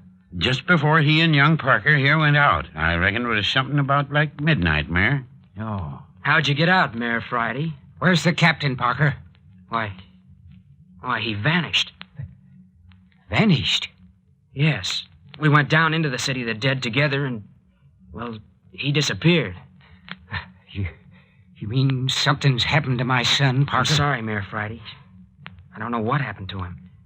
You see, we found someone digging in Ernie Morton's grave. Ernie Morton's grave? Yes. Captain Friday made me lie down behind a tombstone while he crept up to the grave. He told me to wait until he shouted. Well? He never shouted. Didn't shout? No. I waited as long as I thought it wise, and then I followed. What did you see? Nothing. Captain Friday had vanished, and so had the fellow that had been digging. Did you see who it was in that grave? No. When I got to the edge of the grave, there was nothing but a partly filled hole. That's a likely story, young man. Well, it's true. I reckon I know better than that. Well, what do you mean? Just what I say. It just happens that I came up through the city of the dead right by Ernie Morton's grave not half an hour ago, and that grave ain't been touched. Maybe, though, you filled up the grave before you came in. No, I left it just as it was. You say it's filled up now? Reckon it ain't been opened this night. Well, I tell you it was open. And I tell you, Parker, if you killed my son, it's going to be the last sneaking thing you do. That's the most asinine statement I ever heard. Oh, another country heard from. Phyllis is right. It is asinine. Now, look here, Mayor. Are you certain Ernie Morton's grave hasn't been dug into? I'll take you down there if you can't take my word for it. No, if you say so, Mayor, it's so. But look here, Parker ain't been acting like my idea of a killer. You're an old fool, Doc Tuner. How do you know how a killer acts? Now then, Mayor, you can't make me believe that you think the captain's dead. I ain't lived around you 40 years for nothing. If you really thought anything had happened to that boy... You keep your thoughts to yourself, Doc Tuner. But Mayor Friday, why would Jimmy do a thing like that? He hadn't any reason. Honestly, he didn't. The captain was getting too much on him. Of course he had reason. Plenty of reason. Oh, no. Honestly, Jimmy wouldn't hurt anyone. Honestly. There now, Miss Carroll. Oh, Phil, don't cry. It's all right. Oh, but you didn't. Now, Miss Carroll, you've gone and made yourself unhappy again. You've had too much trouble tonight. Oh, but Dr. Tuner, you know Jimmy wouldn't hurt anybody, don't you? Why, yes, of course. Here, now, you let me straighten out your pillow for you. But the mayor said... There, now. Let me lift you up a little. Now I can fix that pillow. I'll give you a powder that'll put... Hello. What's this under your pillow? Why, I don't know. Look. Look here, Mayor, Parker, look. Look what I found under Miss Carroll's pillow. What is it? Let me see. What have you got there, Dr. Tuner? A black pearl. A black pearl. Jumping Jerusalem. Did you ever see anything like it? A black pearl as big as a pigeon's egg. But where'd it come from? Dr. Tuner, where did you get it? I found it under Miss Carroll's pillow, just where I said I found it. Phil, where did you get it? I don't know. It isn't mine. I never saw it before. But it was under your pillow, young woman. I don't care. I never saw it before. Ain't it a beauty? One of old Theodore Beverly's collection, as sure as you're born. But it's uncanny. How did it get under my pillow? Well, one thing's certain now anyway. What's that, son? That somebody has found the pearls. Their whereabouts is no longer a secret to somebody. And to someone in this group. How do you figure that out, Mayor? Because we're the only ones who've had an opportunity of placing the pearl under the girl's pillow. Old Clawfoot. It was old Clawfoot. By jiggers, I wonder. Of course it was old Clawfoot. We were wondering why he broke into the place. He didn't take anything, didn't hurt anyone more than was necessary to carry out his mission. Sounds reasonable. Well, of course. If Phyllis hadn't fainted, I'll bet he'd have put the pearl right in her hand. Jimmy, do you really think so? I'll bet money on it. But why? Why? I don't know. Just the same, I'll bet it was he. I know it was. You seem awful anxious to convince us, Parker. What do you mean, Mayor? I mean, I don't think Clawfoot had anything to do with that pearl. Oh? Well, what's your theory? I think you put that pearl there. What? Me? Yes. I think that pearl explains why the captain didn't come back to the cottage with you, James Parker. But I don't understand. Oh, yes, you do. In some manner, you and my son hit on the hiding place of them black pearls tonight. And it didn't suit your purpose to have anybody but yourself know about them. You're crazy. Well, maybe I am and maybe I ain't. But just the same, young fella, I ain't taking any chances. You're going in that there bedroom of yours, and you're going to stay there until we can turn you over to the police. But you can't do that. You mustn't. Look here, Mayor, that's absurd. Why on earth would I give myself away by bringing one of the pearls here to the cottage? You couldn't resist the temptation of bringing one along to show to the girl. Likely you and her was looking at it when Doc Tuner came to. You didn't have time to hide it, so you stuck it under her pillow. No. I never saw it before. Honestly, I didn't. I swear it. Now, don't you go getting all excited again, Miss Carroll. What's the matter with you, Mayor Friday? Why don't you give me a break? You're always making me the goat for everything. What have you got against me? I've never done anything to you. That won't do you no good, Parker. Well, you know what I think of you. With as much circumstantial evidence against you... Circumstantial evidence? I'd like to know if there's anyone in the world that's got more against them than you. You went out of this house with my son, and you came back alone. That's enough for me. Look! What? Are you pointing at me? Yes, I'm pointing at you. Look there in his vest pocket. Jimmy, what is it? I don't see anything. Must be losing his mind. What's the matter with you? Look at that gold pencil in his vest pocket. That's Captain Friday's pencil. You mean... Captain Friday had that pencil in his pocket when we left the house tonight. What? What's that? And look at the fresh dirt on the knee of the mayor's trousers. Oh, Jimmy. Mayor Friday, supposing you tell us what's become of your son, Captain Friday.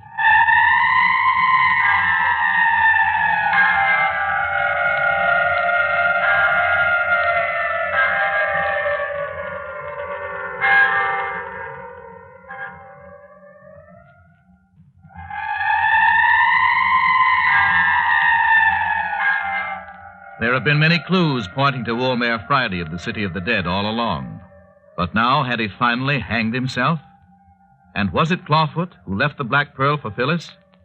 Not only these questions, but the whereabouts of Captain Friday will be brought to you next week when Carlton E. Morse presents Chapter 8 of The City of the Dead, entitled The Kidnapping of Clawfoot.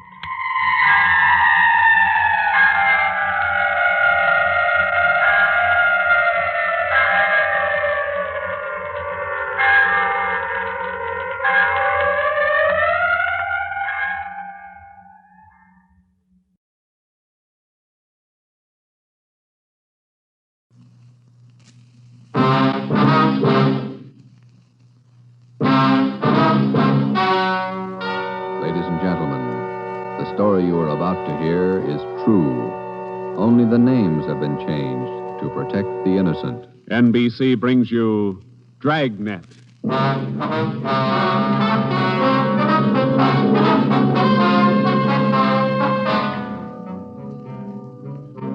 You're a detective sergeant. You're assigned to robbery detail. A ruthless fiend roams the streets of your city masquerading as a police officer. For months, helpless citizens have been robbed, beaten senseless, and kidnapped. The criminal is a twisted genius, vicious, cunning. Your job is to get him. Dragnet, the documented drama of an actual crime, investigated and solved by the men who unrelentingly stand watch on the security of your home, your family, and your life. For the next 30 minutes, in cooperation with the Los Angeles Police Department, you will travel step by step on the side of the law through an actual case from official police files, from beginning to end, from crime to punishment. Dragnet is the story of your police force in action. It was Wednesday, June 4th. It was warm in Los Angeles. We were working the night watch out of robbery detail. My partner's Ben Romero. The boss is Ed Backstrand, chief of detectives. My name's Friday. I was on my way back from communications, and it was 11:13 p.m. when I got to room 27A. Robbery detail. Oh, hi, Joe. Hi, Ben. Did you get that message to call home? Yeah, bad news. What's the matter? That doggone kid of mine, chicken pox. Oh, again? Last year it was the mumps. Year before that, the measles. Every time I get set for a vacation, he decides to catch something. Well, forget it, Ben. Think what a comfort he's going to be in your old age. Go ahead, laugh. You'll find out. Yeah. How are you, Friday? Romero? Fine. What can we do for you? You don't look like you remember me. Oh, no, wait a minute. Name's Savage, isn't it? George? It's Johnny, Sergeant. Johnny Savage. Remember now? Oh, sure. Those liquor store robberies out in the Wilshire district. About 6-7 years ago, wasn't it? 10 years, Romero. You ought to remember that. You were at the trial. We testify in court every week. 10 years is a long time. It's longer in the state pen. It's a lot longer. Yeah, you cried a little at that trial, didn't you, Savage? You said we beat that confession out of you. Yeah, that's why I figured I'd drop in for a little visit. Kind of apologize to you fellas. You gave me a square deal. I guess I kind of lost my head. I figured I'd apologize. Oh, that's all right, Savage. When'd you get out? A couple of weeks ago. I did it the hard way. Served 10 flat. I don't know my day. You find a job yet? Yeah, Friday. I'm working nights. What kind of a job? Laborer in a warehouse, south end of town. Good. You decided to level? 10 years in prison's a long time. You learn a lot of things. Nights are long. You think a lot. You get things straightened out. I hope you mean that. Sure, I mean it, Friday. I've got everything straightened out. I know who my friends are, and I know who to watch out for. You sound like maybe you're on the right track. I got it figured, Romero. Not like you two fellas. You caught me red-handed, and you sent me up for 10 years. Well, you did all right, Savage. 5 armed robberies. You got off pretty easy. You got a break, Savage. Make the best of it. Sure, I'm not kicking. 10 years, a real break. That's right. Well, just dropped in for a little visit. Maybe I'll see you fellas sometime. All right, Savage? Keep your nose clean? Sure. No hard feelings. No? You just took 10 years of my life, that's all. There's no such thing as a man going through prison without changing. And Ben and I have seen him switch in both directions. Some men learn their lesson after they land behind bars, and when they're released, they turn into good citizens. Johnny Savage was sour. We made a mental note to check him out later on, and then we went down to the record bureau and pulled his coming out mug. That's about all that we had time for, because about an hour later, we started to get busy. Hot shot, Joe. Grab it. On the corner of Selma and Naples, the drugstore, 211 and probable attack. On the corner of Selma and Naples, 211 and... What you got, Joe? Selma and Naples, 211 and attack. Come on.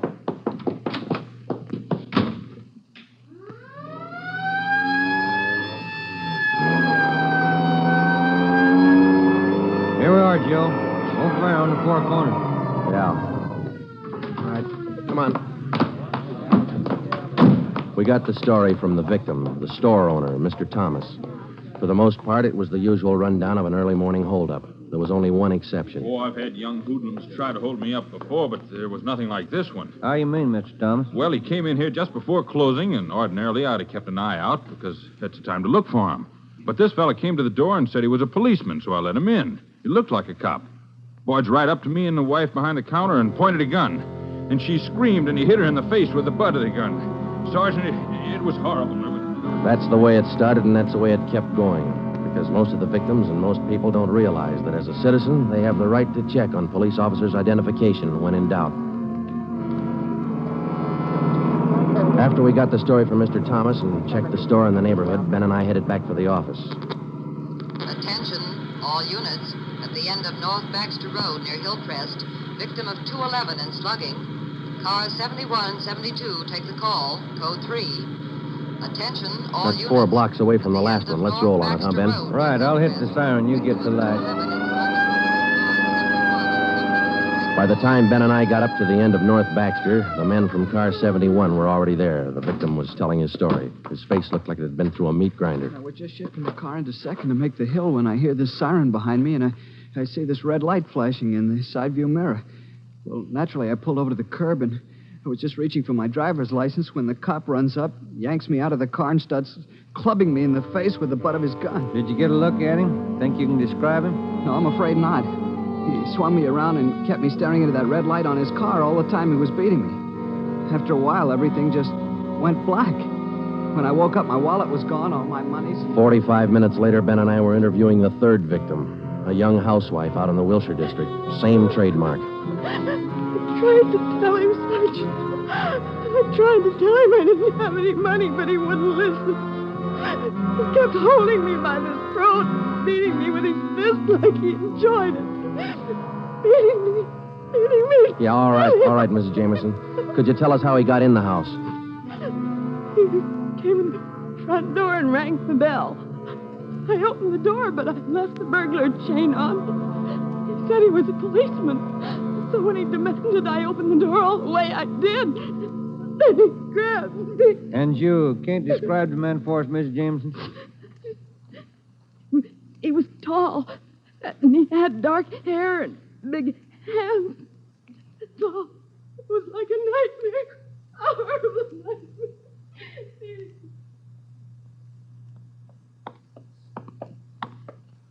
Tall, dark hair, big hands. Your guess the same as mine, Joe? Maybe. Let's wait and see. Come on, let's check with the boss. Hi, Mike. Hi. He's waiting for you. In there. Come on, Ben.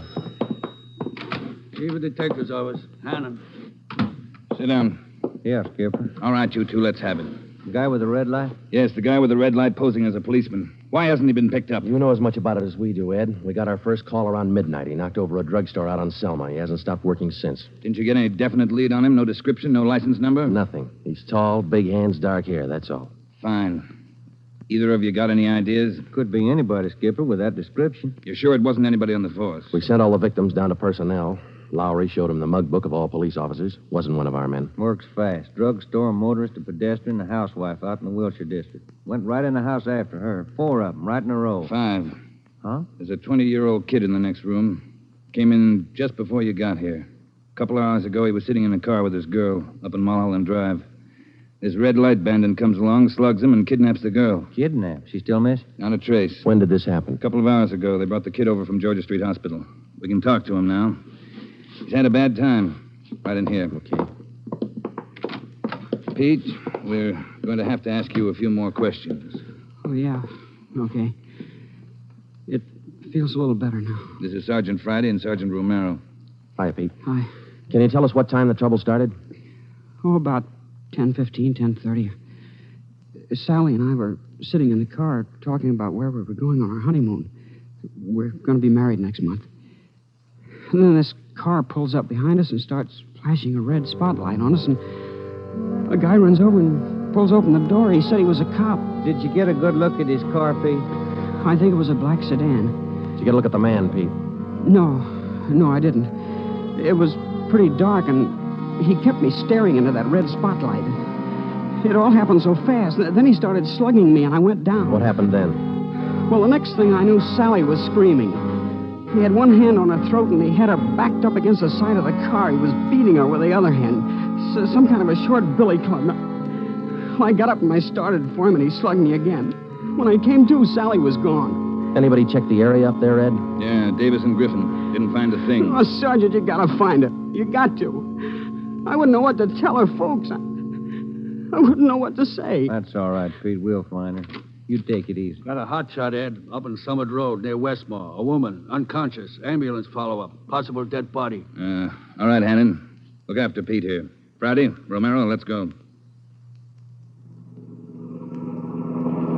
Up ahead, Romero, to the right. Okay, Skipper? Yeah, there's the ambulance and the cruiser car. Sure a lonely-looking spot. All right, come on.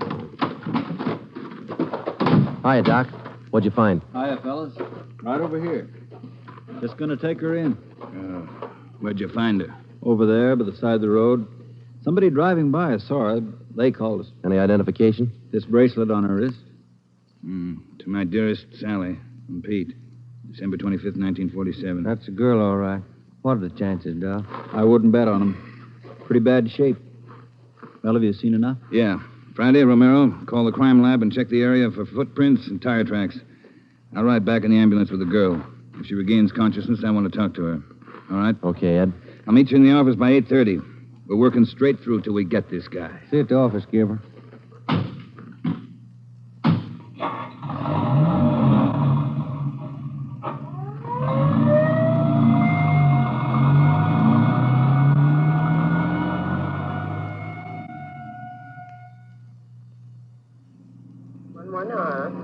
What time you got, Ben? 7 minutes to 4. Long night. Hey, that car up there ahead. Let's take a look at it, huh? Black sedan. Hey, look, he's flashing a red spot on that convertible. Come on.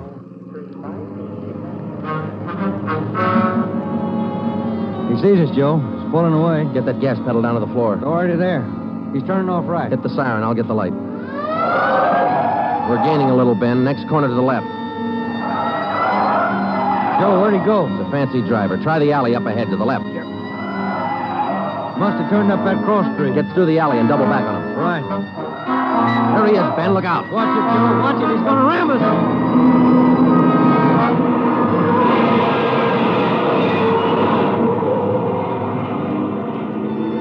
We got hit just in front of the rear bumper. Our car was forced into the curbing and it turned over. He was real lucky. He kept right on going. But this time, Ben and I were sharing the luck.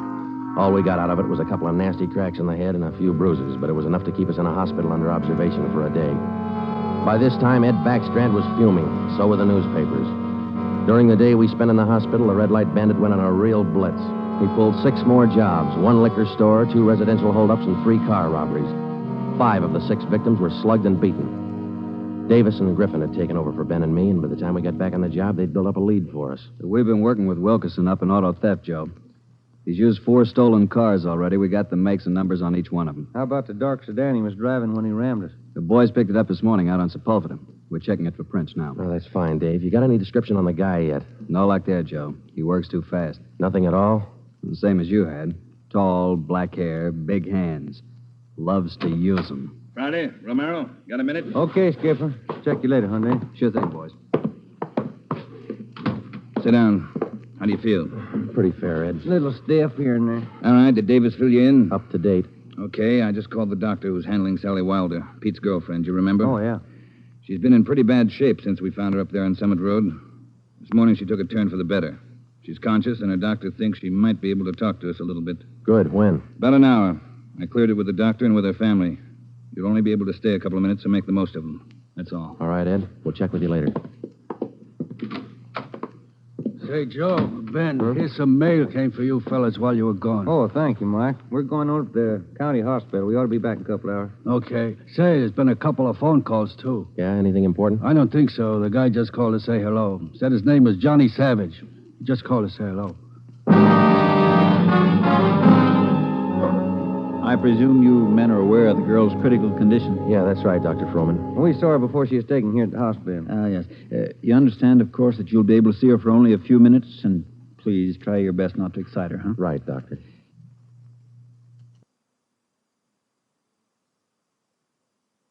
Sally isn't able to talk. Bad mouth and face injuries, so your questions will have to be answered simply yes or no and nod of the head. Okay, we got you. We only have a few questions, and we want to know if she can identify the man who beat her from these pictures we've got here. All right, Sergeant. This way, please. Thank you.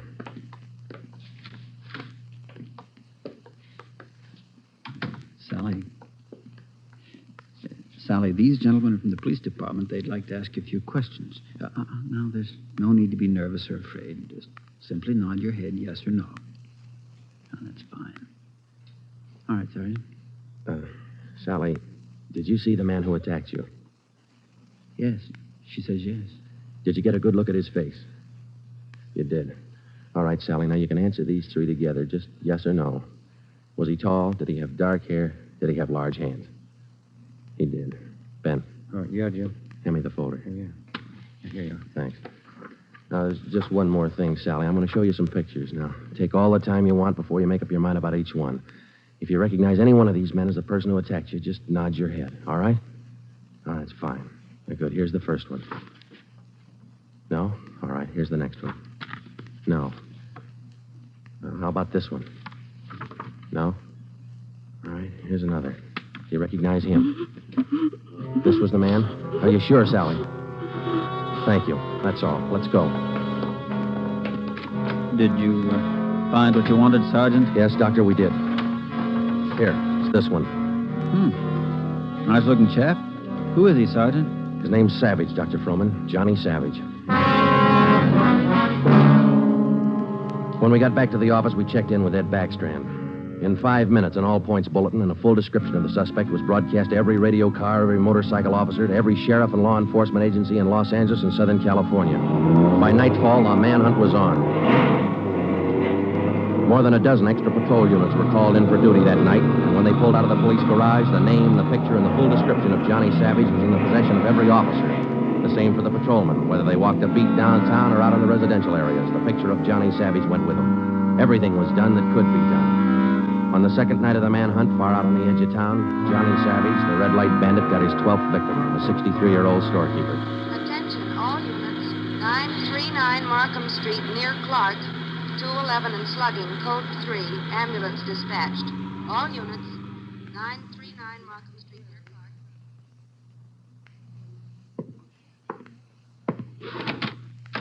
Here it is, Skipper. Tie-in. What'd you get?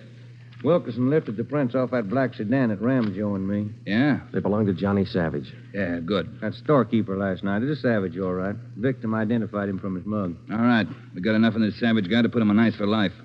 All we have to do now is to get him. Now, look, the way we figure it, Ed, this red light bandit is using stolen cars with cold plates, so there's no way of tracking down the cars at regular commercial garages. He's got to be renting private garages someplace around town. All right, let's get the neighborhood patrolman on the job. Advertise it. All over town. It's a city ordinance, isn't it? People who rent private garages are bound by law to register the car and license number with the police. Start a campaign if you want, but find those cars. Right. Yeah, wait a minute. Hello, Backstrand. Yeah? When? I see. Yeah, thanks. What is it, Ed? It was the hospital. About the girl, Sally. Sally Wilder? What about her? She died 5 minutes ago. That night, everybody went back on the job as usual. The cruiser cars, the patrolmen, the motorcycle officers, and about a dozen decoy cars. Armed policewomen riding alone in cars or parked in lonely spots with a police officer escort. Our car, 80K, was still in the garage for repairs, so they assigned us another one. And we started to make the rounds. Everything was usual. Except one thing. We weren't tracking down just a thief anymore or a sadist who liked to beat people's faces in. We were out to get a murderer. It was a perfect night for the suspect. Dark, no moon. I gave Ben 2-to-1 odds, and I put up $5 that we'd get Savage that night. I lost the $5. We cruised until 7 the next morning, but there wasn't even a nibble. We had breakfast at the Federal Cafe, a little restaurant down the street from the city hall, and it was about 8:15 when we got back to the office. We were pretty tired. Robbery detail, Romero. I would like to speak to Sergeant Friday. Just a minute. It's for you, Joe. Okay, thanks. Friday talking. Sergeant Friday, I want to talk to you. Well, I'm listening. Go ahead. I want to talk to you in person as soon as possible. Can't you tell me over the phone? What is it? I cannot tell you over the phone. It is very important. Can you come now? Well, now, look, mister, I'm awful sorry, but we're very busy down there. 554 Ramona Avenue. Can you come now? Well, what's this all about? Who is this speaking? My name is Carl Savage. My son's name is John.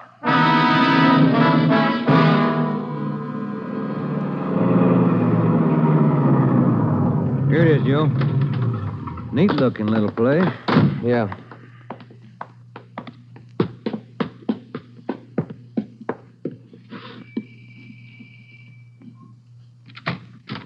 Yeah? I'm Sergeant Friday. You Mr. Savage? Yeah, come in. Okay. This is my partner, Sergeant Romero. How do you do? I will be brief, gentlemen. I am the father of John Savage. I wish for you to catch him. I will help you. I noticed the name on the mailbox outside, Mr. Savage. You changed your name lately? I changed my name 10 years ago when John first got into trouble. My own name I had to change. The shame. Always from him, my son. Shame. Mr. Savage, has your son been home since he got out of prison? Yeah, many times, to ask for money. I would not give him any, so he struck me. Last night I read in the newspaper the little girl he beat up. She is dead. Then I make up my mind. Do you know where your son is now, Mr. Savage? Not now, no. But our garage has a car in there. It is not his, I know. Also in the garage, I find many license plates. I find spotlights with red glass lens. But you don't have any idea where we could find him. No, but he will come back. He always comes back for money. We're going to station an officer here in the house, Mr. Savage. Anything you want, if it will catch him. He's bad, Sergeant. Like something poison. All through, he's bad. See a sewing basket over there, Mr. Savage. The wife live here with you? 10 days ago, before this starts, I bury Gertrude, my wife, his mother. Sergeant, for 10 years she is sick, but for 10 years she stays alive to see him from prison. 10 days ago, she died. He did not even come to the funeral. Does your son have any idea that you might call us? No, I don't think so. But when you catch him, give me a gun. With my own 2 hands, I will kill him. Johnny Savage. Before we left, we called Ed Backstrand and we brought him up to date. He sent 3 detectives out to relieve us, Davis, Griffin, and Marsh. We told them to keep an eye on the house and the stolen car in the garage. That night after dinner, Ed Backstrand, Ben, and I went out and relieved them. We parked the cruiser car in the garage next door, and then we took up our posts.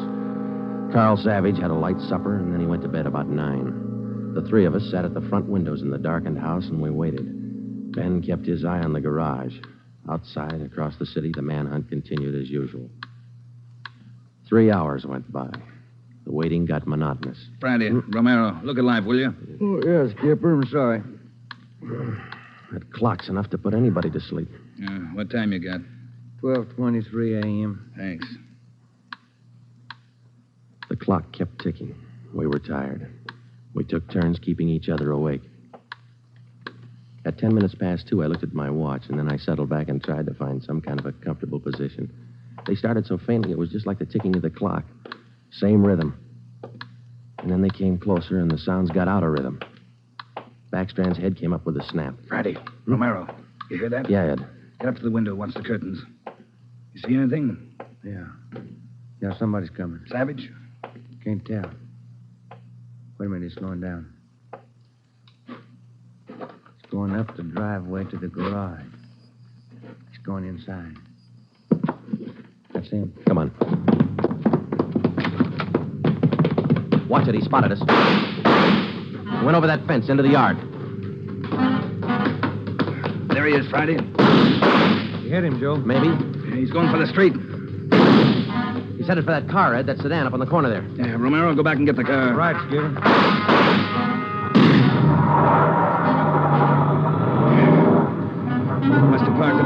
before he came around. Where's Romero? I don't know. Oh, here he comes now. All right, let's go. Get that radio on, Joe. It's already on, Ed. All right, give him a call. Any sign yet? No, nothing so far. Next corner to the right, Ben.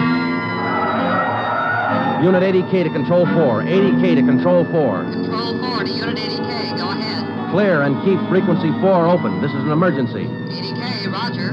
Frequency 4, open and clear. Attention, all units on frequency 4. Stand by. 80K, go ahead. Yeah, there he is, Friday, up ahead. Dark blue sedan. Control 4. We are in pursuit of the possible red light bandit. Suspect is driving a dark blue 1949 sedan. License number in the 7 column.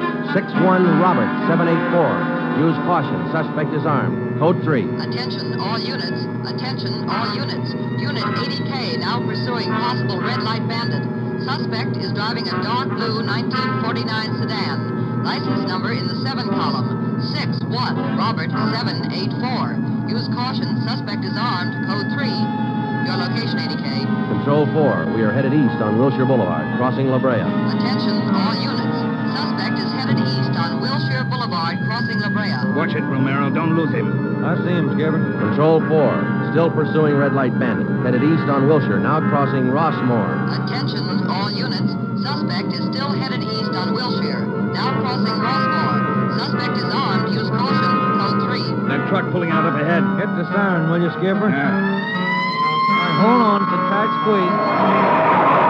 Leaning on him, Romero. A lot of traffic up ahead. He's got to slow down. Control 4. Suspect headed east on Wilshire, crossing Western Avenue, closing in. There he goes. Took a right down Sherman Alley. It's a dead end. Yeah. Control 4. Suspect turns south into Sherman Alley, closing in on suspect. Attention, all units. Suspect has turned south into Sherman Alley. Suspect is trapped. Converge on Sherman Alley. There he is, Skipper. Pulling up ahead. He's jumping out. All right, take the mic, will you, Ed? Here. Come on, Ben. I'll direct the other cars in. If you need help, holler. Right, Skipper. All right, which way to go, Ben? Down between those buildings. Come on. He's starting up the back fire escape. All right, keep him busy. All right, Savage, come on down. He wants to go the rough way. One more chance, Savage. Come on down. No use, Joe. He's heading up for the roof. Come on.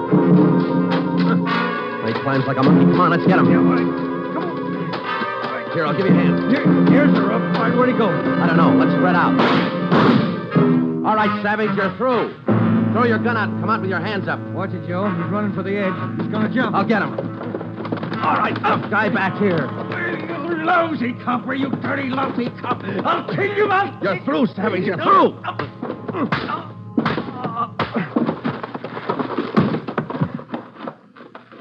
Good, Joe. Yeah. Throw the cuffs on, will you? Yeah, you just betcha.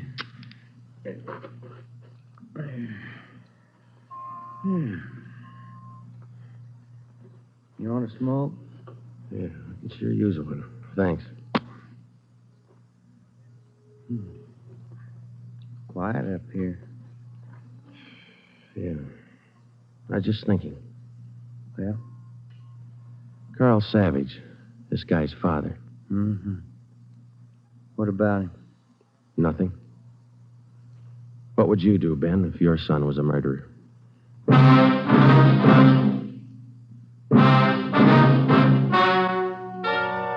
The story you have just heard is true. Only the names were changed to protect the innocent. John Savage was tried and convicted of murder in the first degree. He was executed in the lethal gas chamber at the state penitentiary.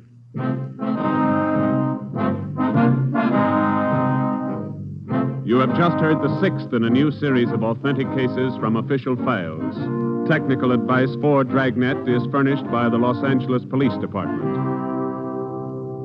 Tonight's program is dedicated to Patrol Officer Robert Steele of the Montana State Highway Patrol, who on the morning of November 2nd, 1947, gave his life so that yours might be more secure.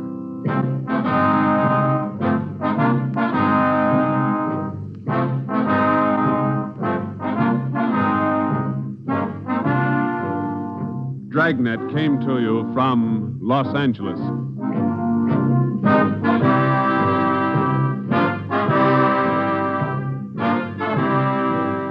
This is NBC, the national broadcasting company.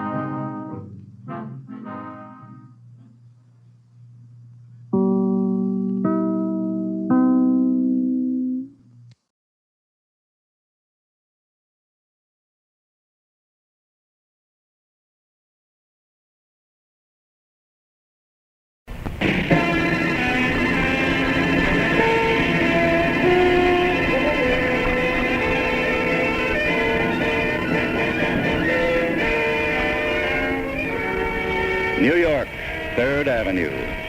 A warm October afternoon. Nat's Bar. A little place is almost empty. Almost, not quite. And how is my very good friend Nat today? Yes, Mr. Boynham? This being an especially fine afternoon, and I having just acquired 2 lovely bottles, which you will perceive in this paper bag at my elbow, I have decided to ask for your hand in marriage. Look, Mr. Boynham. If that is to be your attitude, Nat, I shall have to drown my sorrows in a jigger of rye. Just one, that's all. Sorry, Mr. Boynham. No credit. Today, Nat, you'll be glad to know we can barter on a cash basis. You see? Legal tender. One straight rye. That was the idea. Okay, it's your funeral. First one always tastes rotten, don't it? Or maybe you never like the taste. Again. Say, how about your brother? You told me you and him was going away for the weekend. We were, and in fact we are, on the 6:45. Unfortunately, most unfortunately, my brother Wick was called away by a business matter. I just happened to remember a telephone call. Pretty sharp. And then you duck right out and spend your train fare for liquor, huh? Taking them 2 bottles with you? Oh, I may never touch them while I'm there. Not a drop. What you don't understand, all of you, is that I've got to know what's around. That I can have it if I need it, that's all. Yeah, I know a lot of guys like that. Take a bottle and put it on the shelf. All they want is just to look at it. Won't even have a corkscrew just to be sure. Only all of a sudden they grab the bottle and bite off the neck. Nat, one more reproving word and I shall consult our lawyer about a divorce. Let me wipe up the bar. That glass left a circle. No, don't wipe it away, Nat. Let me have my little vicious circle. You know, the circle is the perfect geometric figure. No end, no beginning. Weave me another, Nat. Oh, come on, Nat. One little jigger of dreams. Nope. You don't approve of drinking? Not the way you drink. You're worried about me, huh? Well, don't be, Nat. Just think what it does to my mind. It tosses the sandbags overboard so the balloon can soar. Suddenly I'm competent, supremely competent. I'm one of the great ones. I'm Michelangelo molding the beard of Moses. I'm Van Gogh painting pure sunlight. I'm Barrymore before the movies got him by the throat. I'm a hold-up man. I'm Jesse James's brothers. I'm all 3 of them. I'm W. Shakespeare. And out there, it's not 3rd Avenue any longer. It's the Nile, Nat. The Nile. And down it moves the barge of Cleopatra. Listen. Purple the sails, and so perfumed that the winds were lovesick with them. The oars were silver, which to the tune of lutes kept stroke, and made the water which they beat follow. Keep it up, Don. More lines and more. And more little circles on the bar. 3, 5, 8, 9. So suddenly you realize it's late. Now grab your bottles and hurry home, but don't go in yet, Don. Look up there first. Look up. All your windows dark. Wick must have gone. Sure, he'd be mad enough to go away alone. But Helen may be around. Watch out she doesn't see you sneaking in. All right, you're in. Now lock the door. Slip the catch. So far, so good. No, wait a minute. Those bottles. You've got to hide one down. That's it, that's fine. In the ceiling light, in the metal bowl. Now set the other bottle by the chair and pull out that cord. And fill the glass. Nothing to stop you anymore, Don. Go on and drink. Drink. No one can see you. It's grown quite dark. Quite dark. Soon there won't be any light at all.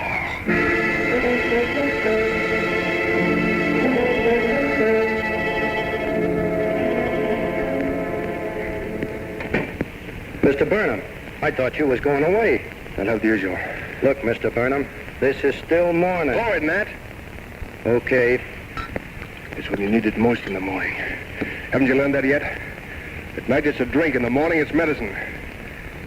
I'll have another jigger of tonic. How about those 2 quarts?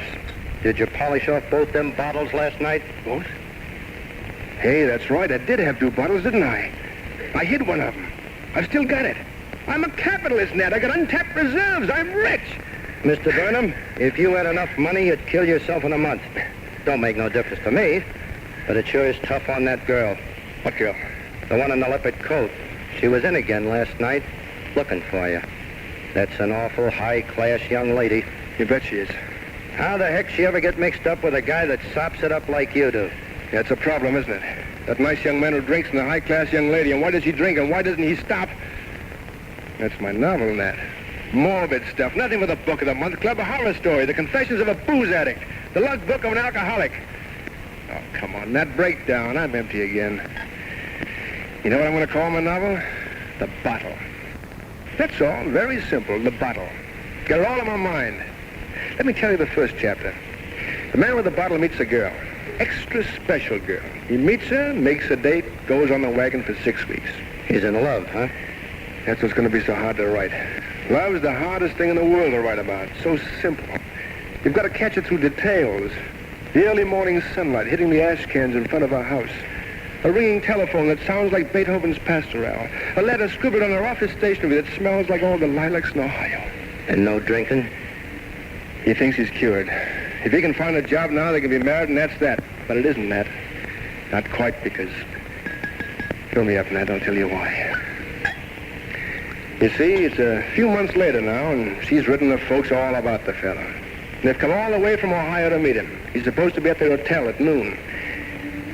But suddenly he's scared. He knows he can't face him. Not like that, not cold. He needs a drink, just one. And so he takes just one. And then another, and then another. And then all of a sudden it's 5 o'clock and he's still there at home with his bottle. He's drunk. He's blind. And when the girl comes up to find out what's happened, that's how she finds him. Don, I understand. Of course I do. You were a little nervous about meeting my folks, so you took a few drinks. What of it? Most people drink a little. Sure. The lucky ones who can take it or leave it. But then there are the ones who can't take it and can't leave it either. Helen, what I'm trying to say is I'm not a drinker, I'm a drunk. Darling, we can go over this tomorrow. Right now. You've heard the facts, that's all there is to it. I've heard them, and they're not very pleasant. But they could be worse. After all, you're not an embezzler or a murderer. You can be cured. That has a familiar ring to it. There must be some reason why you drink. The right doctor can... I'm way ahead of the right doctor. I know the reason. The reason is me, what I am. Or rather, what I'm not. What aren't you that you want to be, Don? A writer. Silly, isn't it? Because I could be, I was. Until that guy started looking over my shoulder and whispering in a thin, clear voice like the E string on a violin. Don Burnham, he'd whisper. It's not good enough. How about a couple of drinks just to put it on his feet, huh? So I had a couple. That made all the difference. Suddenly, I could see the whole thing. The tragic sweep of the great novel, beautifully proportioned. But before I could grab it and throw it out on paper, the drink would wear off and everything would be gone. And there was despair. And a drink to counterbalance despair. One to counterbalance the counterbalance. And that guy would be always at my shoulder. What guy? Who are you talking about? The other Don Burnham. There are two of us, you know. Don the writer and Don the drunk. I've tried to break away from that other one a lot of ways. Once I even hocked my typewriter and bought a gun. Yeah, still got the bullets. Don. I meant to do it on my 30th birthday, but that other Don wanted us to have a drink first. He always does. The gun went for 3 quarts of whiskey. The flop suicide of a flop writer. But you are a writer. You have every quality for it. Wit, imagination, pity. Oh, come on, let's face reality. I'm 33. I've never done anything. I'm not doing anything. I never will do anything. 0, 0, 0. But you will. We'll straighten all this out. Helen, for your own good, you'd better go. Sit down. I'm going to make some coffee. Go on. Clear out. Clear out while you can. Because I've got a rival? Because you think you're in love with a bottle? You don't know me, Don. I'm going to fight and fight and fight. And don't try and argue. Bend down and be kissed.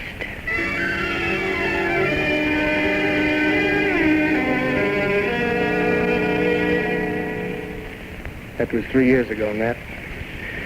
That's a long time to keep fighting, to keep believing. The sanatorium, the health farm, a psychiatrist, nothing worked. And still she holds on. She knows she's clutching a razor, but she won't let go. 3 years of it. Yeah, and how does it come out? I don't know. I haven't figured that far. Want me to tell you? Well, one day your guy gets wise to himself and gets back that gun. Or if he's only got $1.10, he goes up to the top of the Empire State Building, way up on top, and then...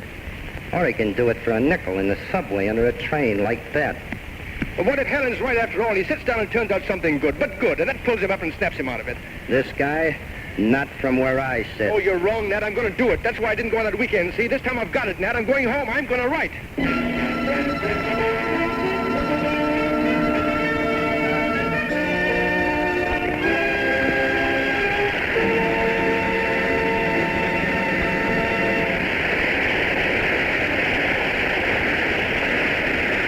Second act of The Lost Weekend, starring Ray Milland, Jane Wyman, and Frank Phelan, will follow in just a moment.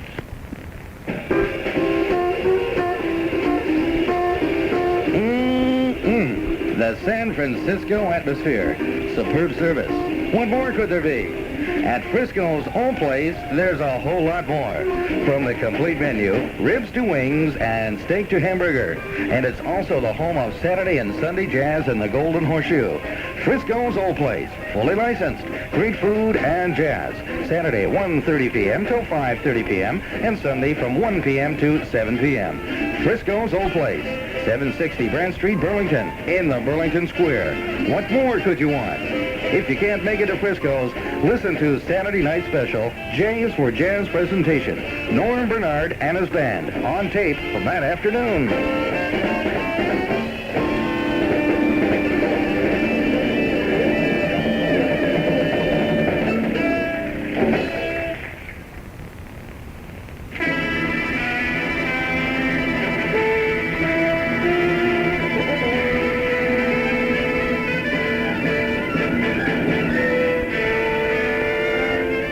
And now, Act 2 of The Lost Weekend. The Burnham apartment. The living room. The portable typewriter on the desk. Two shaking hands slip a sheet of paper in the machine and slowly, grimly begin to type. The Bottle. A novel by Don Burnham. For Helen, with all my love. With all my love. All right, Don. What now? Where do you go from here? How do you start? That first little sentence. Agony, isn't it? Huh? Maybe a cigarette would help. Right down the table by the... Oh, sorry. I didn't notice that bottle, Don. That was from last night. Last night, that was great, wasn't it? You know, maybe that's just what you really need, a drink. Just one drink to get you started. No, not that bottle. That's empty, remember? You want the other one, the one you hit. That's right, it might be in the closet, Don. It's worth a look. Not there?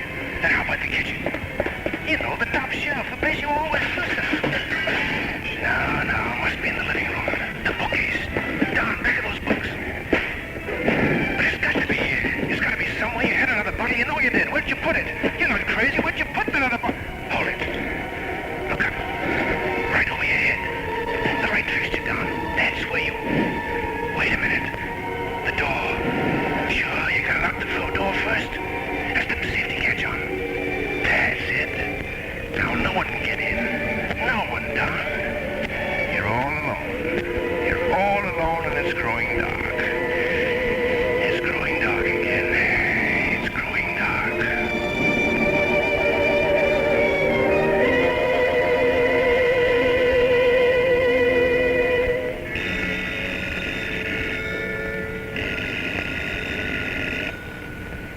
Stop it, Helen.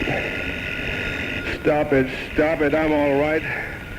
I just can't stop. Stop it! Sure, Don. Sure, you're all right. All you need is a drink. One drink this morning, you'll be fine all day. Tough luck, though. Bottle's empty. Any money? Not a dime. Nat got it yesterday. No credit either. No nothing. Unless you want to use that portable. Why not? Why don't you, Don? Why don't you give it to Nat? Why don't you get some good out of it? Now you're talking. Rip the paper out, slap on the lid, and let's get going. Sure, I know you're weak and the thing's heavy. But it's only 10 Nats. Just a block and a half. Come on. Start walking. You need the drink, boy.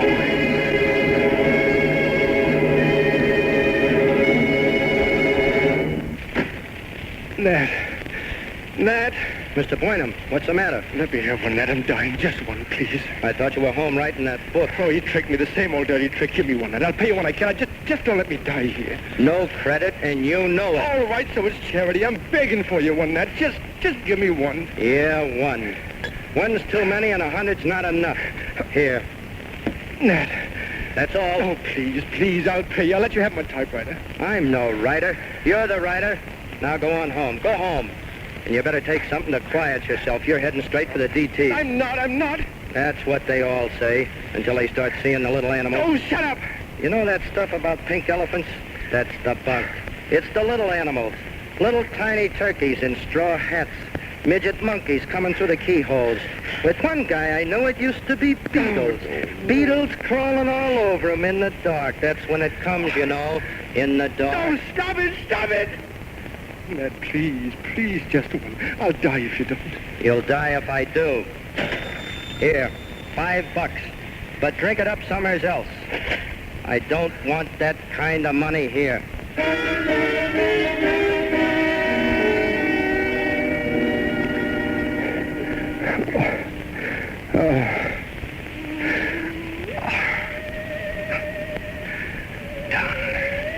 Come on, guy. Wake up. That's the trouble, isn't it, huh? You always have to wake up. Sort of grayish out down. What do you think? Dawn or dusk? What day is this, do you suppose? Saturday? Nah, couldn't be. You couldn't have finished 2 bottles that soon. Sure, you had 2 bottles. That gave you the money, remember? Good on that. Nice guy, but all wrong. All that stuff about the dark, the little animals. Not to you, Don. It couldn't happen to you. Why, it's almost dark now and you're okay. Sure. What's that? That sound? Seems to be coming from the wall. Yeah, there it is. That's strange. Right in the middle of the wall, a mouse. That's all it is. Wait, there's something else here. It's flying around. Watch yourself. It's a bat. He's going after the mouse. He's got him, Don. He's got him. Look. There, the wall is blood.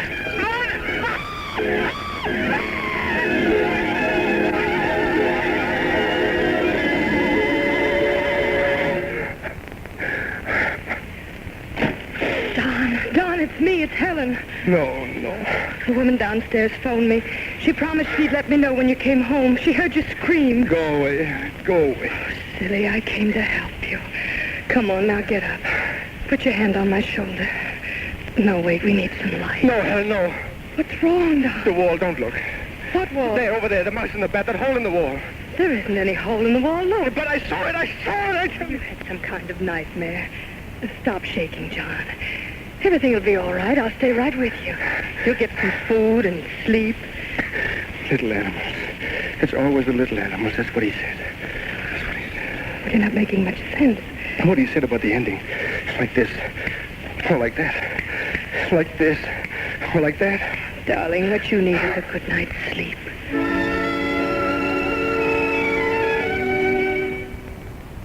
You're more than ready for spring. But is your car? Is it longing for a lube job, ailing for lack of alignment, itching for an ignition tune-up? King Car Service Center is the spring tonic for your car. Call King Car and arrange for a checkup to give your car the pep it lacks. You're ready for spring. Make sure your car is. King Car Service Center. 5 certified mechanics and guaranteed workmanship. 185 Cross Avenue in Oakville, 842-5333. Don, you awake yet? Come on, lazy bones. It's time to get up. I've got toast and coffee and scrambled eggs and... Don, did you hear me? Don, why don't you... Gone. He's not here. He's gone.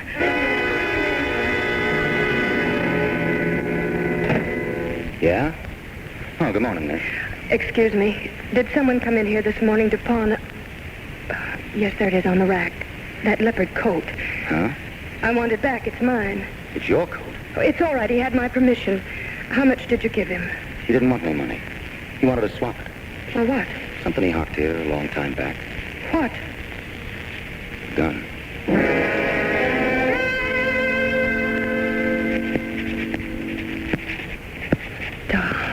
Helen, how the devil did you get in? I got the pass key from the janitor. The safety latch wasn't on. What's the matter? Why are you looking about this way? No reason. I just wanted to be sure I left everything right. Well, I'd like to finish up a few things before Wick gets back. You'd better run along. And thank you. Don, there was some whiskey left when I cleaned up last night. Was there?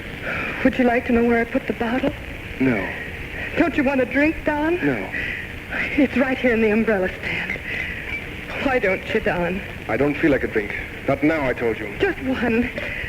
Here's a glass, please. Say, what are you up to? Drink it, you need it, Don. I want you to drink it. I'll get you some more. I'll get you all you want. What kind of talk is that? I will, I mean it. I'd rather have you drunk than dead. Dead? Who wants to be dead? Don't lie to me. You have a gun and bullets. If those bullets aren't in this drawer... All right, they're not there. So what? This business is just a formality. Don Burnham is dead already. He died over this weekend. That's not true. It is. He died of moral anemia, of fear, of shame, of DTs. That Don Burnham. And now you want to kill the other one? What other one? There were two Dons. You told me so yourself. Don Burnham the drunk and Don Burnham the writer. It's just the drunk who died, so the writer's free. No one to whisper anymore. No one to interfere. Stop trying to stall me. It's too late, Helen. What do you expect, a miracle? Yes, if I could only make you wait. Who is it? It's me, Mr. Burnham. I got something for you. Come in, Nat. What is it?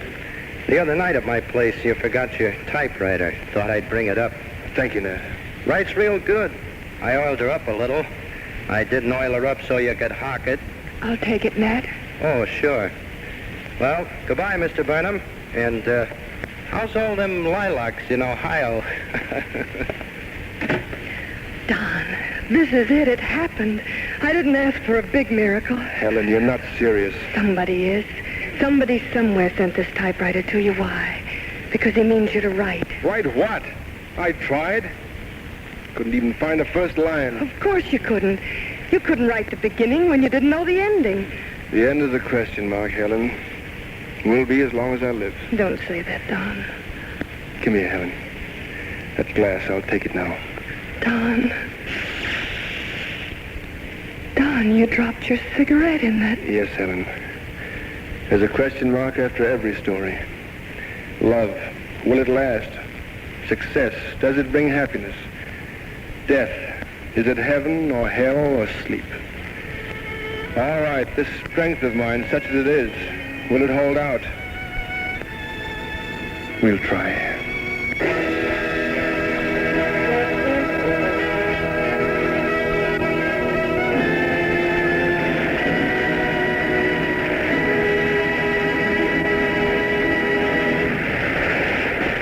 On behalf of the Motion Picture Relief Fund, thank you, Ray Milland, Jane Wyman, and Frank Phelan for your deeply moving performances.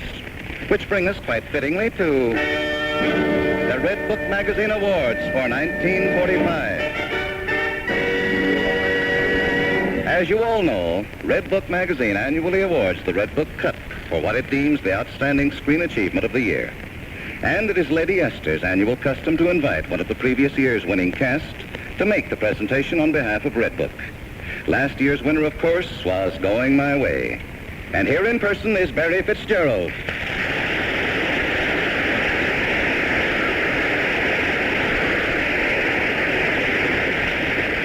Thank you very much. Well, I've just this to say.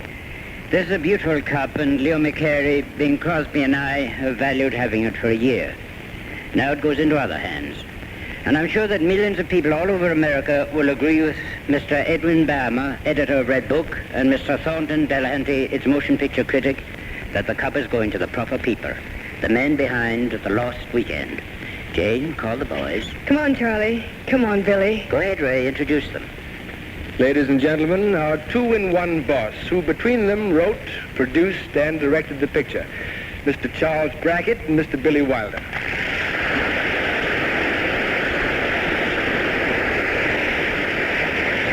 Ladies and gentlemen, this is an honor indeed. In accepting it, Mr. Wilder and I want to thank the people who made the picture possible.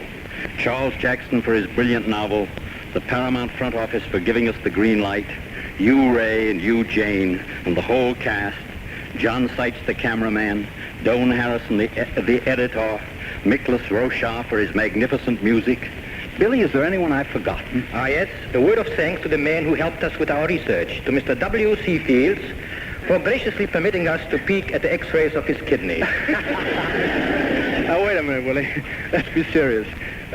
Speaking for all who worked in it, let me say that we are proud that a story like The Lost Weekend should ever have been brought to the screen. We think it marks a forward step towards Hollywood's real coming of age. And if the screen can approach all human problems with this same sort of frankness, this same sympathy, and this same desire to help, then Hollywood will have justified its place and its importance in our lives. And that's about all, except for all of us. Thanks to Red Book, thanks to Lady Esther, and good night.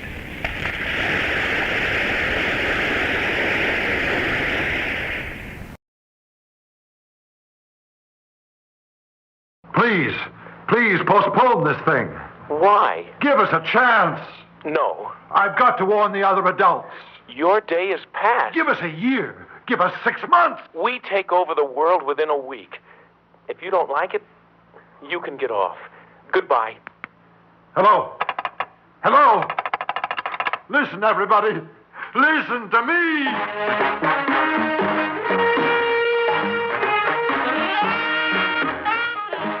Theater 5 presents Rebellion Next Week.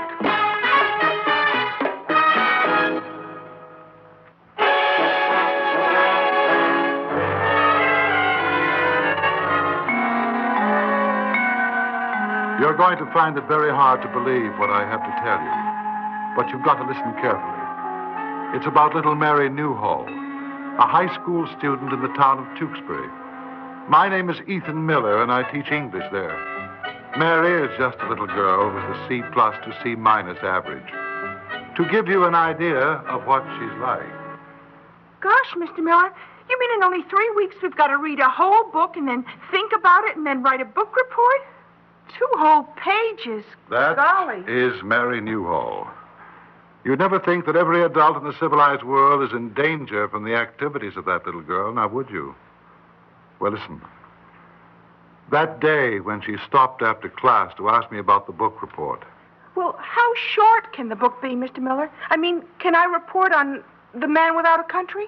Oh, well, that's a short story, Mary. You will report on a full-length book. Oh. Well, all right then, Mr. Miller, but golly, all the teachers give us so much work. Oh, Mary. Mary, did you leave this notebook here? Mary! Oh, well. I wasn't sure the notebook I discovered belonged to Mary, so I looked in it. It was filled with names and addresses. Addresses in our country and Canada and Europe, Asia, and Africa. And that puzzled me, but it was Mary's notebook, all right. There on the front was a sticker saying, I love Paul. And in a teenage scrawl that I recognized, her name, Mary Newhall. I happened to live near the Newhalls, so on the way home I took the notebook to her house. Her father told me that she was in her study over the garage out back, so I went out there, climbed the stairs, and...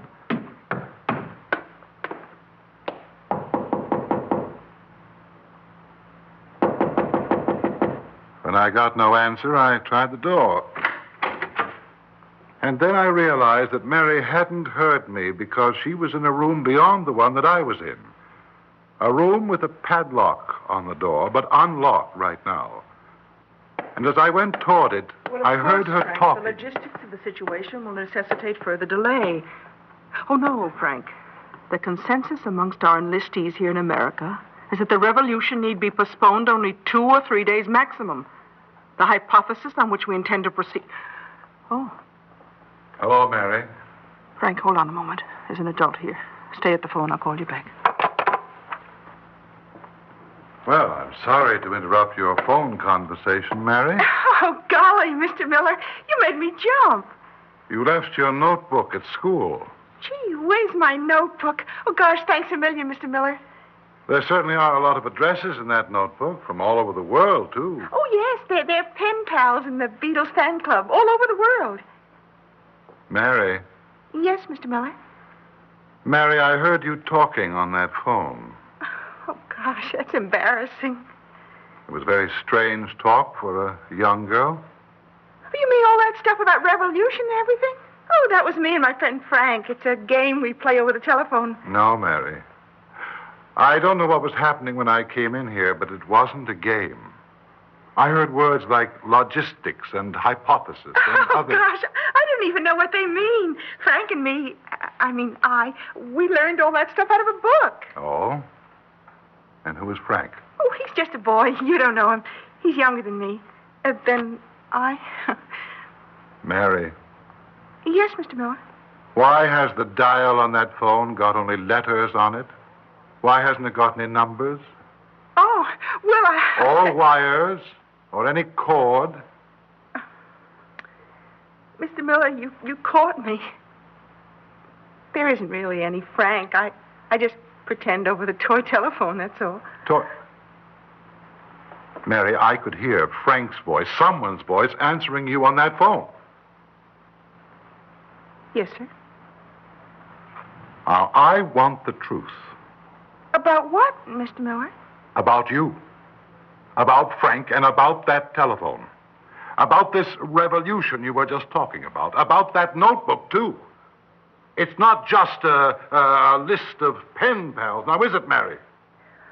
You want to know quite a lot. I certainly do. All right. How did that door close? I closed it. But you never moved. You just sat there and it closed behind me and... Let me see. Oh, it's quite impossible to open it, Mr. Miller, until I release it. Mary Newhall, just what's the meaning of all this? Well, that's what we're going to discuss.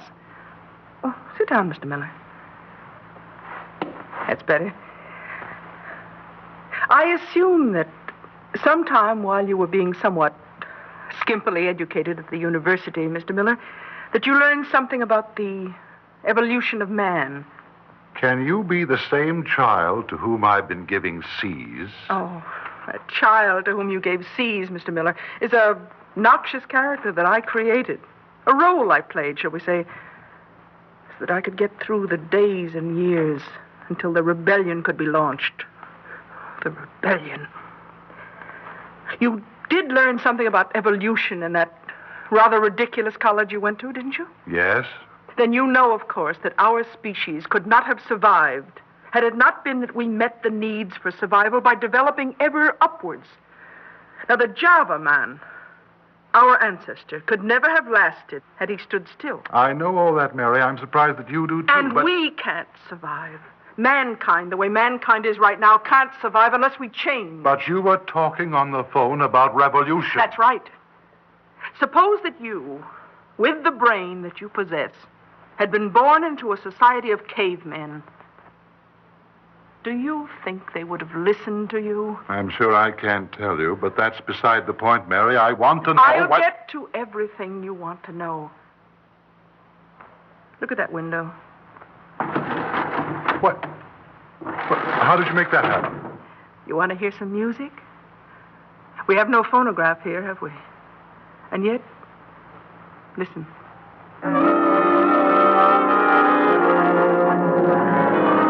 Good heavens.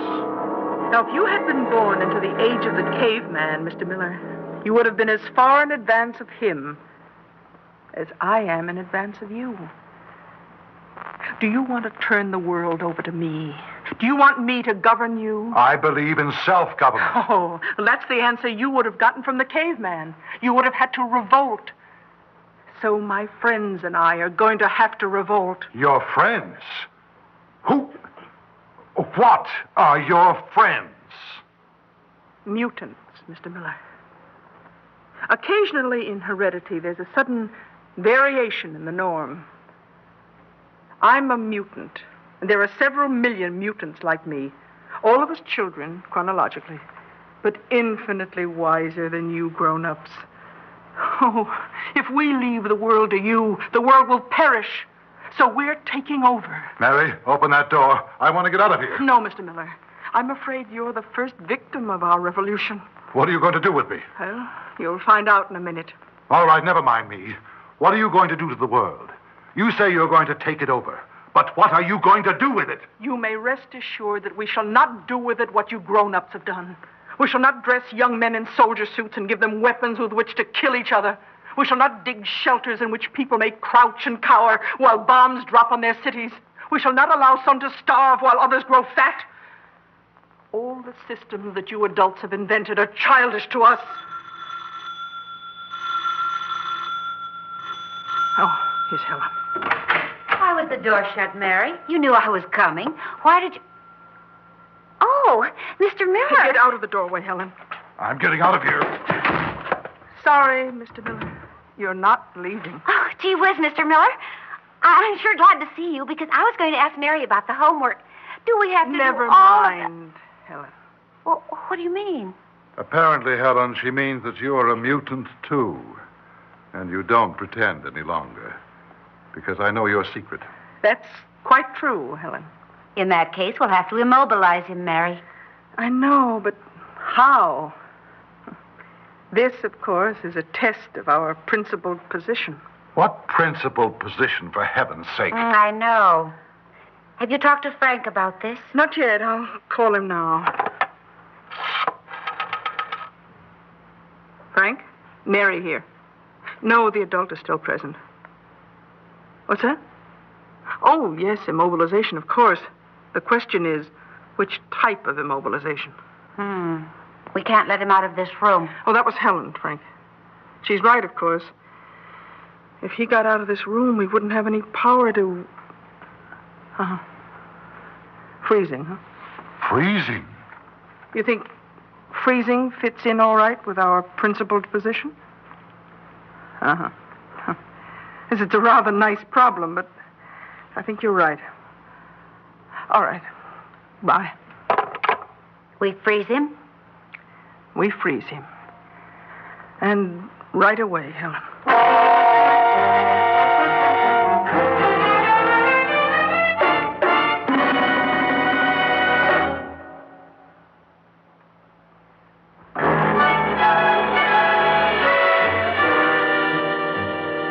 I listened intently to everything that was said during Mary's phone conversation with Frank.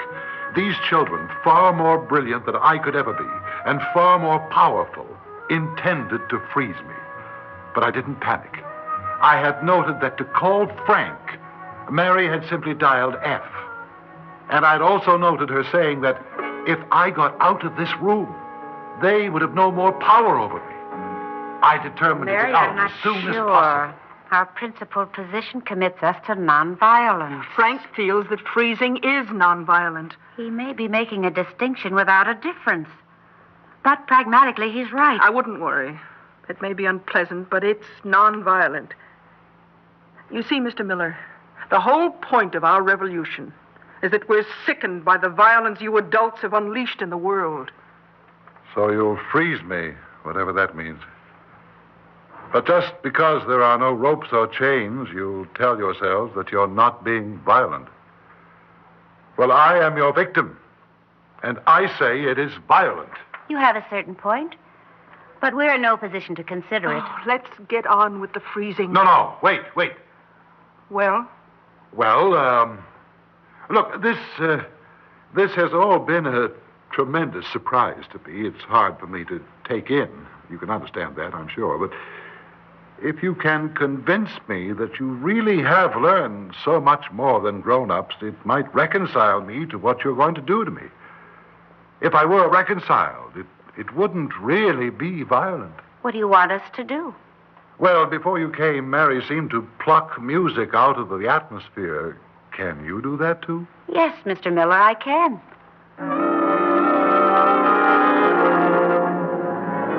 It's amazing. And somehow it helps me to understand.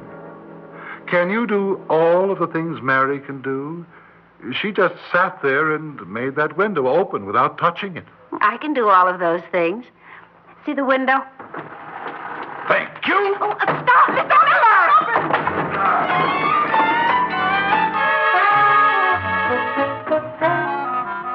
It was a two-story drop, and I was stunned for a moment just lying there.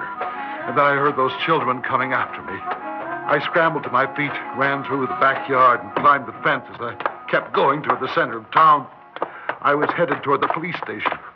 I wanted those children, those monsters, captured and locked up. I was pretty sure they could hurt me only in that room over the garage that I just escaped from. I wanted to maneuver them into a trap.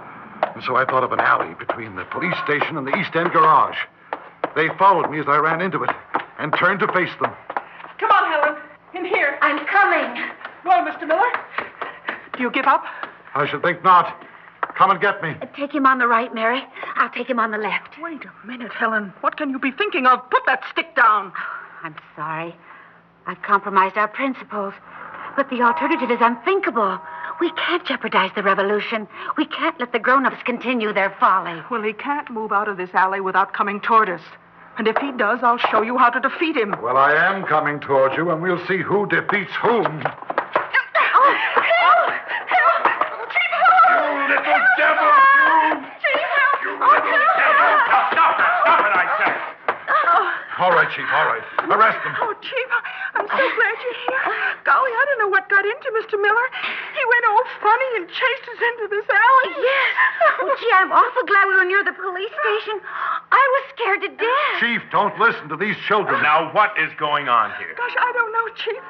Mr. Miller started chasing us and yelling things we didn't understand. Oh, now, I can't believe that of Mr. Miller. We couldn't either. We didn't even run at first, did we, Mary? No, but when he started to grab Chief, us... will you please listen to me? Oh, he scares me the way he Now, shouts. calm down. I'll listen to you, Ethan. Well, Chief, these children are planning to overthrow the government. Now, what kind of talk is that? Look in that pocketbook there. You see that notebook? Mary, give him your notebook. Well, what about it? Oh, it's my pen pal's notebook. Here, you can have it. Look at the names and addresses in that notebook, Chief. She says they're pen pals, but she doesn't write to them. She telephones. Oh, no. Wait a minute, Ethan. Here's one in Tibet. You want me to believe that she telephones him? Look, Chief, believe it or not, these children are engaged in a conspiracy. Gosh, Mr. Miller's flipped his lid. Chief, I've been a school teacher in this town for 7 years. Did I ever seem crazy to you before? No. All right, then. Just what am I accused of? Maybe he was molesting us. I read once where a teacher ran it. Shut up, you. I mean, this is a terrible misunderstanding. Now, Chief, I claim there's something very, very wrong with these two girls. Maybe my claims seem pretty strange to you. But if these two are innocent, they'd be willing to sit and wait for a while in the station house if you asked them to. Now, wouldn't they? Well, I should certainly hope they'd respect my badge. All right then. Please, take them to the station house and let me go for half an hour. Well, what for? To gather evidence, to clear my name. All right, Ethan, all right. You kids willing to come to the station house with me? Oh, sure. Oh, if you go by my house, Mr. Miller, tell Mama I may be late for supper. I hurried back to the room over the garage, and I started searching. I knew I had to produce some evidence, but I couldn't find anything. I remembered what the children had said about the way we grown-ups had made a mess of the world. I remembered their policy of nonviolence. And then I thought of the world we live in. The dread of the bomb, poverty, slums and crime, suspicion and fear among nations. And suddenly, I knew what I wanted to do. I picked up the phone, and I dialed F. Hello, Mary. What happened? This isn't Mary, Frank. This is the adult she told you about. Yes? I want to say to you, Frank, that I understand what you children are trying to do. Go on. And I agree that it is necessary. That makes you somewhat brighter than most of mankind. But I want to ask you one thing, Frank. Please. Please postpone your revolution. Why? Give us a chance. I'll warn the other adults. I'll preach to them on the street corners. No. I'll tell them that we've got to be neighbors and brothers to each other. Please give us a year. No. Give us 6 months, then. No. You adults had your chance. Your day is past. We take over within a week. And there will be no postponement. But Please, no, listen to me. Come back, Frank. Hello? Hello? Please answer. Please.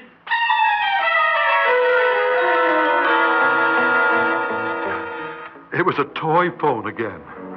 And there was no other evidence. No other evidence. I went back to the police station, told my story, and Chief Hobbs simply laughed at me. He called the superintendent of schools, and he told me to get out of town. That was yesterday. Last night, the school board met, and they fired me. I'm disgraced and out of my job now. But that doesn't matter. Listen to me. Listen to me, everybody. The rebellion is next week. We have less than a week to make this a decent world. Okay, come on, Ethan. Now move along. Listen to me.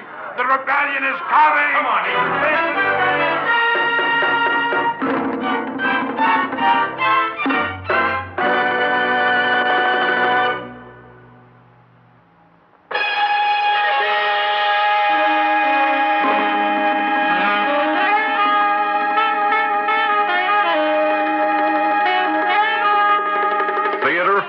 Has presented Rebellion Next Week, written by Robert Senadella and directed by Warren Somerville.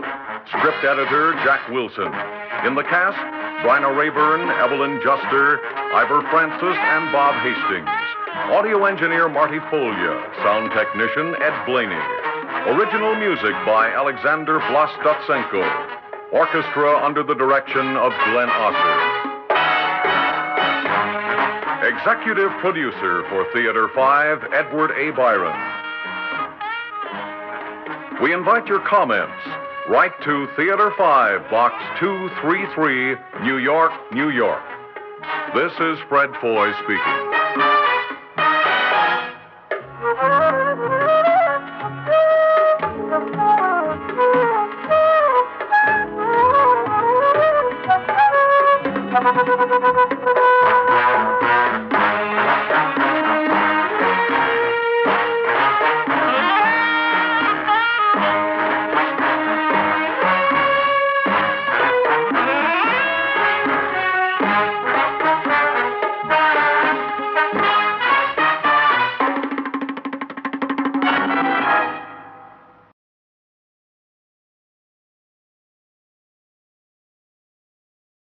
The BBC presents Guilty Party.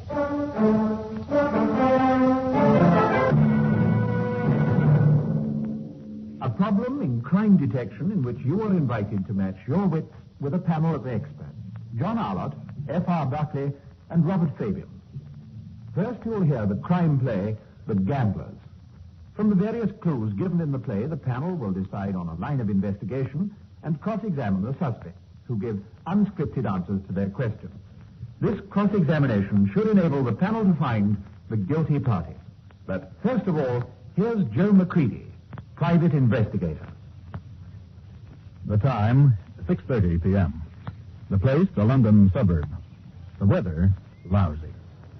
It had been raining for a solid hour and looked all set to go on doing just that for a solid week. That's when you want a taxi bed. That's when everybody wants a taxi back. Now, there's one pulling up. Nah, somebody else there. Come on, they'll do you. Stop, we're getting wet. Look, I'm just an ordinary commoner garden Canadian-born private investigator. I have no pull with taximen. You're Inspector Galloway of Scotland Yard. Suppose you try using a bit of your influence. I don't have any. Hey, here comes a police car. You work for the same firm? Ask them to give us a lift. Give us a job, does that? Any stopping for us? Not likely. Get into that shop in a hurry. Let's take a look, shall we? At least we should be out of the rain. Yes. Come on.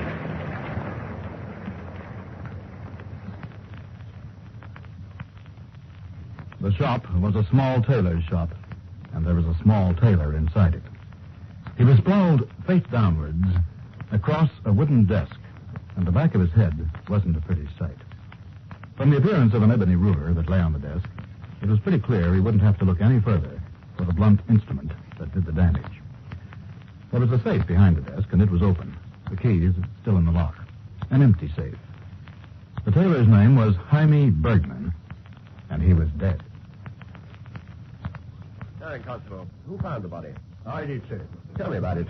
Well, you see, sir, I was on my rounds. It's early closing day, you see. What time do the shops close on early closing day? 1 o'clock, sir. Does this shop close too? Oh, yes, sir, always. So I was trying the doors as usual, and much to my surprise, Hume Bergman's shop door opened. I looked in and saw this. At what time? 10 minutes ago, sir, 6:20. And he was dead then? Oh, yes, sir. I don't reckon he'd been dead long, though. The body's still warm and the blood's not coagulated. Well, we'll see what the doc has to say about that. Funny. Obviously somebody doesn't know it's early closing day. Yes? Come on, Jaime, shake yourself. We said 6:15 at the Clarence Hotel. We're all here waiting for the share-out. What are you messing at, Jaime? The Clarence Hotel? Of course, where else? And we're waiting. We all need that money pretty bad to get a move on. We'll be right along. Come on, Joe. There may be a clue at the Clarence Hotel. Some people are waiting for Hume Bergman to bring along money for a share-out. Constable, put a watch on this place and don't move anything. Very good, sir. But whoever done this job must have been known to Hume Bergman. Well, what makes you so sure? Well, he kept his shop door locked and bolted and never opened it on early closing days until he'd had a very good look at who was knocking. Hume Bergman was a very nervous man, sir. And on Wednesday afternoons, he'd always tot up his cash, ready to bank it on Thursday mornings. How do you know all this? Because if he'd had a heavy week for cash, he always used to get me to walk with him to the bank. Sort of bodyguard. I see. Thanks, Constable. Tell the fingerprint boys to get to work on the ruler and the safe keys. I'll be back. Come on, Joe. At the Clarence Hotel, a private room had been booked by Hume Bergman at 6:15. Inside it, there was a large table loaded with drinks, another large table loaded with food, and 4 people, 2 men and 2 women.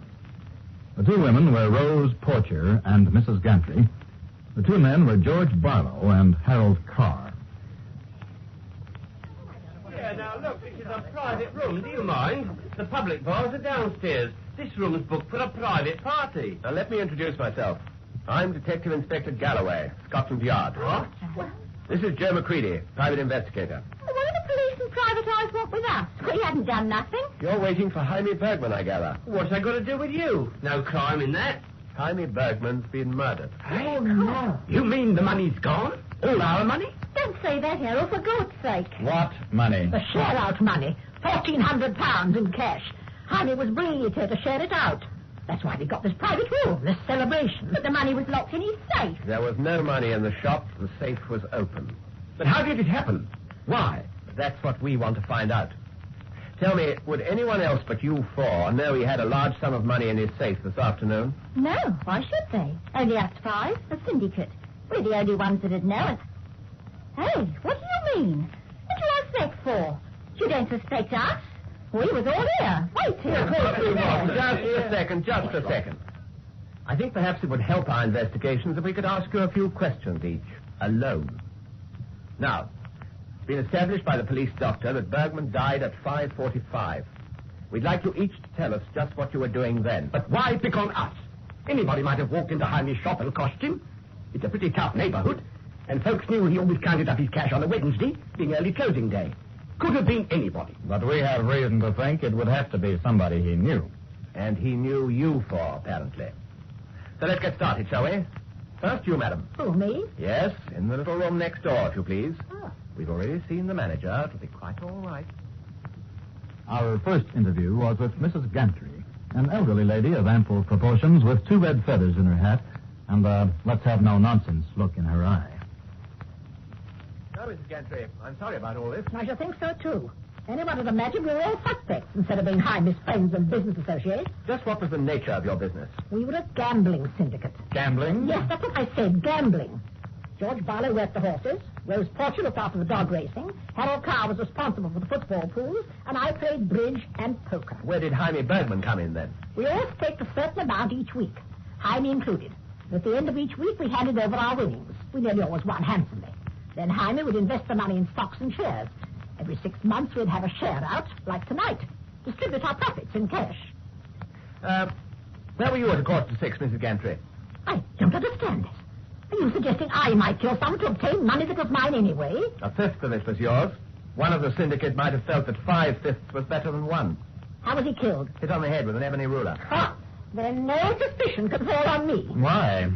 Haven't you got an ebony ruler? It isn't that. I play cards because I'm crippled with arthritis and can't move my arms and legs enough for more active pastimes. I couldn't hit a man on the head with a ruler to save my life. Ask my doctor. All the same, where were you at 6:15? In the bath. Was anyone I else... take my baths alone. I mean, was there anyone in your house or flat who could vouch for that? No. I live alone. You have my word, haven't you? Mrs. Gantry, how far is your house from Jaime Bergman's shop? Oh, 5 minutes in the car. You drove here by car, did you? With my arthritis, you'd hardly expect me to walk, would you? Mrs. Gantry, pardon my saying so, but you seem to be, well, hardly the type to be mixing with the people in the other room. Or with Jaime Bergman. They're gamblers. So am I. And I enjoy their company. I find it preferable to a lot of other people's. Policemen, for example, and private investigators. Will that be all? That will be all. Thank you, Mrs. Gantry. Please ask Mr. Harold Carr to come in, will you? Harold Carr was what Dylan Thomas would have described as a small, absconding man.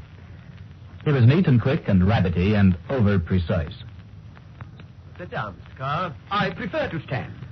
After all, if I'm to be cross-examined like a criminal in the dock, I may as well behave like one. Mr. Carr, all we want to do in everybody's interest, including your own, is to establish that you haven't behaved like a criminal. I was very fond of Jaime Bergman. We all were. And we were all delighted with his flair for picking out investments that would make first-class capital gains. Why should any of us want to hurt him? He was a financial asset. He was killed at 6:15. Were you around at that time? No, I certainly was not. I was in Meriden Road in the pouring rain, changing a wheel on my car. I heard the church clock strike the 1/4 hour as I started work on it. How long did it take you? Well, my car doesn't have a hydraulic jacking system. I had to do it the hard way. I suppose I must have finished about 6 o'clock. Yes, about then. Any witnesses? No, not in that rain. Except that... Yes, just a minute. After I had finished, I went across the road to a wash and brush up place. A gentleman's lavatory. Was there an attendant on duty? Oh, yes. He gave me some special stuff to get the oil and dirt off my hands. Have you seen Jaime Bergman previously today? No. Did you know he'd have this money in his shop? Well, naturally. Early closing day was his accounting day, when he added up his cash. And, of course, it was after bank hours, so one would know he must have the share-out money with him. What is your own financial situation at the moment? Not terribly satisfactory. Seeing Jaime make money on the stock exchange tempted me to try and do the same thing. I soon found out I did not possess Jaime's natural flair for that sort of thing. £1,400 would have helped you. £1,400 would help anybody. How far is Jaime's shop from this place in Meriden Road where you repaired your puncture? Oh, about 1/4 of an hour's drive in the car. More in heavy traffic. You won't mind if we check up on your car, will you? Just to make sure a wheel has been changed. I have nothing to conceal whatsoever. Thank you, Mr. Carr. Ask Miss Porcher to come in, will you, please? Rose Porcher was an attractive young woman of about 27, with a nice figure and no inhibitions about displaying it to the best possible advantage. Now, Miss Porcher, I'm sorry about all this, but... Look, before we go any further, you'd better know that I went to see Jaime this afternoon. Oh? What time? About 4 o'clock. Why? I wanted him to give George some money. George? George Barlow. Him and me are sort of that way about each other.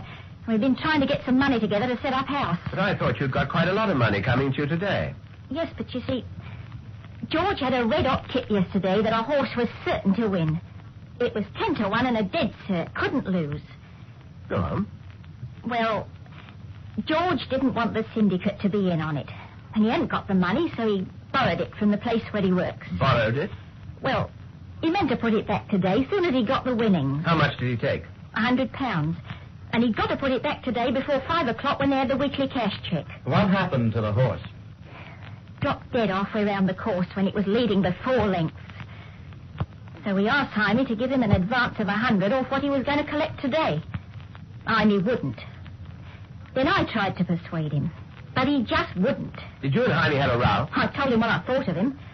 And of course he said George was really double-crossing the syndicate, keeping a dead-cert bet to himself, so he must take the consequence. Miss Porcher, when you went to see Jaime at 4, was his front door locked? Yes. He unlocked it to let me in. And locked it again after you left? Locked and bolted it. Would you say that Jaime wouldn't let anyone into his shop unless he knew them? Not on a Wednesday afternoon. We all knew that. He wouldn't even serve a customer. Funny like that he was.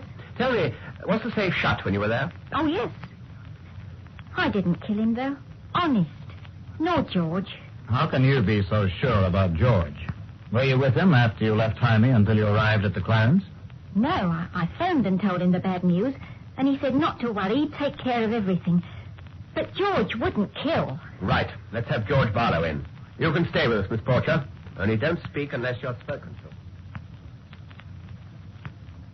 Mr. Barlow, we understand from Miss Porcher that you needed money badly this afternoon. Well, not badly enough to kill for it. What you been saying then, Rosegill? Only the truth, George, and that you've never killed nobody. Right, too. When she told you she couldn't persuade Jaime to fight with £100, you said not to worry, you'd take care of things. Sure I did. So I did the only thing I could do. Went and told the boss I'd borrowed the 100, but we'll put it back tonight. What did the boss say? Sacked me on the spot. He said if the money wasn't back with him by 7:30 tonight, he'd tell the police. You certainly had reason to dislike Jaime then. So what did you do when the boss sacked you? Well, it was about 5:15. I walked about a bit thinking like, and it started to pour with rain, so I went into the Elite News Cinema. Well, Jane, we went there last night. Well, what else could I do to kill time? The meeting wasn't until 6:15, and I got no Macintosh. You didn't go and see Jaime at all this evening? No, I saw him at dinner time. He was real nasty. So I asked Rose to try. The Elite News Cinema is only about 2 minutes' walk from here. Anybody speak to you? Anybody there able to support your statement? I wouldn't know. I was just one of a queue at the box office going in. People was getting out of the rain like me. I was just one of the crowd. I see. Thank you, Mr. Barlow. And you, Miss Porcher. Well, Joe, let's get to work. So we got to work.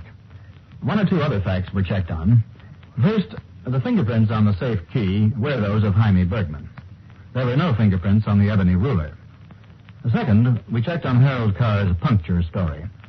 The wheel had been changed recently, and the punctured tire was in the boot. The dust and dried mud on the wheel of the puncture matched up with similar dust and dried mud on Carr's gloves.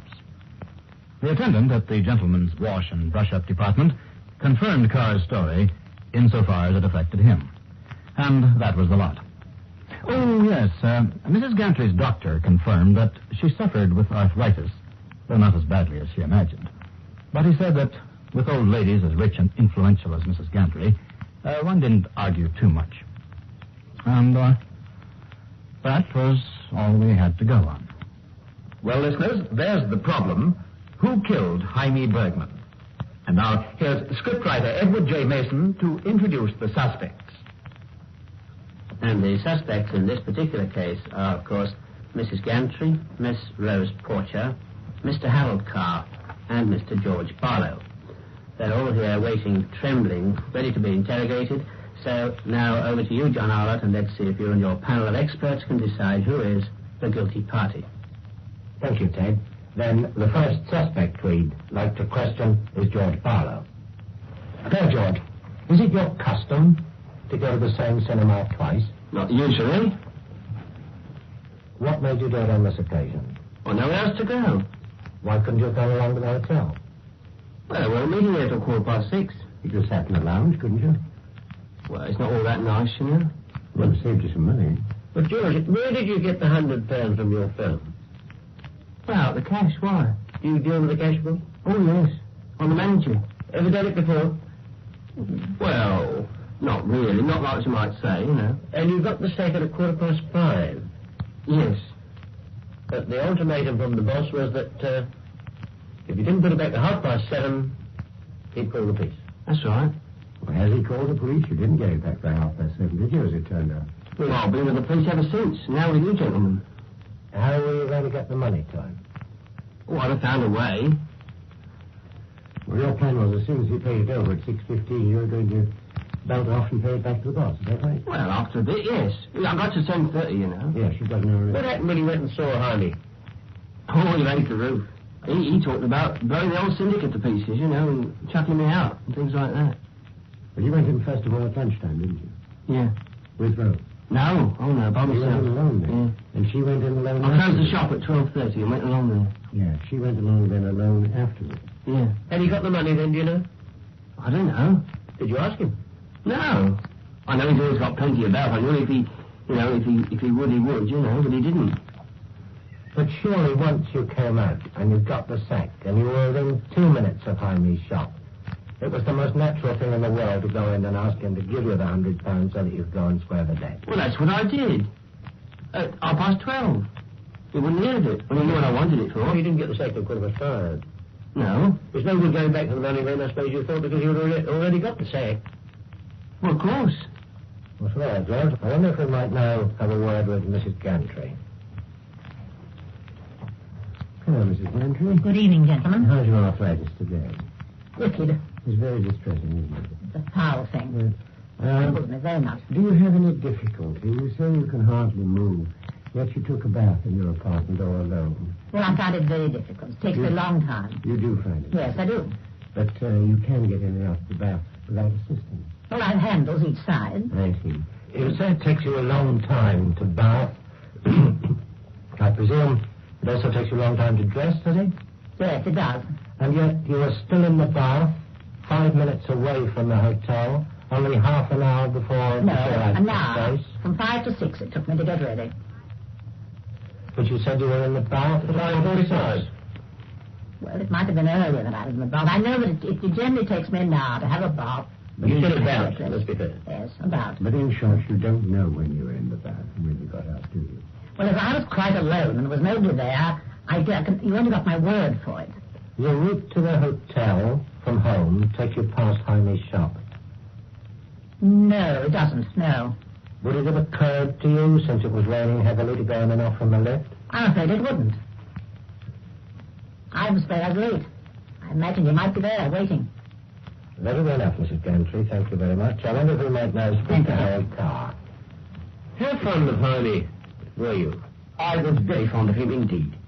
As we all were. He was a most lovable little man, with a great warmth of humanity. But you must have envied him his remarkable ability with the stock market. Indeed I did. Yes. Now, you tried to emulate him and didn't quite... Unfortunately, no. Now, when had you lost this money? How long before? Well, it was over a period of time. Yes. Not any one... It was one of those things that mounted up. Quite. But when did you know you were severely in the hole? Well, I wasn't exactly severely in the hole. I was nearly lost £200 or £300 that I'd hoped to... Exactly. Well, how much were you in the hole? About 300. About 300. And your share of this money would have covered it, would it? Yes, just about. Where did you have your puncher? Meriden Road. Meriden Road. And how far is that from Jaime's shop? About 15 minutes. You were driving through the rain before you got your puncture. It was raining when the puncture happened, yes. How long had it been raining then? 5 or 10 minutes. Had there been showers earlier in the day? Not to my knowledge. Maybe in other parts of London, I don't know. I noticed that you said when you went to this wash place, you went to wash, I think you said grease and stuff off your hands. Yes. You said nothing about mud. Is that because you wear gloves or something?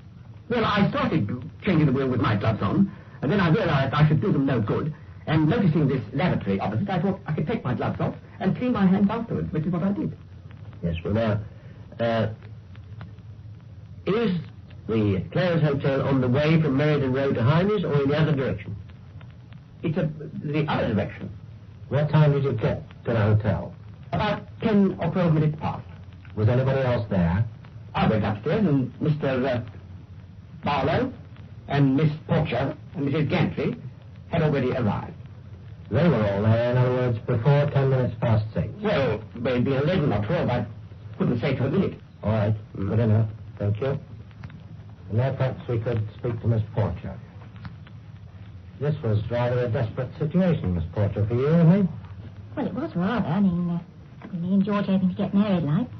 Oh, you were there at 4 o'clock, did you, Miss Porcher? That's right, yes. And you pleaded with him for money for George? Yes, I did. And absolutely no good. You met with just a flat refusal? Absolutely. I mean, did you telephone George? Yes, I did. I went straight out about 10 past, I think. Yeah. Rang him up, told him what had happened. Yeah. Then I had to go round to the hairdresser for my boss. Wanted me to try out a rival firm that had just come in the next street. And you did notice that the safe was shut then, didn't you? Oh, yes, it was. Definitely shut. 10 past 4, that is. Yes, yes. Were the keys in the safe when you were there? No. You looked then, did you? Well, I noticed it. It's not a very big room, you know. You've got to edge around it. Did Harvey tell you he'd got the money already from the bank? Well, no, it never came up. I mean, we just took it for granted it was there. I mean, it always was on share out there. Where else could he get it from? Bank was shut by then. But he let you go round behind him, between him and the safe, did he? No, the safe was behind me. I came and sat in the chair just in front of it. Was the ruler there? Did you see it? I didn't notice it. Well, there's the producer's signal, so let's say to Ted Mason, all right, Ted, here are your suspects back.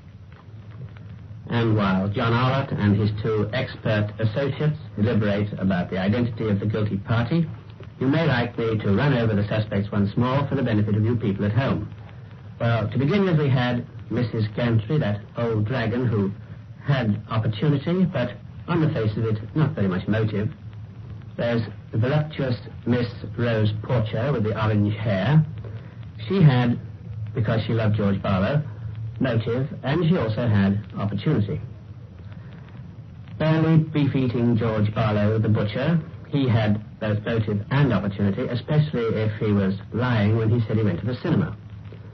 Lastly, we have prim, precise Mr. Harold Carr, who had motive, certainly, but on the face of things, as they're presented, he doesn't seem to have had very much opportunity. Well, those are the 4 suspects, and whatever you may think at home about the identity of the guilty party, I can see from the look in John Arlott's eye that he is now ready to disclose what he and his 2 experts think. Come in, please, John Arlott. Well, there's a fine tone of irony about the word experts, as far as we're concerned, Ted, but we plump for Harold Carr. Why? On these grounds, he says, how was he killed? He's not told, and then he refers to Cushing. Secondly, although, presumably, the car is examined as soon as possible afterwards, the spare tire is found to have dried mud on it, and not wet mud, as we would expect from a tire that had been changed in absolute pouring rain and was being driven through pouring rain for 10 minutes. If he'd used gloves to start with and got mud on them, why didn't he go on? But to use both gloves and bare hands seems to us not quite to hang together, and we think what happened is that he certainly did have a puncture and change a wheel, but not at 5:45. We think that happened probably before the rain started, hence the mud was dry.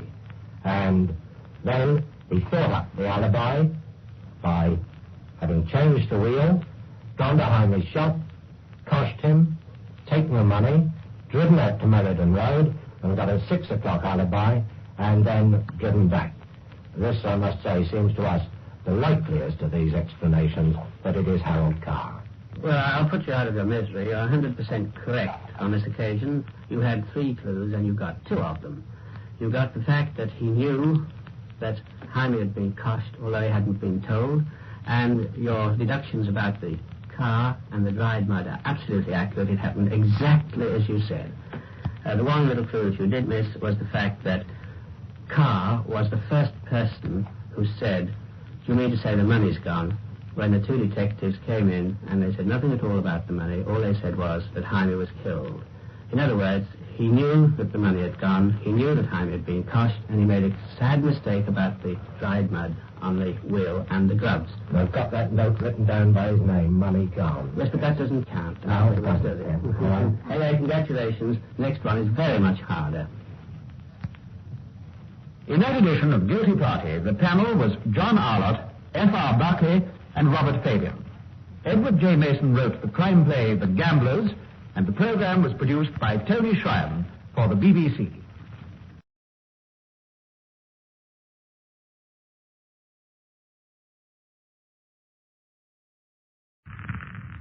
The BBC presents Guilty Party.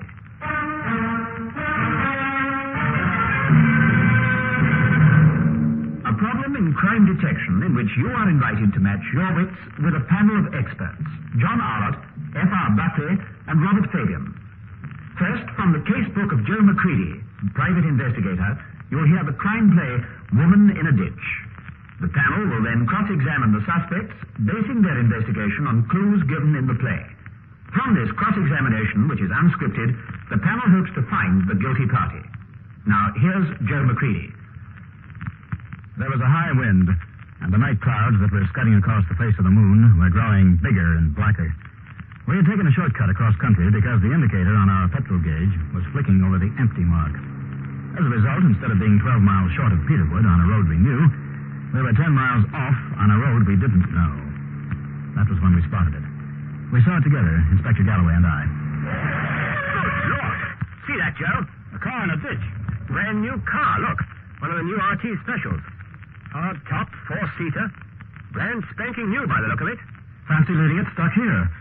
Must have gone for help. Somebody inside, Joe. These things always happen to us. All right, man, be with you. The door's locked? No. Now then. Oh, thank heavens. Help me out quick. What kind of smell? Ether? Chloroform? Oh, something of the sort. Maybe get some fresh air. I'm half suffocated. What time is it? 7:45. Oh, damn. They've done it on me after all. It's him. He did it. I bet it was him. Who? My husband. He tried his hardest to keep me out of the play. Look, suppose you tell us what happened. We thought you just skidded. Me? Oh, no, I'm supposed to be on the stage tonight at 7:30. Whereabouts? In Peterwood, in the Little Theatre. Amateur dramatics. We're doing a streetcar named Desire. I was playing the Vivian Lee part. Well, if the curtain went up at 7:30, I'm afraid you've had it. I hope you had an understudy. I did, don't worry. Dear little Joan Clark. She might easily have done this. Very easily. But I'm still betting it was my husband.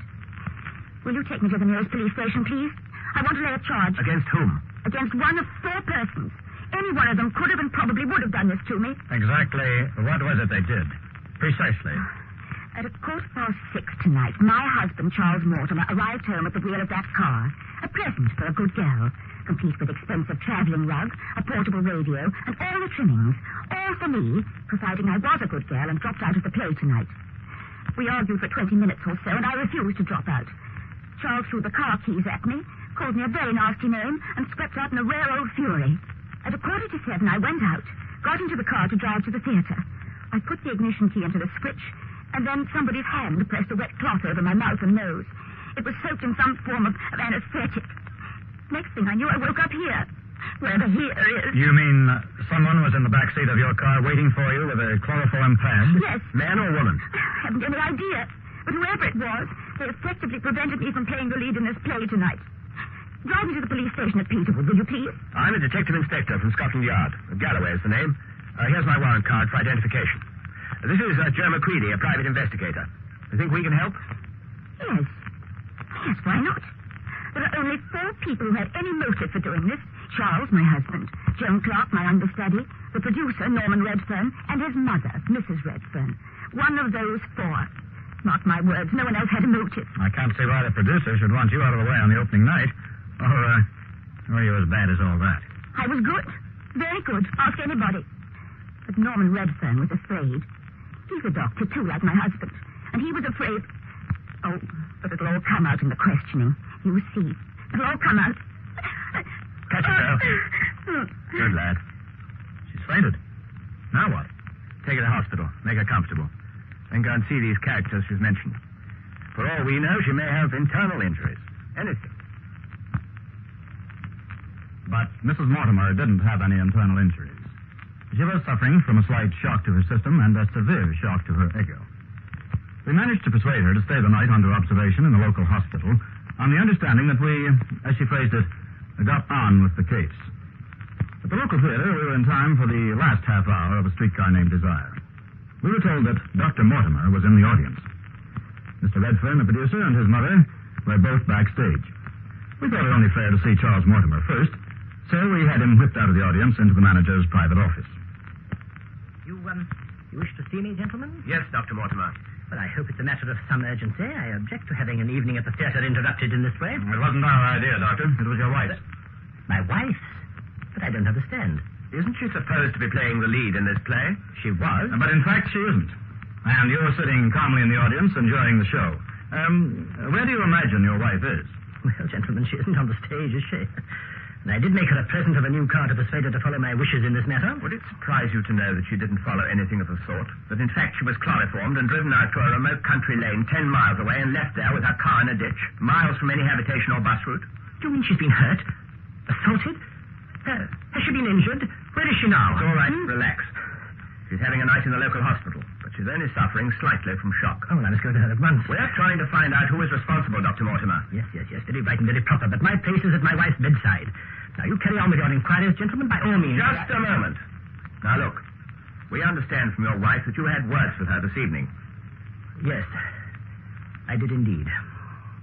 I was prepared to go to almost any lengths to stop her from appearing in this frightful play, especially in the role of a cheap tart. You see, I hold a responsible and a dignified position in this small town. The last thing I wanted was that sort of notoriety for my wife. So, all this trouble has one silver lining. It prevented your wife from the play. Yes, there is that. You arrived home at 6:15 in the new car. Yes. I parked my own in the free car park adjoining the high street. I then went along to the automobile agents and collected the RT special as a surprise for my wife. I brought it home, and I felt confident that with such a present even she would agree not to appear tonight. Yet when I gave her the keys, she still defied me. So? So I stormed out of the house and I left her. Then what? I jumped onto a bus and I came into town to collect my own car. I drove around a bit, simmered down, and finally drove back to the theater to see whether she changed her mind.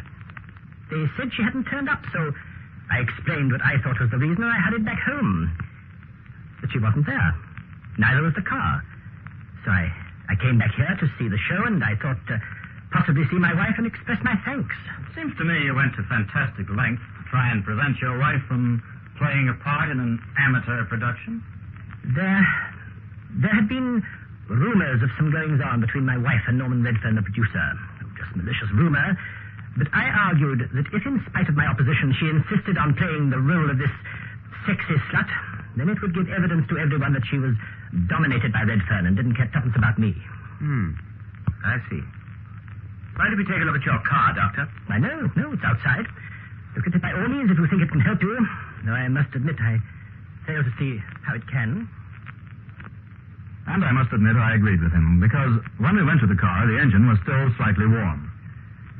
Mortimer unlocked it, and we took a look inside. No sign of any ether or chloroform, although there was a doctor's bag containing the usual medicines and instruments. We told him we'd see him later, and we went to have a word with the other suspects. The understudy who'd stepped into Mrs. Mortimer's place was the one we saw first, Joan Clark. She told us the intensity of her acting had left her feeling sick and exhausted. I guess it had much the same effect on the audience. You are a professional actress, Miss Clark? No, purely amateur. I work as receptionist for Dr. Redfern, our producer. Does that mean you spend a certain amount of time in his surgery? But of course. And now to return to the play. Does Dr. Redfern have any ether or chloroform or anesthetic of any kind in his surgery? Naturally. But what that's got to do with the streetcar named Desire... How well did you know Mrs. Mortimer? Not at all. Would you say she was having an affair with Dr. Redfern? Well, really. Would you say she was? I'd say she'd like to have an affair with him. She threw herself at him enough. Ask Norman's mother, she'll tell you. But what's all this about? Can you drive? Yes. I haven't got a car, but I can drive. How did you get here tonight? On the bus. What time? Oh, I suppose I got here about, early. 10 to 7. Why so early? I was excited, because I thought I'd be playing leading lady. What made you think so? Dr. Mortimer phoned me late this afternoon and warned me I might be wanted for the lead, because he was hoping to be able to persuade Mrs. Mortimer to back down. You knew he disapproved of his wife playing the role? Oh, yes. Everybody knew. What did you think of Mrs. Mortimer's new car? It was noisy and flashy and bright scarlet and very expensive. Ideal for her. How did you know so much about it? She told everybody it was on the way. Then I saw it from the top of the bus on my way here. The bus route passes Dr. Mortimer's house. What time would that be? Time? Between 20 and 7:15, I suppose. Something like that. Did you see anything of Dr. or Mrs. Mortimer? No. Just the car outside the front door in the drive. He's got a porch light, and the car looked very swish standing there, I must say. You couldn't help but notice it. Miss Clark, tell us frankly, are you in love with Dr. Redfern? I don't see that's any business of yours. But whether in love with him or not, I like him a lot. He's a dear. And I wouldn't see him waste his life with that hateful, oversexed madam any more than his mother would. She's a real lady, she is. His mother, I mean. You mean that either you or his mother would be prepared to take drastic action to prevent Norman Redfern from ruining his career? Yes, if necessary. Especially with her. Oh, thank you, Miss Clark. Now, I think we'll speak to Dr. Redfern. Now, Dr. Redfern. Where is she? Where's Mrs. Mortimer? Why do you ask?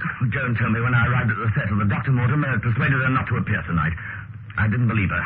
Nothing would have induced Angela Mortimer to back out like that. Nothing short of force. Have you been worried about her? Yes and no. You see, she's a patient of mine. I was treating her for nervous disorders and so on. She became attached to me. Neither Joan Clark nor my mother liked that. In fact, Joan threatened to tell Dr. Mortimer that I was having an affair with his wife if I didn't let Joan play the lead tonight. So Mrs. Mortimer's absence was a great relief to you? Yes. Mortimer has no affection for me. He's no reason to have. But if he thought I'd abuse my position as a doctor, he'd have no mercy on me. Did you abuse that position? No, but only Angela Mortimer and I know that. And Angela is infatuated. I wouldn't trust her to tell the truth about us. What time did you get to the theatre? About 7:20. Not until 7:20. And you the producer. First night, too. To tell you the truth, I was sick to death of the whole damn show and all the trouble it had caused. Never again. Have you got a car? A car? Yes, why? Where is it? At home in my garage being the coat. I do all the rest of the jobs myself. So you walked into the theatre or took a bus? I walked. As a matter of fact, I left home about 6:30. Do you have occasion to use any anesthetic at all in your surgery, Dr. Redfern? Very rarely. And then only with another qualified man present. Why? I just wondered. Could you tell if any was missing? Missing? Well, if the bottle was missing, yes, I could. But if someone had taken some out, I wouldn't know. Could you drive an RT special? Yes. I persuaded Angela to have one. Why? Look, what's happened? Where is she? What's all this about? Is she hurt, dead, or what? I'll put you in the picture, Dr. Redfern. But before I do that, I'd like a few words with your mother, please. Of course, but treat her gently. She's a psychiatric case since her accident, and I'm having to take things very quietly with her. But I wish you'd tell me what happened to Angela Mortimer. Mrs. Redfern was a formidable-looking woman of about 60. Her grey hair was scraped relentlessly into a neat bun at the back. She wore a velvet band around her neck, and her face was like a piece of Gothic architecture, all upside-down curves. The rest of her was very straight and uncompromising. Please sit down, Mrs. Redfern. Let me say right away, I can guess what you're here for, Inspector. Oh, can you? Yes, obviously something unpleasant has happened to that frightful Mortimer woman. I only hope it's nothing trivial. She'll get over it. Pity. You didn't approve of Mrs. Mortimer. How observant of you, young man. You have a quick brain. But whatever's happened to her, I had nothing to do with it. Nor had my son. Where were you at 7:15? Dressing. Ready to come to the theatre. How far is your home away from the theatre? About a mile. In the same direction as Dr. Mortimer's house? Yes, we live quite close to the Mortimers. More's a pity. But if anything serious has happened to the lady in question, I'd say Mortimer himself did it. He came to see me 2 days ago and warned me that unless she'd stopped associating with my son and dropped out of this play, he'd make Norman suffer. And why did he tell you? Norman was out at the consultation when he called. Did you tell your son about the call? Naturally. Mrs. Redfern, did you travel to the theatre by car or by bus? I walked. I had a bad car smash a few months ago, and it's left me with a complex about car travel. I haven't set foot in a vehicle of any kind since, not even a bus. Can you drive? I could drive very well. I haven't touched a steering wheel since the accident, though. My son tells me that time will cure this phobia of mine. Time or some urgent compulsive feeling which would cause me to forget my anxieties. I don't somehow think he's right, though. So you mean to tell us that you were dressed for the theatre on a bleak, windy night, and yet you walked a mile to get there? I don't mean to tell you anything. I just tell you. And I am not accustomed to having my word doubted. So you do a lot of walking? I do indeed. I know this countryside for miles around. What time did you reach the theatre? In time for curtain up. I was the prompter. Thank you, Mrs. Redfern. That will be all. Next, we went looking for anesthetic in the surgeries of the two doctors. There was a bottle standing openly on the shelf in Dr. Redfern's surgery, and it was empty. In Dr. Mortimer's, it was safely locked away in a cupboard marked dangerous drugs. But his bottle was full. But then Dr. Mortimer was a fussy, pernickety, precise sort of man. He had everything safely under lock and key, even his whiskey. But not, apparently, his wife. Well, listeners and members of the panel, there is your problem. And here now is Edward J. Mason, who wrote the play, to introduce his suspects. And the suspects in this particular case are, of course, Dr. Mortimer, Dr. Redfern, his mother, Mrs. Redfern, and his receptionist, young Joan Clark. And I'll now hand over to you, John Arlott, and let's see if you and your panel of experts can decide who is the guilty party.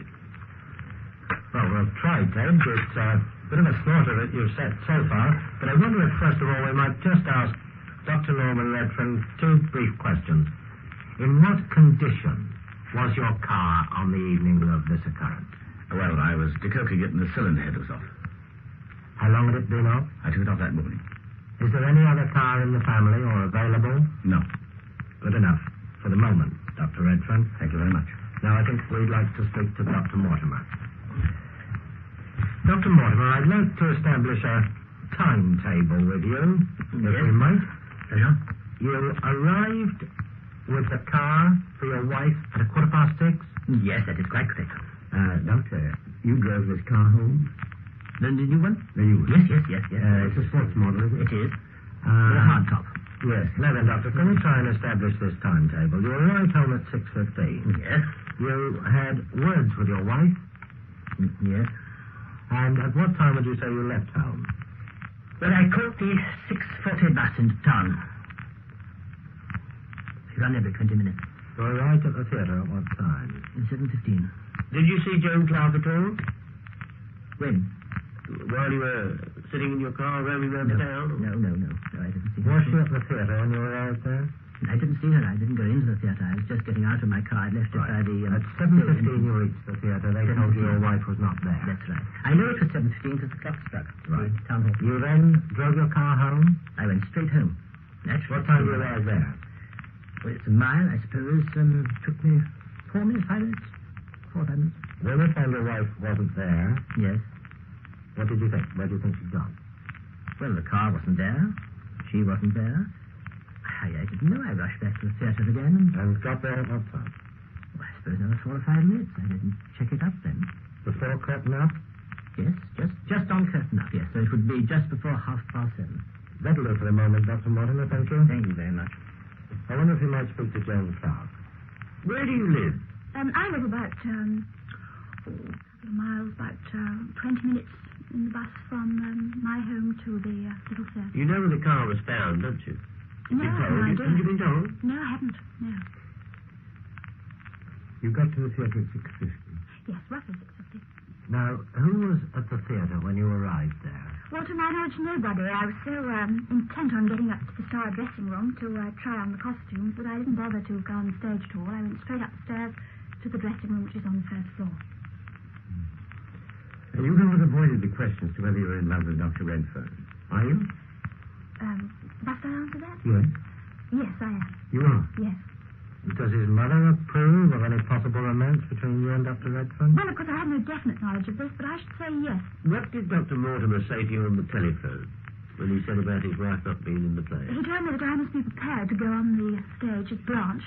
That's all right, Miss Clark, at the moment. Now, I wonder if we could speak to Mrs. Redfern. Mrs. Redfern, you're the prompter in this play. I am. Now, does that mean that you are often with the cast? No, not at all. I just go in for the last 2 or 3 rehearsals. Just help my son. But have you had any conversation with any of the cast while the rehearsals have been on? No, as little as I can. I'm really not very interested in them. Have you heard them talking amongst themselves? No, never. Are you friendly with Dr. Mortimer? Friendly? Yes. No, I'm not. I don't like the Mortimers, either of them. You don't like either? No. When you walk to the theatre from your home, do you pass the Mortimer's house? Yes, it's quite nice. You pass it? Yes, quite nice. Was there a car in the drive, did you notice it? Was a light? No, I didn't really look. I don't suppose it was. Do you think your son is having an affair with Mrs. Mortimer, or was? I really don't know. It's his affair. Well, I never interviewed her. I don't know. I hope not. I don't like the woman. Never have liked the woman. You don't know, but what do you think? I don't know. I really can't tell you. It's his affair, not mine. I don't interfere in my son's business, and I don't wish to. But your son is your affair. Yes. Son, surely you're his mother. What? You're his mother. I'm his mother, certainly, but after all, he's a grown-up man. Yes. He's not a child. No. Good enough. Thank you. Well, now, if we might talk again to Dr. Redfern. Dr. Redfern, did you have any arrangement to pick Mrs. Mortimer up that evening? No. Not at all? No. Can you explain why it took you from 6:30 to 7:20 to get to the theatre? Yes. I was rather upset with my mother, and I was extremely fed up with the play, and I went to a public house, which I normally don't go to, called the Nick and Handcuffs, and I had a couple of pints of beer there. It was very crowded. There was a large factory near there, and I just had a couple of pints, and then I walked on to the theatre. Was there anybody in there that you knew? Not that I know. They're all factory hands. Would the landlord at this public house know you? I shouldn't think so. I've never been there before. But surely if a doctor comes in and all the other customers are factory hands, you'd be fairly conspicuous there? Well, I was in my old tweeds. I mean, it's very dusty little theatre. You don't put your best consulting practice suit on. Have you heard much conversation between the members of the cast in the rehearsals at the theatre? No, the usual sort of gossip. I mean, sort of show business talk and that sort of... Has that gossip ever included any references by Mrs. Mortimer to a car that she was going to have? Yes, she has mentioned that she hoped to get an RT special. She didn't say how she hoped to get it. Was Joan Clark at the theatre when you got there? Do you remember? Yes, she was. Was she pretty well changed by then? She was in what passes for costume in that part, yes. Was Dr. Mortimer there, do you remember? I can't remember that. I didn't see him myself. Well, now, there's the producer's signal, so I'm afraid that must end our interrogation, and we'll return the suspects back to you, Ted Mason. Thank you, John. And while you deliberate with your two experts, I will go through once again the four suspects for the benefit of the listeners at home who might also be trying to solve this particular problem. Well, first of all, we have Dr. Charles Mortimer, the husband who didn't want to be humiliated by his wife. We have Joan Clark, the receptionist, the girl who had a great regard for her employer, Dr. Redfern's career, and also for him. We have Dr. Redfern, the frightened physician with woman trouble in 3 places. And we have his mother, Mrs. Redfern, the angry mother, anxious to protect her offspring. Those 4 all had a very strong motive for this rather stupid crime. I don't know whether you people at home have been able to solve the mystery, but I can see that John Arlott is now ready to come back again with the expert solution of this guilty party mystery. Over to you, John. Well, there's a slight note of irony about that, Ted, and I'm not sure that we've got the complete solution. Now, we had to start off, obviously, with the basis that there were 2 cars involved. In other words, the car in which Mrs. Mortimer was driven and ditched, and then another car which must have got the other person, the person who had chloroformed her and driven her there, back into town and back to the theatre. So we said 2 people. Now, can we find a first person? Well, we said Joan Clark, very largely on the basis that she said she didn't know Mrs. Mortimer, and then reported Mrs. Mortimer as saying that she was going to get a car which her husband insists he hadn't told her she was going to get. Then we've got to look for her accomplice.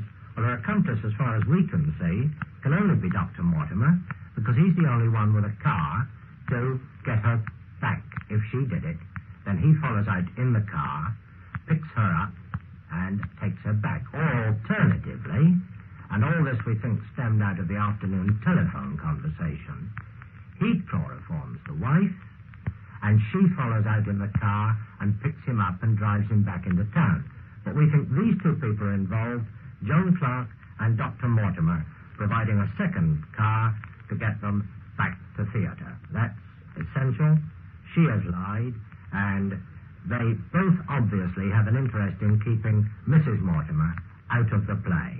Well, you've covered half the crime, I suppose, because one of the suspects you mentioned was, in fact, the guilty party. It was Charles Mortimer himself who did the job, without any collaboration at all, having planned it beforehand. He drove his own car right out to the scene of the crime, and then, when his wife refused to back down from the play, he was already prepared, and he went into the back of the car, and when his wife came out, he chloroformed her, drove her out to this spot, picked up his own car, and drove back. Joan Clark, you see, really had no particular motive, having been told by Charles Mortimer that Angela wasn't going to play in that part tonight, or most probably wasn't. She really hadn't got any motive for getting into that car. And one other point, the whole case hinges on one thing, which you haven't mentioned at all. The crime couldn't have been committed at all had it not been for the fact that the RT Special was parked in the drive with the car doors unlocked. And the person who left them unlocked was Mortimer himself, the pernickety, fussy Dr. Mortimer, who locked up everything, his own car, his drug cover, his whiskey. Also, there was a new portable radio in the back, yet he left the car doors open against all his principles. Why? Because that was his loophole in case his wife refused to back down from the play. Mortimer was the man. I think I'll give you half marks on that. I don't think we deserve half, Ted. I think that's a fair beating.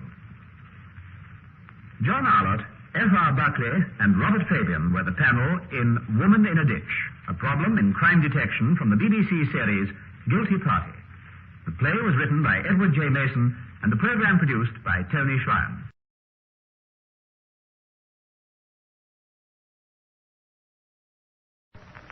The BBC presents Guilty Party. A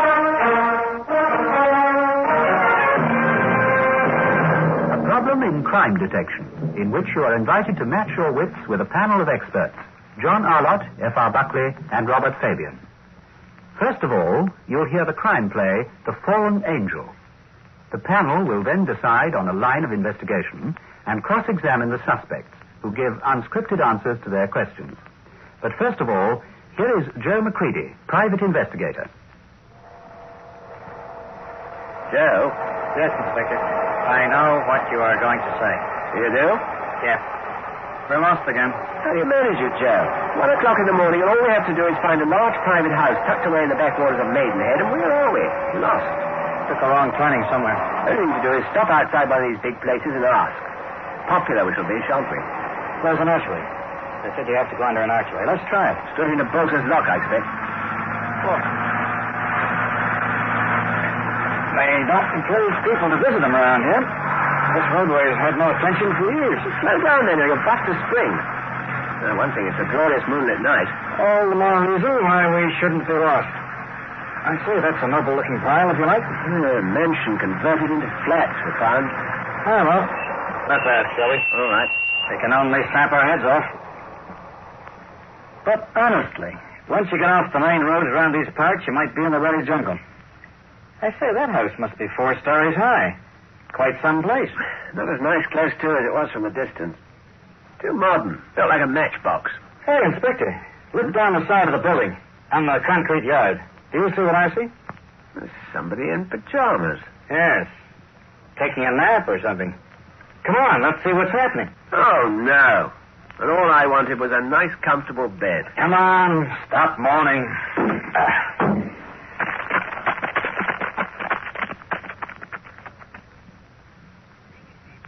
The man in pajamas turned out to be a Mr. Leonard Angel. He wasn't taking a nap. He was dead. He lived with his wife in the top flat, and when we eventually made contact with her, which took some time, she was rather fuddled with sleep and drink. There'd been a party, apparently, and Mrs. Laura Angel had been enjoying herself. Coffee helped to sober her up. Oh, I really am sorry about this, but we had quite a party. When I went to bed, I more or less died. Your husband did die.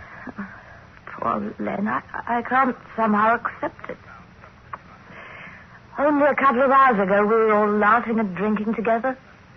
Oh, no, that's not completely true. We weren't really laughing all that much at the end of the party. We had a row. You and your husband? Oh, the 4 of us. And poor Len. Who were these 4 people? No friends? Oh, they were all partners in the firm. Forward Plastics Limited. There was Len, Johnny Tidmarsh, David Jenkins, and 30 Tremaine. What was the row about? Oh, what does it matter? A row's a row. Our parties usually end up in a row. The point is, what's happened to poor Len? You're sure he's dead? The police doctor's report will be in soon. From what I could see, he died from a fractured skull. What do you mean he fell and landed on his head? No. I mean, he looks as though he died from a fractured skull. But you told me he was lying in the concrete yard. Yes. Well, that's strange, because the windows of our flat look out on the lawn. All the windows? Yeah. Our bedroom there. Then there's this living room. And that door over there is his spare bedroom. No windows overlook the concrete yard. Yet he certainly looked as though he'd fallen. To me, anyway. The roof. The roof? Yeah. Sometimes when he's had a few drinks, he goes up on the roof and he does exercises. Says it stops the hangover the next day. Maybe he did that and fell. It's a low parapet on the roof. But he's your husband. Surely you know whether he went up there tonight? We had another row after our guests left. So he went and slept in the spare room and I slept in our room. So really, you don't know what happened? Oh, I went to bed and died, like I said. Had too much gin. Ugh. He must have been mad to go up and do exercises on the roof after drinking as much as he did tonight. Just felt in that sort of mood, I suppose. Most time he'd just open the window and take deep breaths and all that. And I'd play merry hell about it. Len, dead. Oh, my God, what's going to happen to me? It's just beginning to penetrate it. And we were quarreling. We said some hateful things to each other. And those were the last words I ever spoke to him. Oh, Len, Mrs. Angel, do any of the neighbors know you well enough to come and help a little? No. Only parts of the building are occupied. The other rooms in the house are in the course of being adapted into flats. Well, is there anyone? Friends, relatives we can call to be with you? You shouldn't be alone just now. Only my friends. They'll stand by me. Daddy and Johnny and David. Well, give me their phone numbers and we'll contact them. I dare say we shall want to ask them a question or two anyway. Oh, this will be the police doctor.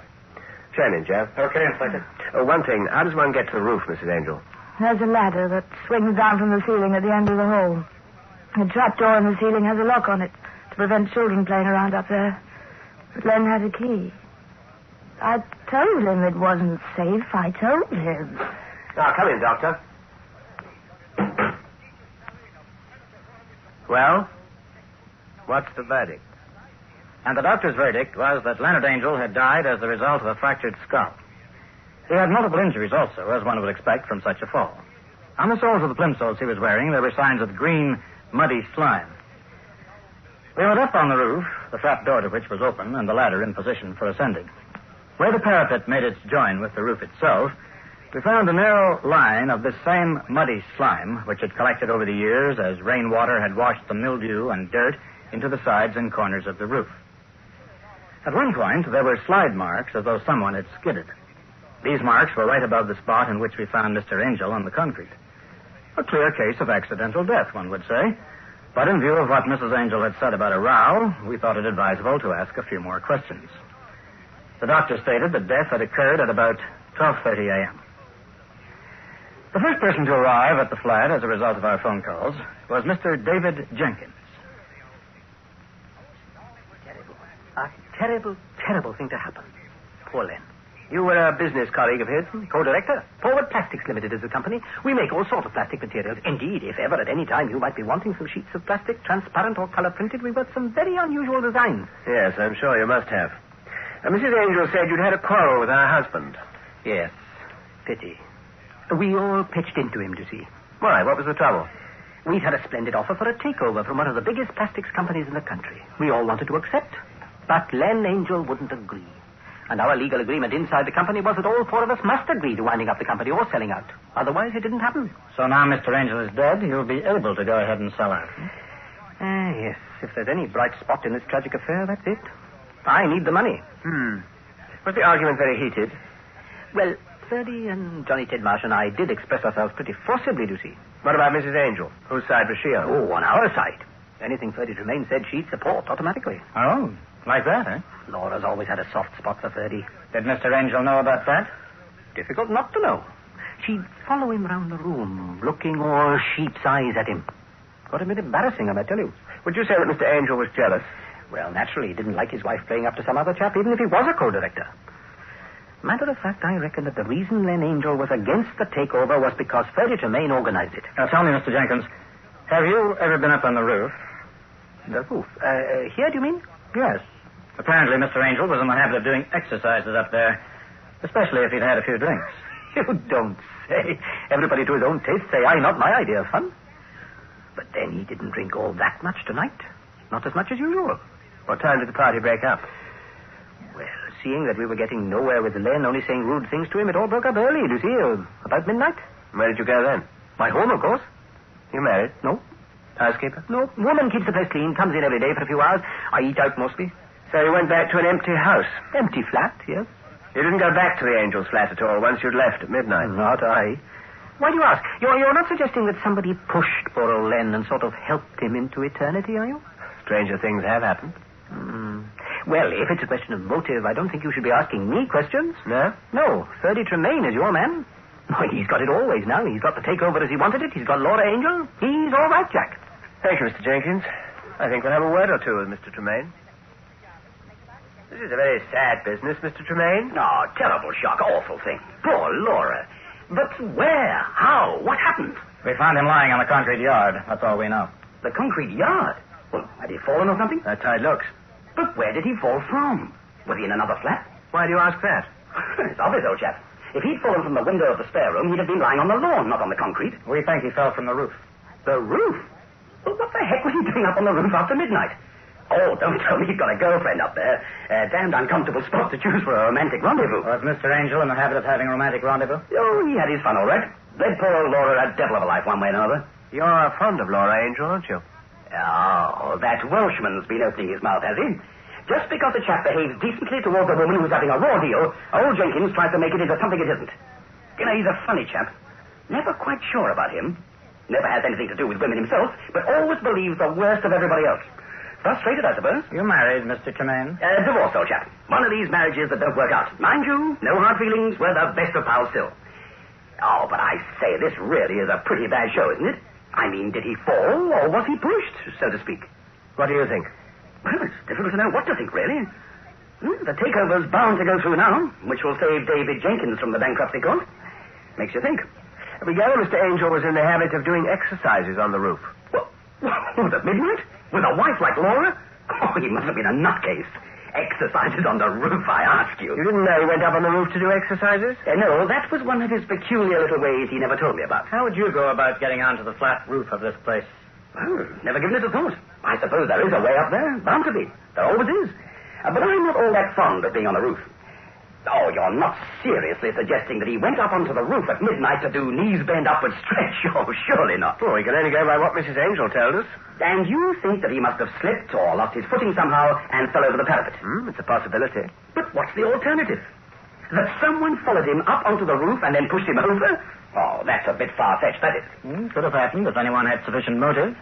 They might have attacked him in his own flat, then taken him up to the roof and pushed him over to make it look as though it was an accident. Well, have to be a very strong man to get a chap like Angel up the steps and through a trap door, or whatever the arrangement is up there. Yes, wouldn't be easy, I agree. Tell us, Mr. Tremaine, what did you do after the party broke up? I gave Johnny Tidmarsh, he's our other director, a lift home. I went in, had a night What time did you leave his place? Oh, 12:15 or 12, I suppose. He only lived about a mile away. Were he and Mr. Angel on good terms? None of us were on good terms with him tonight. He was crabbing this wonderful takeover offer we'd had. We were mad at him, I can tell you. Did you come back here at all for any reason after leaving Mr. Tidmarsh? Come back here? What for? Well, maybe to try and get Mr. Angel to change his mind. No fear. If I'd come back here, I'd have socked him one. I'd lost patience with the man. That's what we rather imagined. Thank you, Mr. Tremaine. Thank you. Now, Joe, let's have a word or two with Mr. Tidmarsh, shall we? Mr. Tidmarsh, you left the party with Mr. Tremaine, we understand. Good gracious me. Yes, I did. Ferdy Tremaine drives like a madman. Did he stay long with you? No. The little woman was still waiting up for me, so we had a quick nightcap, the three of us, and off he went. And did you go straight to bed then? No, I kissed the little woman good night and went for a turn round the garden. I was in rather a state of turmoil mentally. You didn't go back again to see Mr. Angel? Funny you should say that. I made up my mind to walk back and have another chat with him. I got about halfway there and then decided it was a waste of time. Did you get within sight of the house? Yes. What time would that be? About 12:30, I'd say. Did you see anybody on the roof of the building? No. Why, was Leonard Angel up to his rooftop antics again? Oh, I beg your pardon. I keep forgetting he's passed on. I can't somehow believe it. So you knew he was in the habit of climbing up to the roof to do his exercises then? Oh, yes, he tried to get me up there one night. But with my stomach, I found it far too difficult to squeeze through the trapdoor. In any case, I'm not the energetic type. I'm built for comfort rather than for speed of action. Now, there's a low parapet running round the roof. Is there? I wouldn't know. Well, it rather looks as though he slipped and fell over the parapet onto the concrete yard. In that case, it could only have been an accident. Couldn't possibly have been foul play. Why do you say that with such assurance? How do you know? Well, because it would be a physical impossibility for anyone to carry Angel's body up a rickety makeshift ladder, through a ridiculously small trapdoor, and onto the roof for the purpose of pushing him over the parapet. Why do you say carry Angel's body? Are you suggesting that he was killed in his own flat and then pushed overboard, so to speak? Well, it's a possibility, isn't it? But not from the roof. That wouldn't be a practical proposition. Not for me, anyway. Could Tremaine or Jenkins have done it? Well, not unless they were up on the roof and they attacked him there and then pushed him over. What was the time of death? About 12:30. Funny. I didn't see him up there at 12:30, and it was a bright moonlight night. Mr. Tidmarsh, forgive me for asking, but does the death of Mr. Angel solve any problems for you? Oh, indeed it does. It means that I can now retire comfortably and take my wife to live abroad. The doctors have said that another winter in this benighted climate could kill the little woman. I was more anxious than anyone that the takeover should go through. Now it will. Oh, I know it may sound callous, but in all honesty, I'm not as upset as I ought to be. Thank you, Mr. Tidmarsh. Well, Joe, this is a rum how'd-you-do, if you like. And a rum how'd-you-do was a very good way of describing this particular case. We examined Mr. Angel's body again. In the breast pocket of his pajamas, we found the key to the trap door leading onto the roof. It really did look like accidental death. But was it? What do you think? Our three experts have heard the facts in the crime play, The Fallen Angel. Now they have the right to ask questions of the people concerned. The completely unrehearsed questions will be answered without any script or help by the persons interrogated, and they must tell the truth, except in the case of the guilty party, who can and will try to get out of difficulty if he or she is able to. Over now to John Arlott. We'd like, first of all, Ted Mason, before we get to the suspects, to ask you one or two questions. Was the flat door open or shut? It was a rim-tight lock, and it was on the latch. In other words, anyone could push it open? Yes. How wide is this line of slime on the roof? Quite narrow, about 6 inches or less. Were the lights on in the Angel's flat when McCready and the inspector went to it? The light in the spare room was on, and of course the other lights were put on later when they got in contact with Mrs. Laura Angel. Right, thank you. Now I wonder if we might speak to Ferdy Tremaine. Sit down, Mr. Tremaine. Mr. Tremaine, have you ever had a really late party with Lynn Angel? Oh, quite a few. Yes, he enjoyed his booze. Fine. Have you ever discussed hangovers with him? Well, we both suffered terribly from them. I noticed that. I don't think it's actually come up in discussion very often. Well, has he ever suggested doing some exercises after a party? No, not by any means. It was a great shock to me when I heard about this. Mr. Tremaine, do you live alone? I do, sir, yes. Where? I have a little cottage just the other side of Bray. Well, how far is that from the Angel's house? It's roughly 15 miles, I think. How often do you see Mrs. Angel when her husband isn't about? Oh, occasionally. How do you arrange these meetings? Usually on the phone. I noticed that she doesn't have a very happy life, and very often I ring up and pop round and see her, or meet in town, have a coffee. Does she ring you up? She has done, yes. Did she ring you on the night that this happened? No, she didn't, no. Tell me one other thing. What time were you rung to come to the Angel's flat?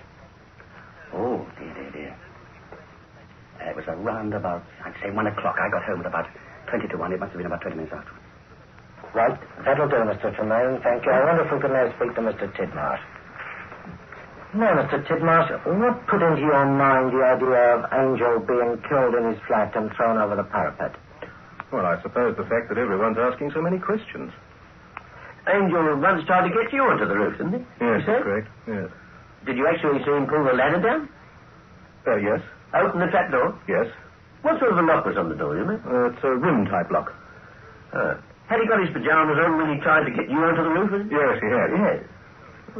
Do you recall, what did he do with the key after he unlocked the trap door on that occasion? Do you remember? I think he put it in his pajama pocket, but I couldn't be quite certain. This trapdoor, was it wide enough for a strong man to carry another through it? No. It wasn't. What would you say was Angel's weight? About 11 stone, I should think. Now, if your guess was right and his body was taken onto the roof, could one person have pushed it up and another have pulled it through? Yes, I suppose so. When you set out to walk to the Angel's flat, Were you at any time within sight of the windows of their flat? Yes, it was a bright moonlight night. I could see them vaguely. Were the lights on? There was one light on. What room might that be? I should think it was the spare room. You think it was the spare room? All right. Thank you. Perhaps now we could talk to Mrs. Angel. Sit down, Mrs. Angel. Doc? Thank you. Are you feeling better now, Mrs. Angel? Thank you. Yes, very much better. Thanks for a lot of black coffee. Good. Now tell me, have you ever discussed this habit of your husband's doing exercise on the rooftop with anyone? Oh, good Lord, no. Well, to be specific, have you ever discussed these exercises with Freddie Tremaine? Never mentioned it, Freddie. You never have? No. Have you ever heard him discuss these exercises with any of his partners? No, I've never heard him discuss them with anyone at all. Never been mentioned in your presence? No, never. How many keys are there to the trapdoor? Well, there's one. Each flat has one. You only had one? We only have, yeah. Where is it usually kept? Well, it's usually kept under the clock on the mantelpiece in the living room. Did he usually do his exercises on the roof in pajamas? Yes. Oh, yes. Did you telephone Freddie Tremaine this night? No, I didn't phone Freddie, no. Freddie phoned me earlier in the evening, before the party, just to ask if we got enough to drink and could he bring some more. Did you phone him after the party? No. Did he phone you? No. Did you see any of the partners again after the party broke up? I did not. I was dead to the world.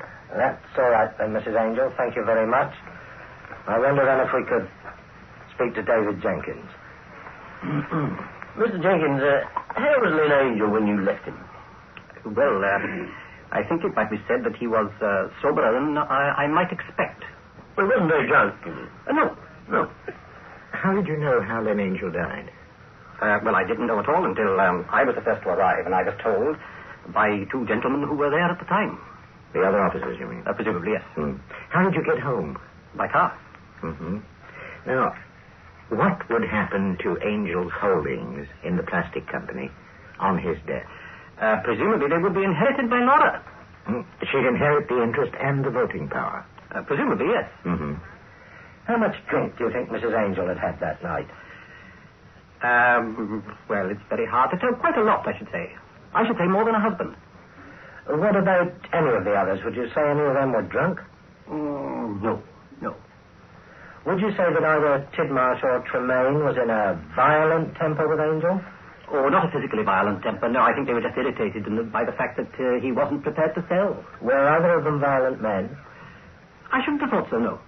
Well, now, I'm sorry, Mr. Jenkins, because there's the signal for the end of our interrogation.